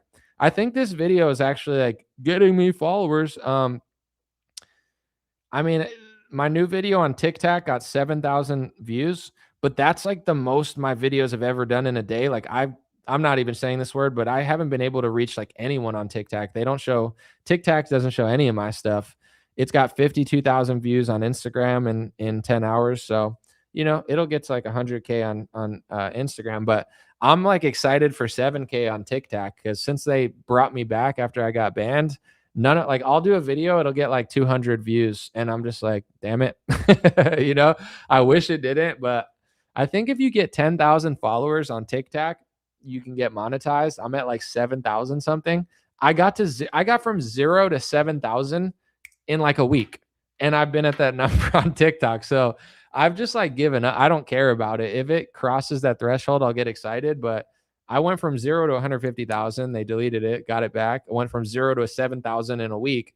And then I just sit at that number and no one sees it.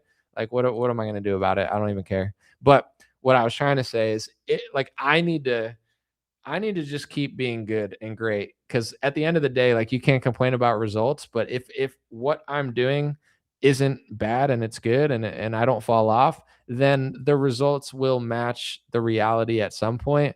And in many ways, they already have. It's like, how do you measure something? Do you measure it by views? Do you measure it by this? Do you measure it by money? Does it have to be YouTube views? Can it be Facebook? It is what it is. And then, like, Candace will come and say like, "Oh, Anomaly's the one who like blew me up at the beginning." And then a lot of people see that and they're like, "Wow, that's incredible." And it's cool. I appreciate it, and it's a true story. But like, to me, I've known that for a while and I haven't even thought about it. But in some people's eyes, they're like, "Wow, now I think you're successful because like you blew up Candace Owens. Like, that makes you important. You weren't important before."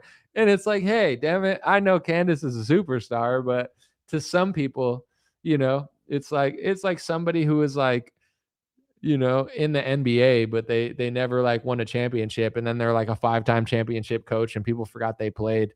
That's how I am. People are like, "Oh no, I thought you were completely irrelevant, but when I saw Candace say you did that for her, that really makes you special." I'm like, whatever floats your boat, whatever does it for you. But for me personally, uh, I'm I don't really care that much. I'm more interested in creating the right business model that allows me to do this and capitalizing off it when Facebook unbans me.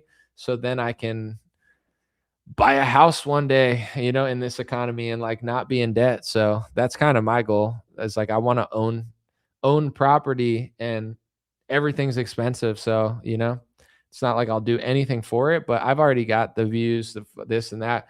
At a certain point, like, that's amazing and I'm grateful. But in order to like stay in business, you got to be able to adapt. And, like I said, I've been smart with everything. So if something happened and they take all my stuff away, money and monetization, I don't disappear. I'm still doing live streams. I still do reels all the time. Like, I never want to give them the satisfaction of like, we took this away from you and now you can't do your job.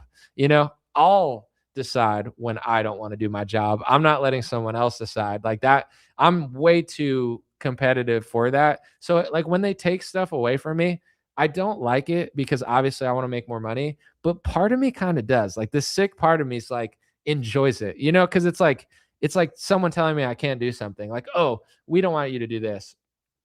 Did you think that was going to slow me down? Did you think that was going to like bankrupt my business or something? Like, what did you want out of that? But so I almost like need like a little, like chip on my shoulder, because it's always been that way in sports, in life, in rap. Like and maybe it's in my own head. Who knows? I mean, let the world decide. But I always thought I was really great at sports, and I always felt like the coaches and like politics in sports were screwing me over. I got tired of sports. I like one thing that happened to me. Sorry if this is boring. Hold on one second, real quick.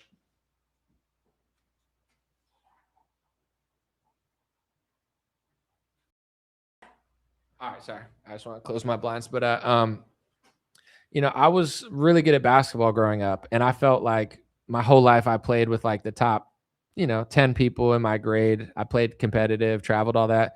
And then in 8th grade, they put me on the B team. And I was like, I should be on the A team. I'm literally like one of the better players. But I was like, all right, I'm on the B team. I led the team in points. I led the team in assists. Like I was killing it. I was doing everything. At the end of the year, they were like, okay, there's 4 players we're going to move up. They moved up 4 different players, including like 7th graders, and they didn't move me up. At that point, I quit basketball. I just got pissed off. I was like, you guys hate me for some reason. I joined a random rec league. I won the championship every year I played. Like I didn't belong in rec. I was way too good, but it's like, okay, I can't do that. Then I'll do this. So then I played soccer. I traveled all over the US my whole life. I thought I was going to play like D1 in college. And then during high school, I was like one of the leading scorers in my county over the last, like the first 4 or 5 games. I was in the paper top 5 in goals in the county or in the state. And then I don't know, my coach was getting weird. My friend was getting jealous. He was like, "Should I play forward instead?" I'm like, "You play defense. Why would I switch positions when I'm leading the county in goals?" And then like I felt like everyone screwed me over. And then I just started smoking weed and rapping, and I was like, "All right, you guys want to take basketball from me? You can have it. You want to take soccer from me? I don't even want to play in college anymore." So then I went to college. I started rapping. I had 1 million views in a year. I won a contest, and then I had Jam Master Jay sons who were fans of me. They took me to major labels. So I was like, okay. And then that never happened. They wanted me to dress up in Oshkosh Bagosh or dress like a retard and be Justin Bieber or do this. Like they always had some weird shit, or they wanted 85% of my contract. So then it was like, okay, I had to work 1,000 times harder than most people to be successful in rap music. It brought me to Los Angeles. I have a Billboard plaque for the second most sold song of the week with Bryson Gray. I performed festivals with 100,000 people with the band Trapped. I have a song with a band I loved in high school, and it has millions of streams. Like I've accomplished things. I'm not the biggest artist, but I did that. Then I got into politics, and then I learned about the anti-Semitism laws, and they tried to block me out of that. So in a sick way, I used to hate it, and I used to like be upset at people that were blocking my blessings. But at a certain point, you realize everything happens for a reason. And it's like being a character. Everyone's not the same. Like everyone's not going to be Batman, and everyone's not going to be this person. So for me, I'm not the person that gets help from the industry. I'm not the person who had great coaches who helped me out, be successful in sports. I feel like that's my character arc, is like I had to believe in myself times 1,000, because no one ever believed in me. And when I thought I could do something, they never let me do it. So then I just did it on my own.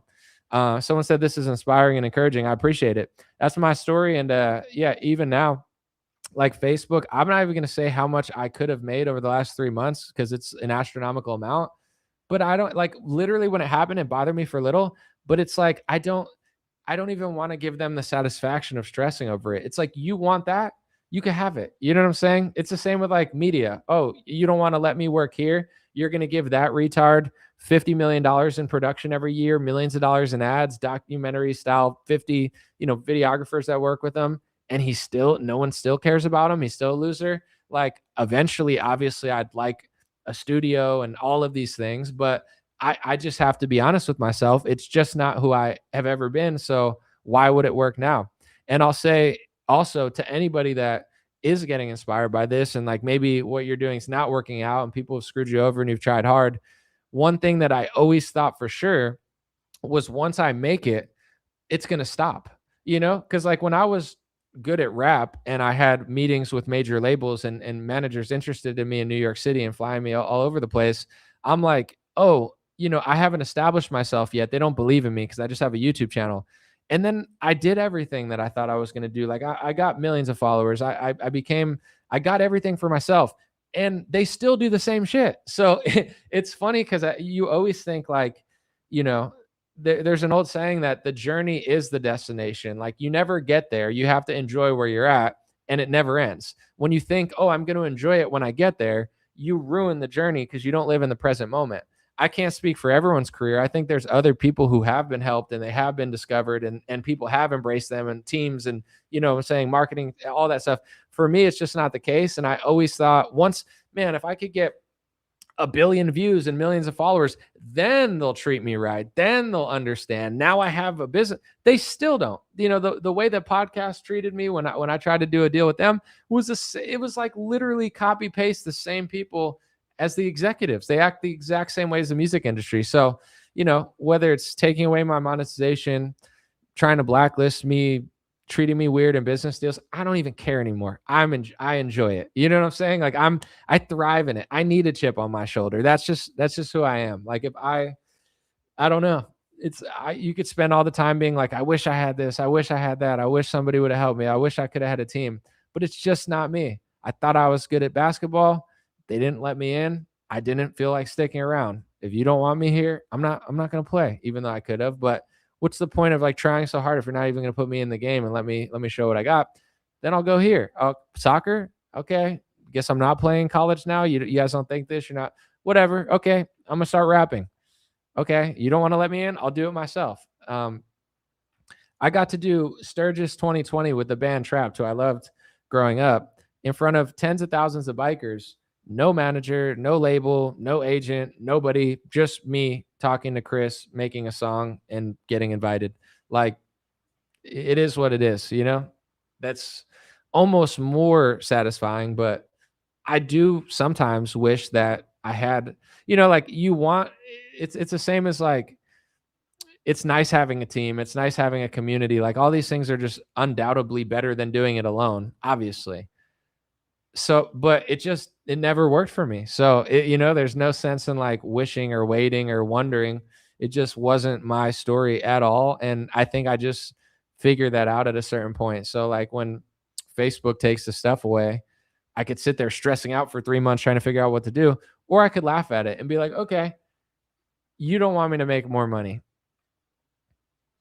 Okay, that's interesting. You know, like Joker level, like, okay, you want to take that much from me, but you're going to let all those other people get the money.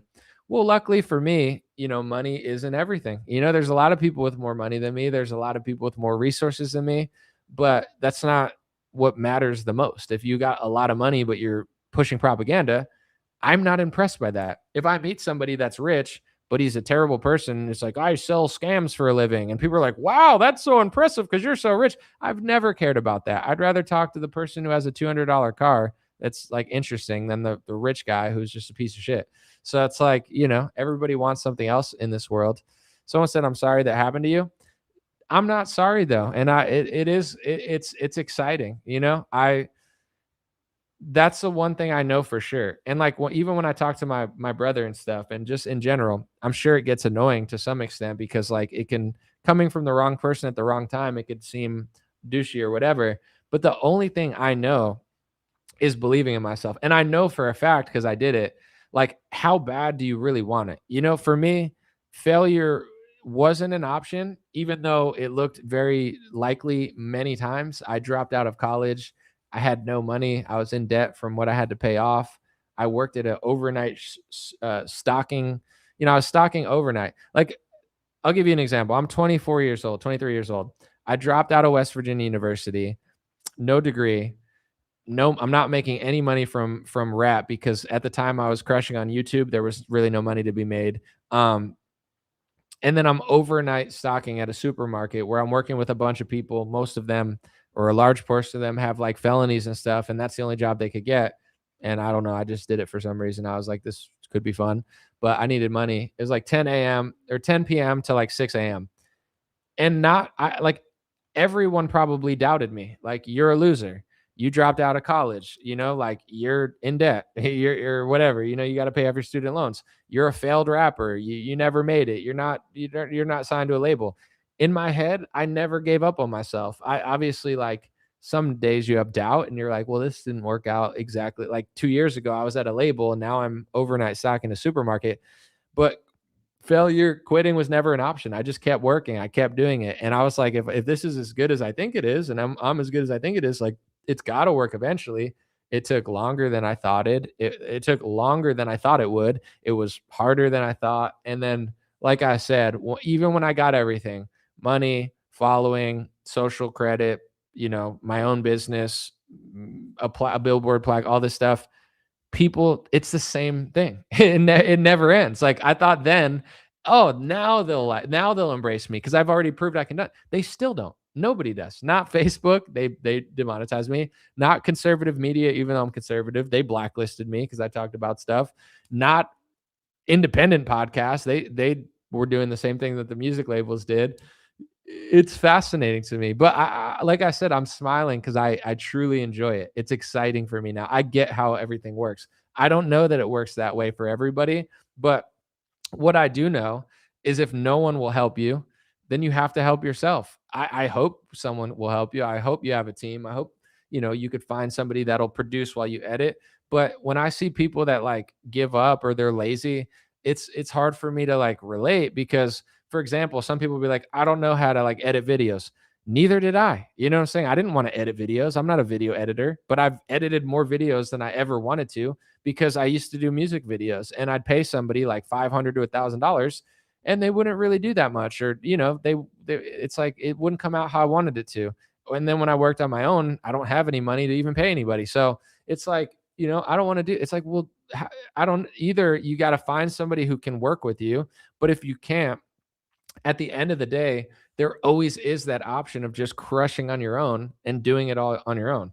Like I know better than anybody because I did it a thousand times. I did it in multiple different industries. I did it once I had everything. I lost everything multiple times. Not necessarily like everything I own, but like I've lost momentum. I went from record labels and like, millions of views on YouTube when I was in my 20s to like just having no momentum on my social media, and then like people think I was a has-been. Then I got a bunch of momentum doing something else. So it's like at the end of the day, you always have yourself. And if you believe in yourself and work hard and work smart and just keep going, it's like, I know what's possible, especially nowadays where everyone is so scattered nowadays. Like, even though there's so many people doing so much stuff and there's so much competition, it's true.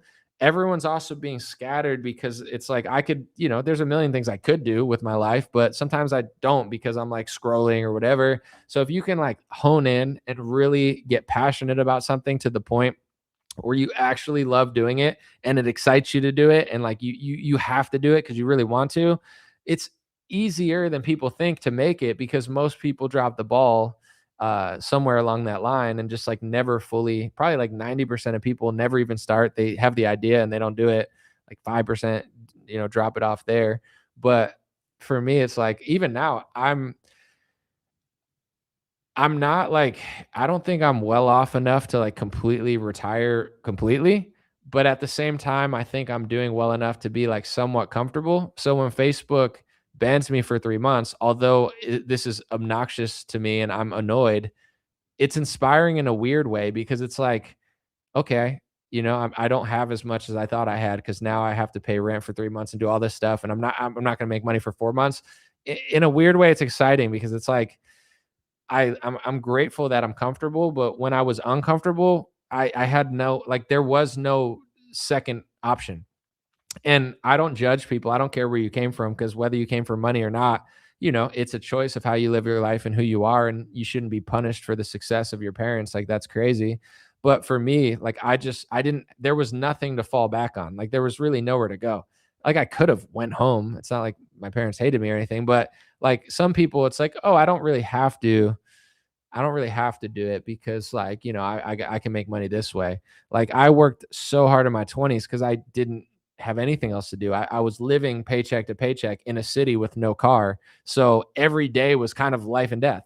It was exciting. It's scary, obviously, but when that's all you have to do, it's amazing what you can do. It's like running away from like an animal or something. It's like, I didn't know I could run that fast. You can only do it when you're desperate. So I think in my 20s, like I worked so hard. My 30s, I worked hard.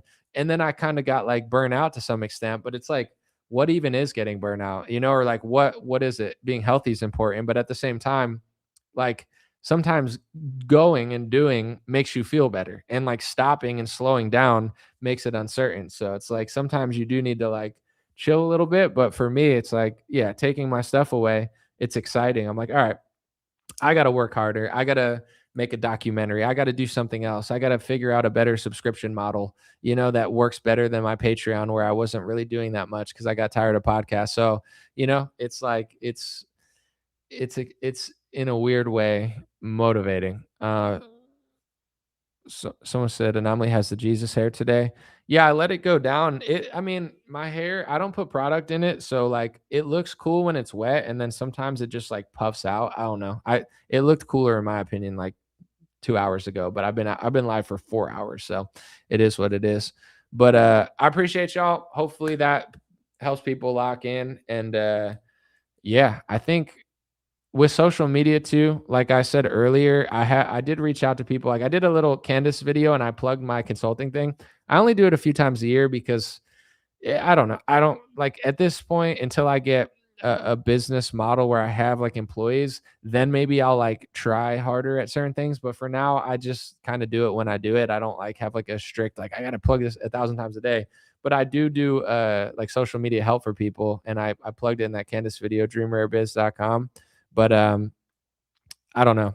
It's always gone well when I help people with consulting because I think at first it's like confusing, but especially like if you're not like a massive business and you're pulling in a lot of money, then I'm pretty reasonable. Like I understand that like someone that makes no revenue doesn't have certain budgets, but in general, a lot of times it's a combo of like people need help with motivation, but also like knowing what to do. Like knowing what to do is important on social media, but then you have to do it. So, sometimes people just don't know what to do, and knowing what to do like instantly changes their business. Especially when I've worked with like multi-million dollar businesses doing stuff, and it's easier to do then because you just have to change a few things and like there's already money circulating. So it's like you move a few levers and you've already made what they paid you back and then some, and then they love you.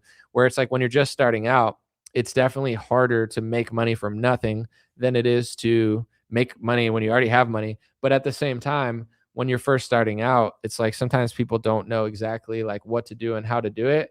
And I'm really good at knowing all that stuff. But then at the end of the day, no matter what you tell somebody, like they have to do it. And that's just like the truth. I mean, people could pay life coaches and pay consulting and do this and that and do whatever, watch YouTube videos and watch courses.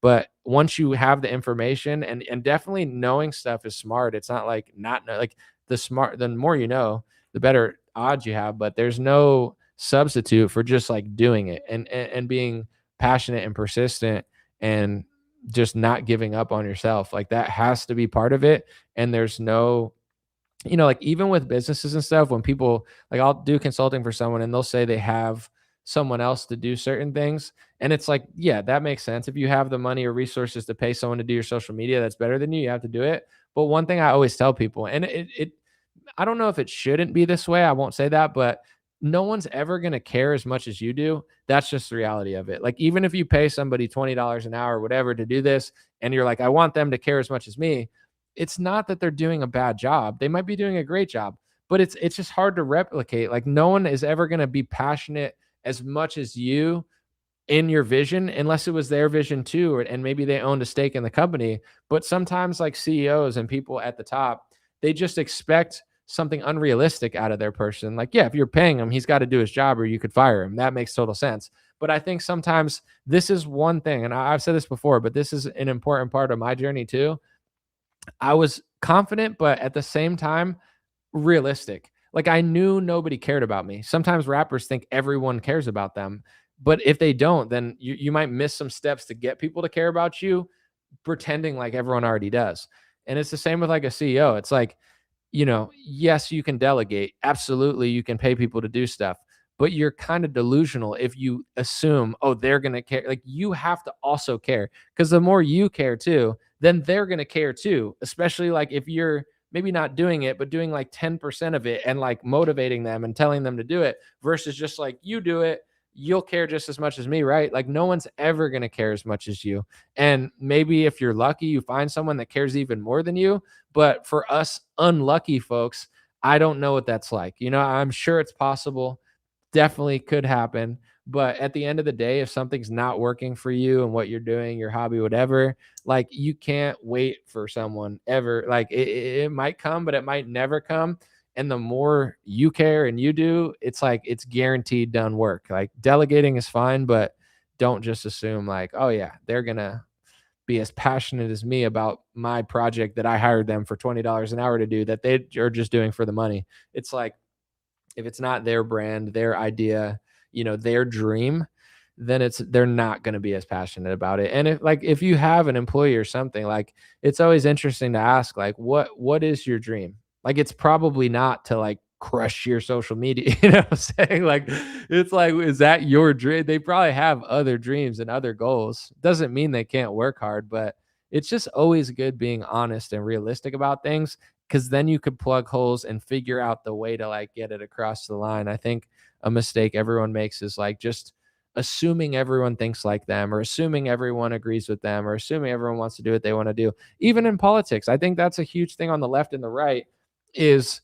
not understanding other people. Like, as long as people aren't like biting off your head, screaming at you and doing stuff, it's like maybe a woman sees it this way. Maybe, you know, like if someone is this race and sees the world this way, it doesn't mean they're right. But like you have to be able to be like, hey, I understand where you're coming from. I don't agree with you, and I'm going to try to change your mind. But if you don't even understand, so many people view politics like this is what I think, this is my life, this is where I've led to, and this is why everyone should think what I think. And it's like that's not how it works though, you know? You're never going to get everyone to agree with you. Everyone's not going to be right. But at the same time, I think even with my videos, like if I could backtrack and like say you're just listening to me now and being like, all right, Anomaly got like 1 billion views, millions of followers, never was paying for like advertising, and like it was just like massive organic success. One of the most important aspects to it, besides my work ethic, I think, was that psychology, really, of like every time I made a video, I probably have over 20 to 40 videos that have over 1 million views, and like real engagement, thousands of comments, tens of thousands of shares on Facebook. How do you get that many? Obviously the topic matters and other stuff, but I always got outside of my own head. My biggest video ever that got like 40 million views, I always gamed it. Like now if you use AI will do what I'm telling you. Like it knows. Like you can give it a script of like an hour of your videos and be like, what's the most important moment that I should put first? And AI will give you a moment that most people wouldn't pick out on their own because they're just like in their own head. With me, I was always good at like, this video is not for me. I already know what I know. I think what I think. I know this stuff. Sometimes when I go live too, I tell people like, I don't even care how many views this gets because this one's for me. It's for you guys too, of course. But like, I'm having fun. You know, I don't care if no one else is having fun because I'm enjoying it. I don't care if this gets 5,000 views, 500 views, or 500,000 views because I'm having a good day. I like it. And I know there's people here enjoying it too. So I don't care. But for my viral videos, it's not a conversation with myself. I know what I think. Who cares? I'm thinking about other people. And more specifically, I'm not thinking about the people who agree with me. I'm thinking about the people who disagree with me because that's who I'm trying to get to. I'm not trying to have a circle jerk and just make a bunch of money off people who agree with me. Yeah, that's enjoyable. I wish, but that's what most Republicans do. They're just like, build a wall, and then they make a bunch of money, but they never convince anybody. Like I came into the game for the right reasons. And I was like, how do I convince non-conservatives that don't like Trump to just understand and listen to what I'm saying? Even if they don't like them, I don't even care. I just want them to get to the point of consideration where they're not so hard-headed and insane.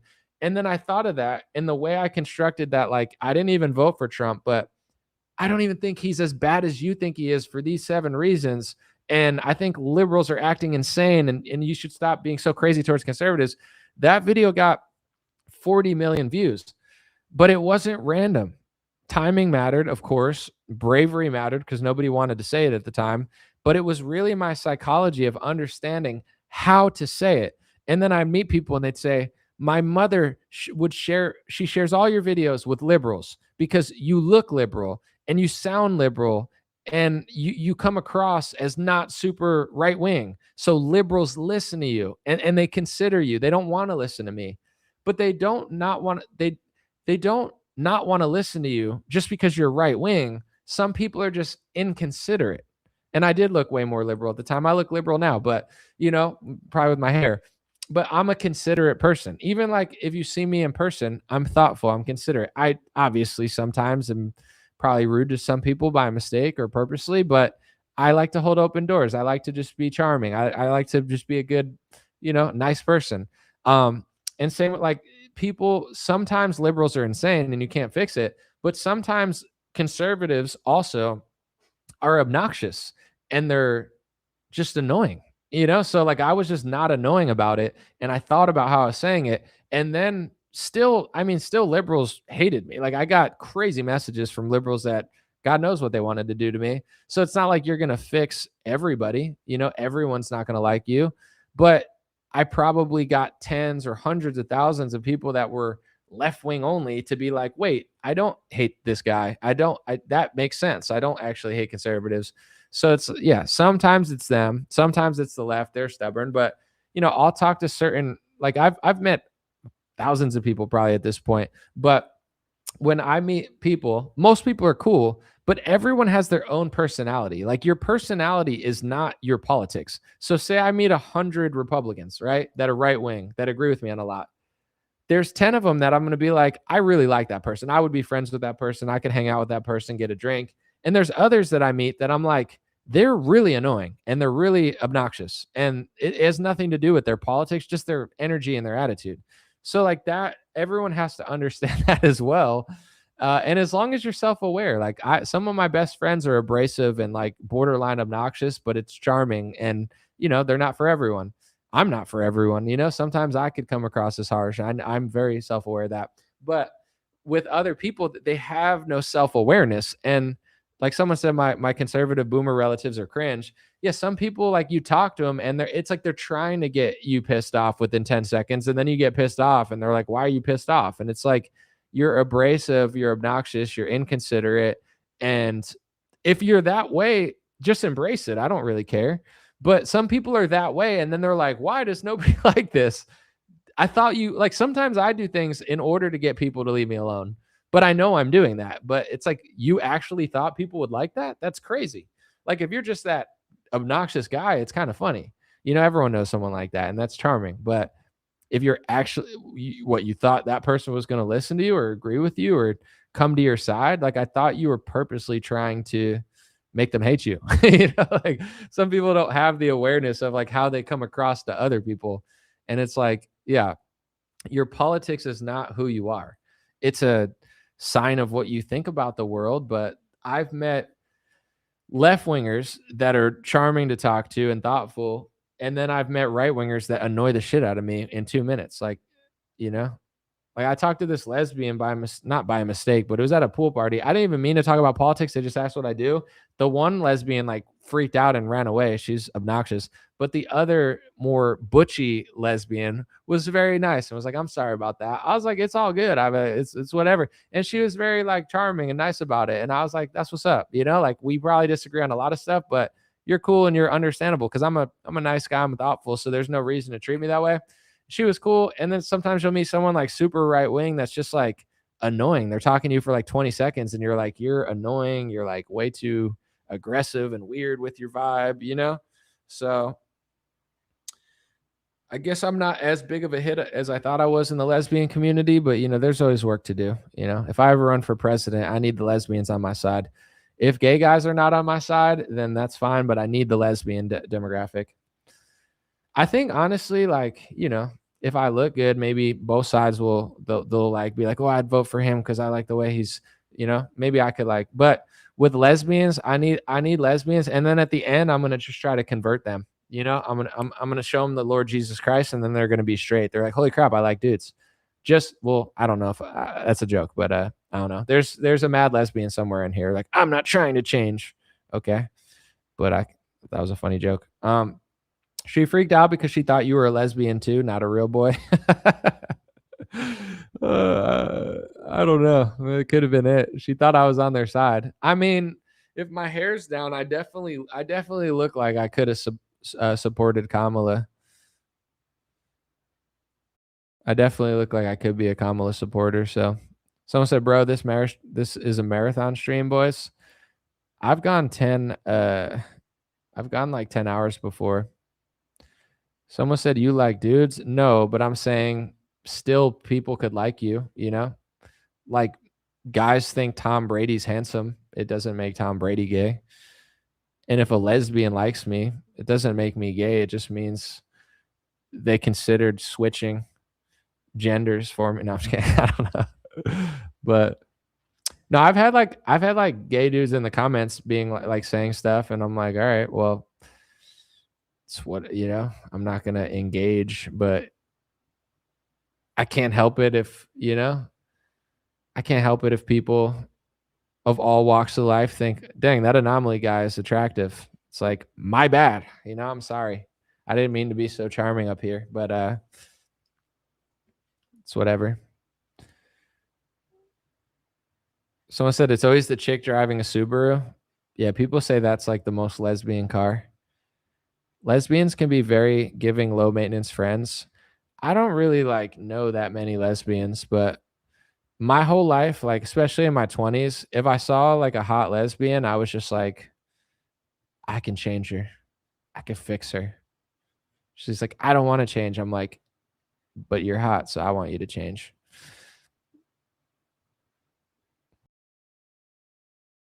Someone said, dude, when you have flamers get real aggressive, you'll think otherwise.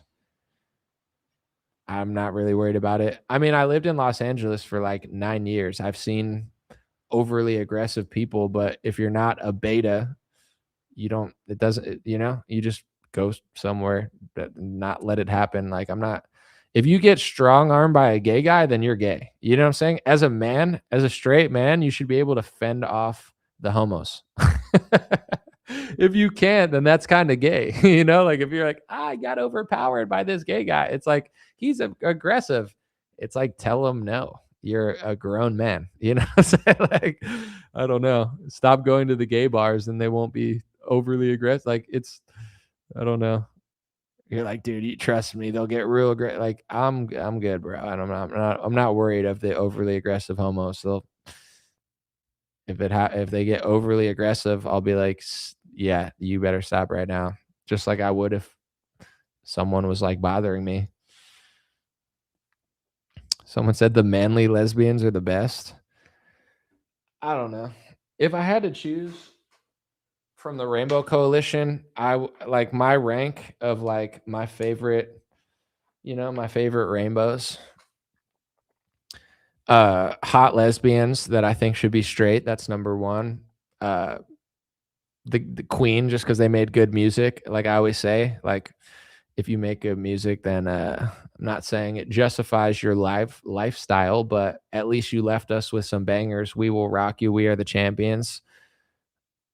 That's really my list, those two. But I mean, to each their own. LA is psycho now. It was always crazy, but it's just probably like way worse and shittier. I lived in LA for 9 years with no car. Like I feel now I'm very much more reserved, but I've been through a lot. I've seen a lot. You know what I'm saying? Like I used to just like stand on the corner at like 5 a.m. taking a bus to work, and like some guy dressed as like a Crip or a Blood would just like walk up and sit next to me at like 5 a.m. and no one else was on the street. And I'm like, okay, hopefully nothing bad happens. And nothing bad ever did happen to me. So I'm very fortunate, but he was a nice guy. But I've seen crackheads, I've seen freaking ambulances, police shootings. Like I've seen everything you could possibly see. I literally walked everywhere. So I didn't get to like drive to the hills to avoid all of the badness of LA. I would not want to live in LA right now though. I bet it's worse. I'm gonna read this comment. Dude, I was a lesbo in my 20s. Now I'm married to a man with 4 kids, saved by Jesus. That's my whole life story. See, you make lesbian jokes and you find a beautiful story to Christ. So I knew I was overstepping my boundaries for a reason. it was to get this nice, lovely story. Thank you, the pom pom mom.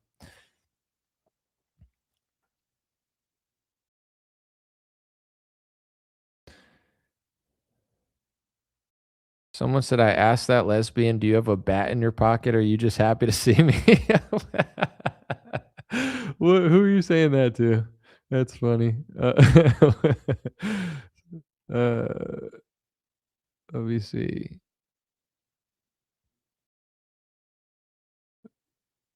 Someone said, hot lesbians are always the biggest bees, probably tired of getting hit on by dudes. I don't know. I'm not really like a lesbian connoisseur. I didn't even mean to bring it up, but now we're stuck here and I don't know. I don't know where to go from here. Someone said, "Are you Fuentes neutral? Where are you on all of it?" Um, I don't like neutral's a weird word, but I think hold on one second. I'm gonna answer that in a second. Julius with a $50 super chat. He said, just tuned in, saw you live for 4 hours. Wanted to drop in. Always appreciate you, brother. Julius, thank you, my brother. I appreciate you. You're the man. Thank you. Bro, when I see you again, I'm buying you a fancy steak dinner, bro. You've done enough for me. So next time I see you, bro, steak's on me. Literally. Yeah, I don't know, like, neutral just sounds like kinda like, I know, not picking a side, but with Fuentes, I think he's like a generational talent. I think he seemed to have gotten blacklisted by Ben Shapiro in 2016. Since then, he's gone on a bunch of different character arcs. Like, he's beefing with different people. Some of the people he beefs with, I like. Some of them I don't really care about, but, um I just think he's like a talent. So regardless of what you think about him, I think he's just still going to be there and doing his thing. Sometimes he says stuff that I'll watch like a 7-minute segment and I think, man, he said that super accurately and most people are not even close to his level. Other times I see something he said and I'm like I don't know where that came from and I don't really agree at all, but I don't know. I wouldn't say that makes me neutral. I just think like he is who he is. He's a character. He's been on like a generational run. They tried to blacklist him. He got more famous than ever. And I think his fan base is real and it's huge. So I don't know. I feel like there's always people that want to like beef with him. I don't want to beef with him. There's people that want to challenge him and this and that. I don't see I don't see any need to do that. Like we exist on our own and there's really no reason for me to like I don't know. It's like I think yeah, I don't know. I know a lot of people that love Nick, and then I know people that, like, hate Nick. He's just that guy. It's, like, the same with Candace, like, I know people that watch her every day. I know people that are, like, mad at what she's doing. Neither of them elicit that energy out of me. Like, Candace, I've known, so it's, like, even when I disagree with something she does, it doesn't, like, overtly, like, bother me to some crazy extent. Like, she's just on her own journey, and I'll talk about it when it inspires me to. With Nick, yeah, I don't know. I think sometimes I see his stuff, like I said, and it's brilliant. He's super intelligent, super articulate, super accurate. On other topics, he likes to say things that I don't agree with. But I think even with like Owen Schroyer's hair, people are like, I hate his hair. I think Owen knows that, like, he looks interesting with his new hair, but that might be what he's trying to do. Like, he might be trying to get attention and trying to get people to bait people. So it's like with Sneeko, like Sneeko's been doing that recently too.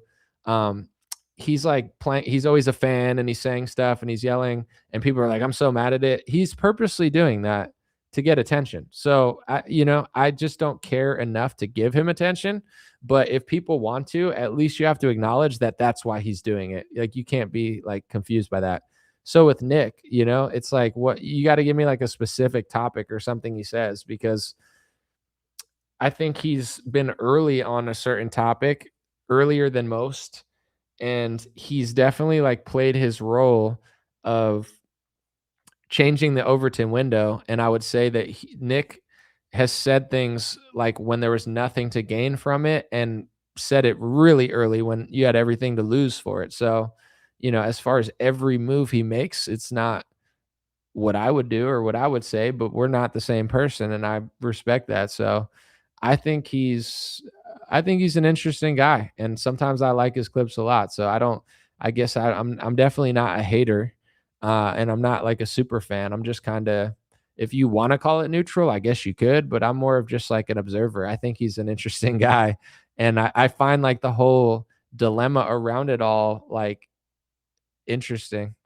Like the way certain people spiral, certain people think he's a Fed, then he thinks they're a Fed. I don't really know who is who. I know who I am, but I don't know like what are their true intentions, where are they leading people, what's their purpose. I don't know. Like time will tell, but definitely he's an interesting guy. He's funny too. Nick's really funny.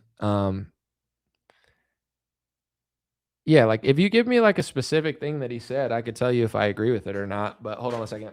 I'm just gonna plug this in my wall. There we go. My computer is about to die. I wasn't plugged in. Yeah, if you give me like a specific thing that Nick has said, then I could tell you what I think about it. But I don't really.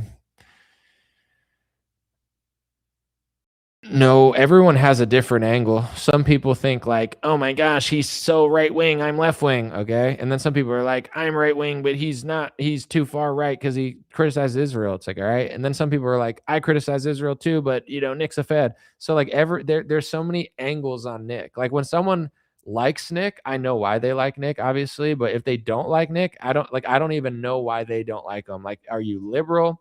Are you a Zionist? Are you critical of Zionism, but you think Nick's like controlled op? Like, you know what I'm saying? Like, there's so many different opinions, but I don't. If I felt like I knew something that he was so fake or something, then I would say it. But I don't. I don't know. It's what makes it so interesting. Like when him, Tucker, and Candace were all beefing and stuff. It's so interesting to me because some of them, each of them have elements that I like more than the other, but then others have things that I don't. So like I see greatness wherever it is. And I think there's something great about all of them and something like iconic about all of them that is made like, even if you hate all of them, they're superstars. Like Nick went from like nothing to everything, even though they tried to blacklist him. Tucker's a superstar. Candace is a superstar. So it's like you got three superstars at odds. They're all calling each other feds. Um, I don't know. I kind of just think it's interesting because when they beef, it's like they're all making kind of good points, but then, they're all like putting they're trying to be, it's like a home run derby. It's like who's going to hit the most home runs. You know what I'm saying? So then I'm just kind of watching like to see who I think is winning and who I think is doing better. Um Let me see.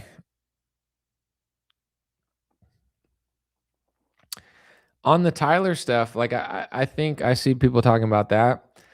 I think I think like Nick is disagrees with Candace and other people, and he's like leaning in hard to like it was definitely Tyler, which I don't personally agree with. But then Candace is leaning hard the other way, and I think she's right about most a lot, but I also think she's a little loose with how she's doing it. So I'm not really paying attention to everything she's saying because like sometimes it hits and I see it. Other times I'm like, that's kind of a reach in my view, but whatever. So it's like I think that true, not to play the middle, but it's like I think she's doing the most in one direction, he's doing the most in the other direction. I don't really find myself in either of those camps because I'm like, I don't think it's very clear cut. Tyler Robinson is definitely a liberal, and anybody saying that to me, it's not going to change my opinion because I've already seen and heard enough to be more skeptical, and no one's showing me evidence otherwise. But then Candace, I'm just not on her trail of like everything that she like. Her show is like what she thinks and her suspicions and stuff, and like she's solidified herself as like the lead investigator. Um, and then when people get mad at her, it's like she has brought out some really valuable information. Like the fact that she brought out that Charlie said that he was like mad at his Jewish donors and he was going to leave the pro-Israel cause like 2 days before. That's enormous. So like even if you hate everything that Candace does and you think she's like reaching and whatever, that is invaluable. You know what I'm saying? And that was Candace. So like I don't I try to not say, "Oh, I would do it this way," because I'm not Candace and I'm not Nick. And in order to be a Candace or a Nick, you have to like be a little crazy. So Um, I don't know. I think Candace and Nick are both superstars. I've never beefed with either of them, and I don't plan to, but there's elements of what they're both doing that I find more impressive in different categories, and then I think there's certain categories like I would say Nick and Candace are they're like, even though Nick is very creative too, but he's very good with like geopolitics. He's very good with the understanding of stuff. And he speaks super boldly about stuff that like a lot of people aren't even close to his league. Like they can't articulate it the same. But during COVID, like Candace came out and was like, I don't buy this stuff. I'm not getting the jab. And Nick didn't really say that much about COVID. Like while it was all happening, Nick was obviously talking about it, but like you don't remember him being a leading voice really saying anything about lockdowns or masks or vaccines because he's whatever type A and type B or, like mindset, left brain, right brain. Candace and Nick are the opposite. I tend to be like way more open minded. And it's not that Nick isn't open minded because he is, but you get what I'm saying? Like there's certain topics that he's laser focused on. But when it came to the lockdowns, like I don't know what he was saying, but I don't remember him complaining that loudly or like trying to push for openings. Like he's super tapped into the topics that he's really passionate about. And then when he talks about other topics like during lockdowns, I wasn't really hearing much from him with the Tyler stuff. I don't really agree on that, but it doesn't make me like hate him because he is who he is, and what he is good at, he's great at. And everyone is not meant to do everything all the time. And I don't know. Well, like if there have been things where I'm like, why did he do that? But also when it comes to personal stuff, like people become best friends with him and then they like get mad at him. That's on them. You know what I'm saying? I was never best friends with them. I was never worst enemies with them. Like I think grown men who become best friends with people, like are they really your best friend or not? Because like, Nick can be very spiteful and vindictive, like with him and Jake and Dan. And I know Jake. I don't know Dan Bilzerian. I like Jake. I've liked Jake Shields for years. Jake is a really nice guy. I would say like not even it's a bad thing, but like I think Jake is a nicer person than people realize. Like he's insanely nice. Like if you go hang out with him, he'll hang out with like anyone, walk you around, go out of your like he's incredibly nice guy. I don't know Dan and I don't really know Jake like that, but I'm sorry, I don't know Dan and Nick like that. But when they all beefed, like I didn't like what Nick said about them. I thought that was a little crazy, but at the same time, I think like Jake and Dan started like coming at Nick, being like, "You have to say it this way and that, this and that," and it's like, I don't know, like I don't even care. So it's like it's not up to me. But at the end of the day, like Nick was saying this stuff for 10 years.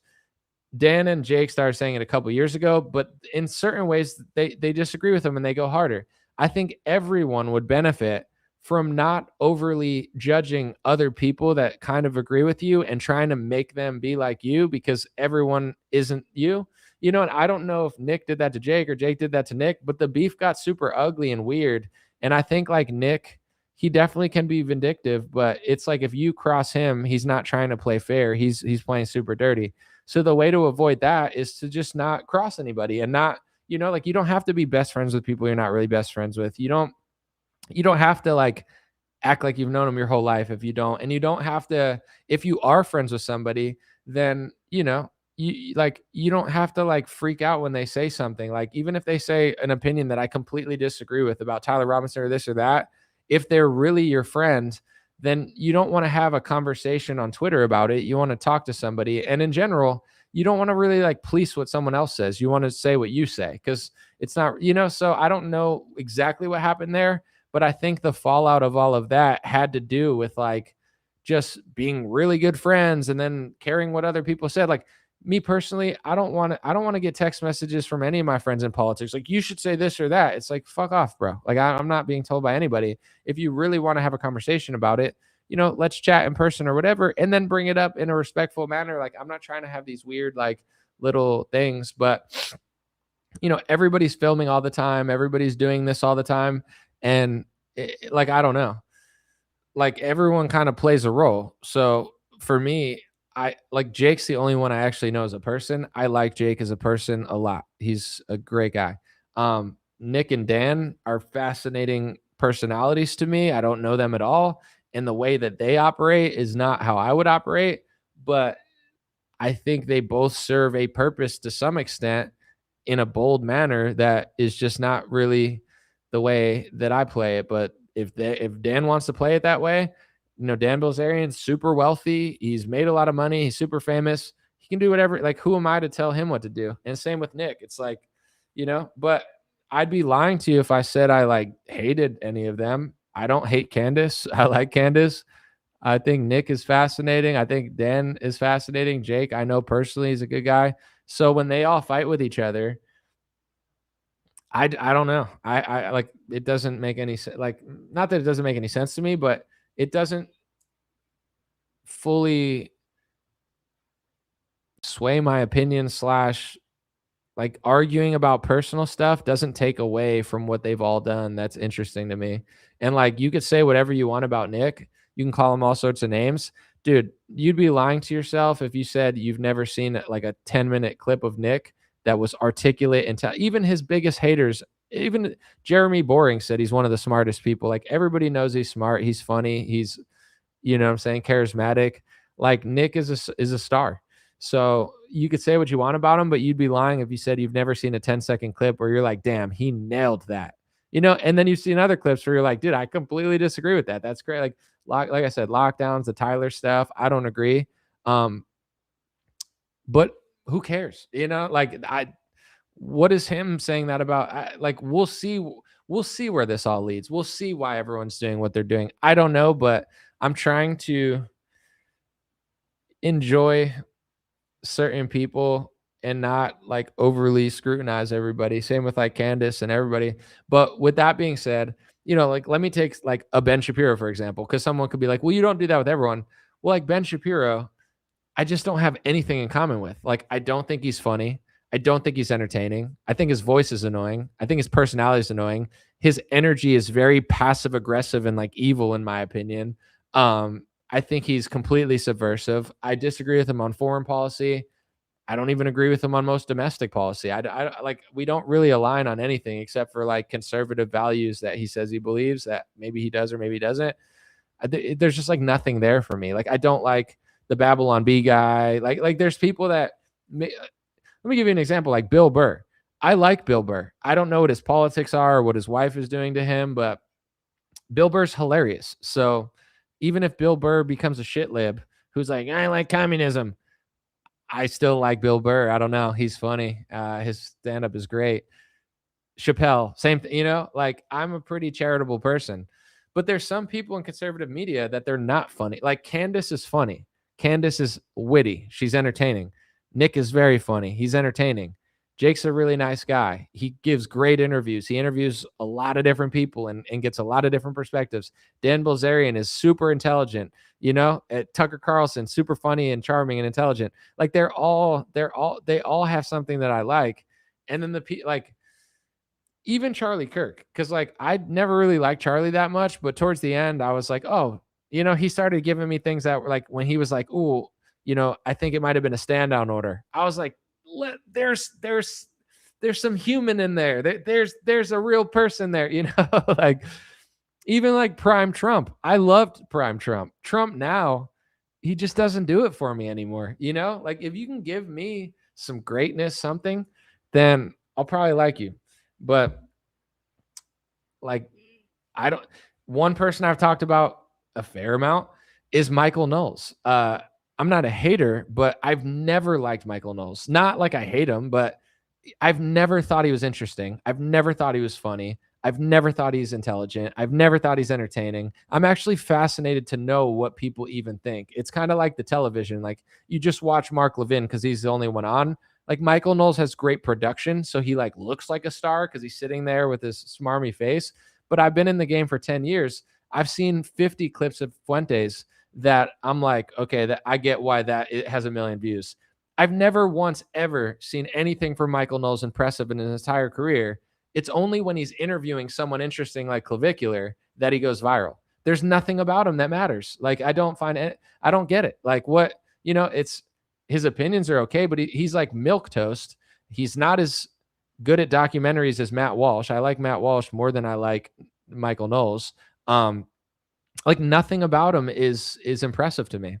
But everyone I mentioned earlier, Tucker, Candace, Dan, there's something about them. Like I watched the Piers Morgan interview with Dan Bilzerian. I was more impressed listening to him talk to PBD or Piers for 10 minutes than I've ever seen a single clip of Michael. There's nothing there. It's just a suit, a nice production studio, and just void. Like if it were like a Tekken game and you could like rate it 1 through 10, everything's like a 4 or a 5. It's not the worst I've ever seen, but there's nothing there that's impressive in any manner of any aspect of news, comedy, entertainment, politics, like nothing. So I get why Candace went there and became the biggest star. It's like she's funnier than him. She's more entertaining than him. She's wittier than him. She, whether you agree with her or not, always kind of like does something like interesting. Like, I don't want a vaccine. Like, early. Like she always like had something. She like him. It's just like, it's like nothing. There's nothing there. Clavin, Snooze, Ben, Subversive, if they gave me something, if Ben was a really funny comedian, then I would be like, you know what? I disagree with everything about Ben, but I can't help but like the guy, you know?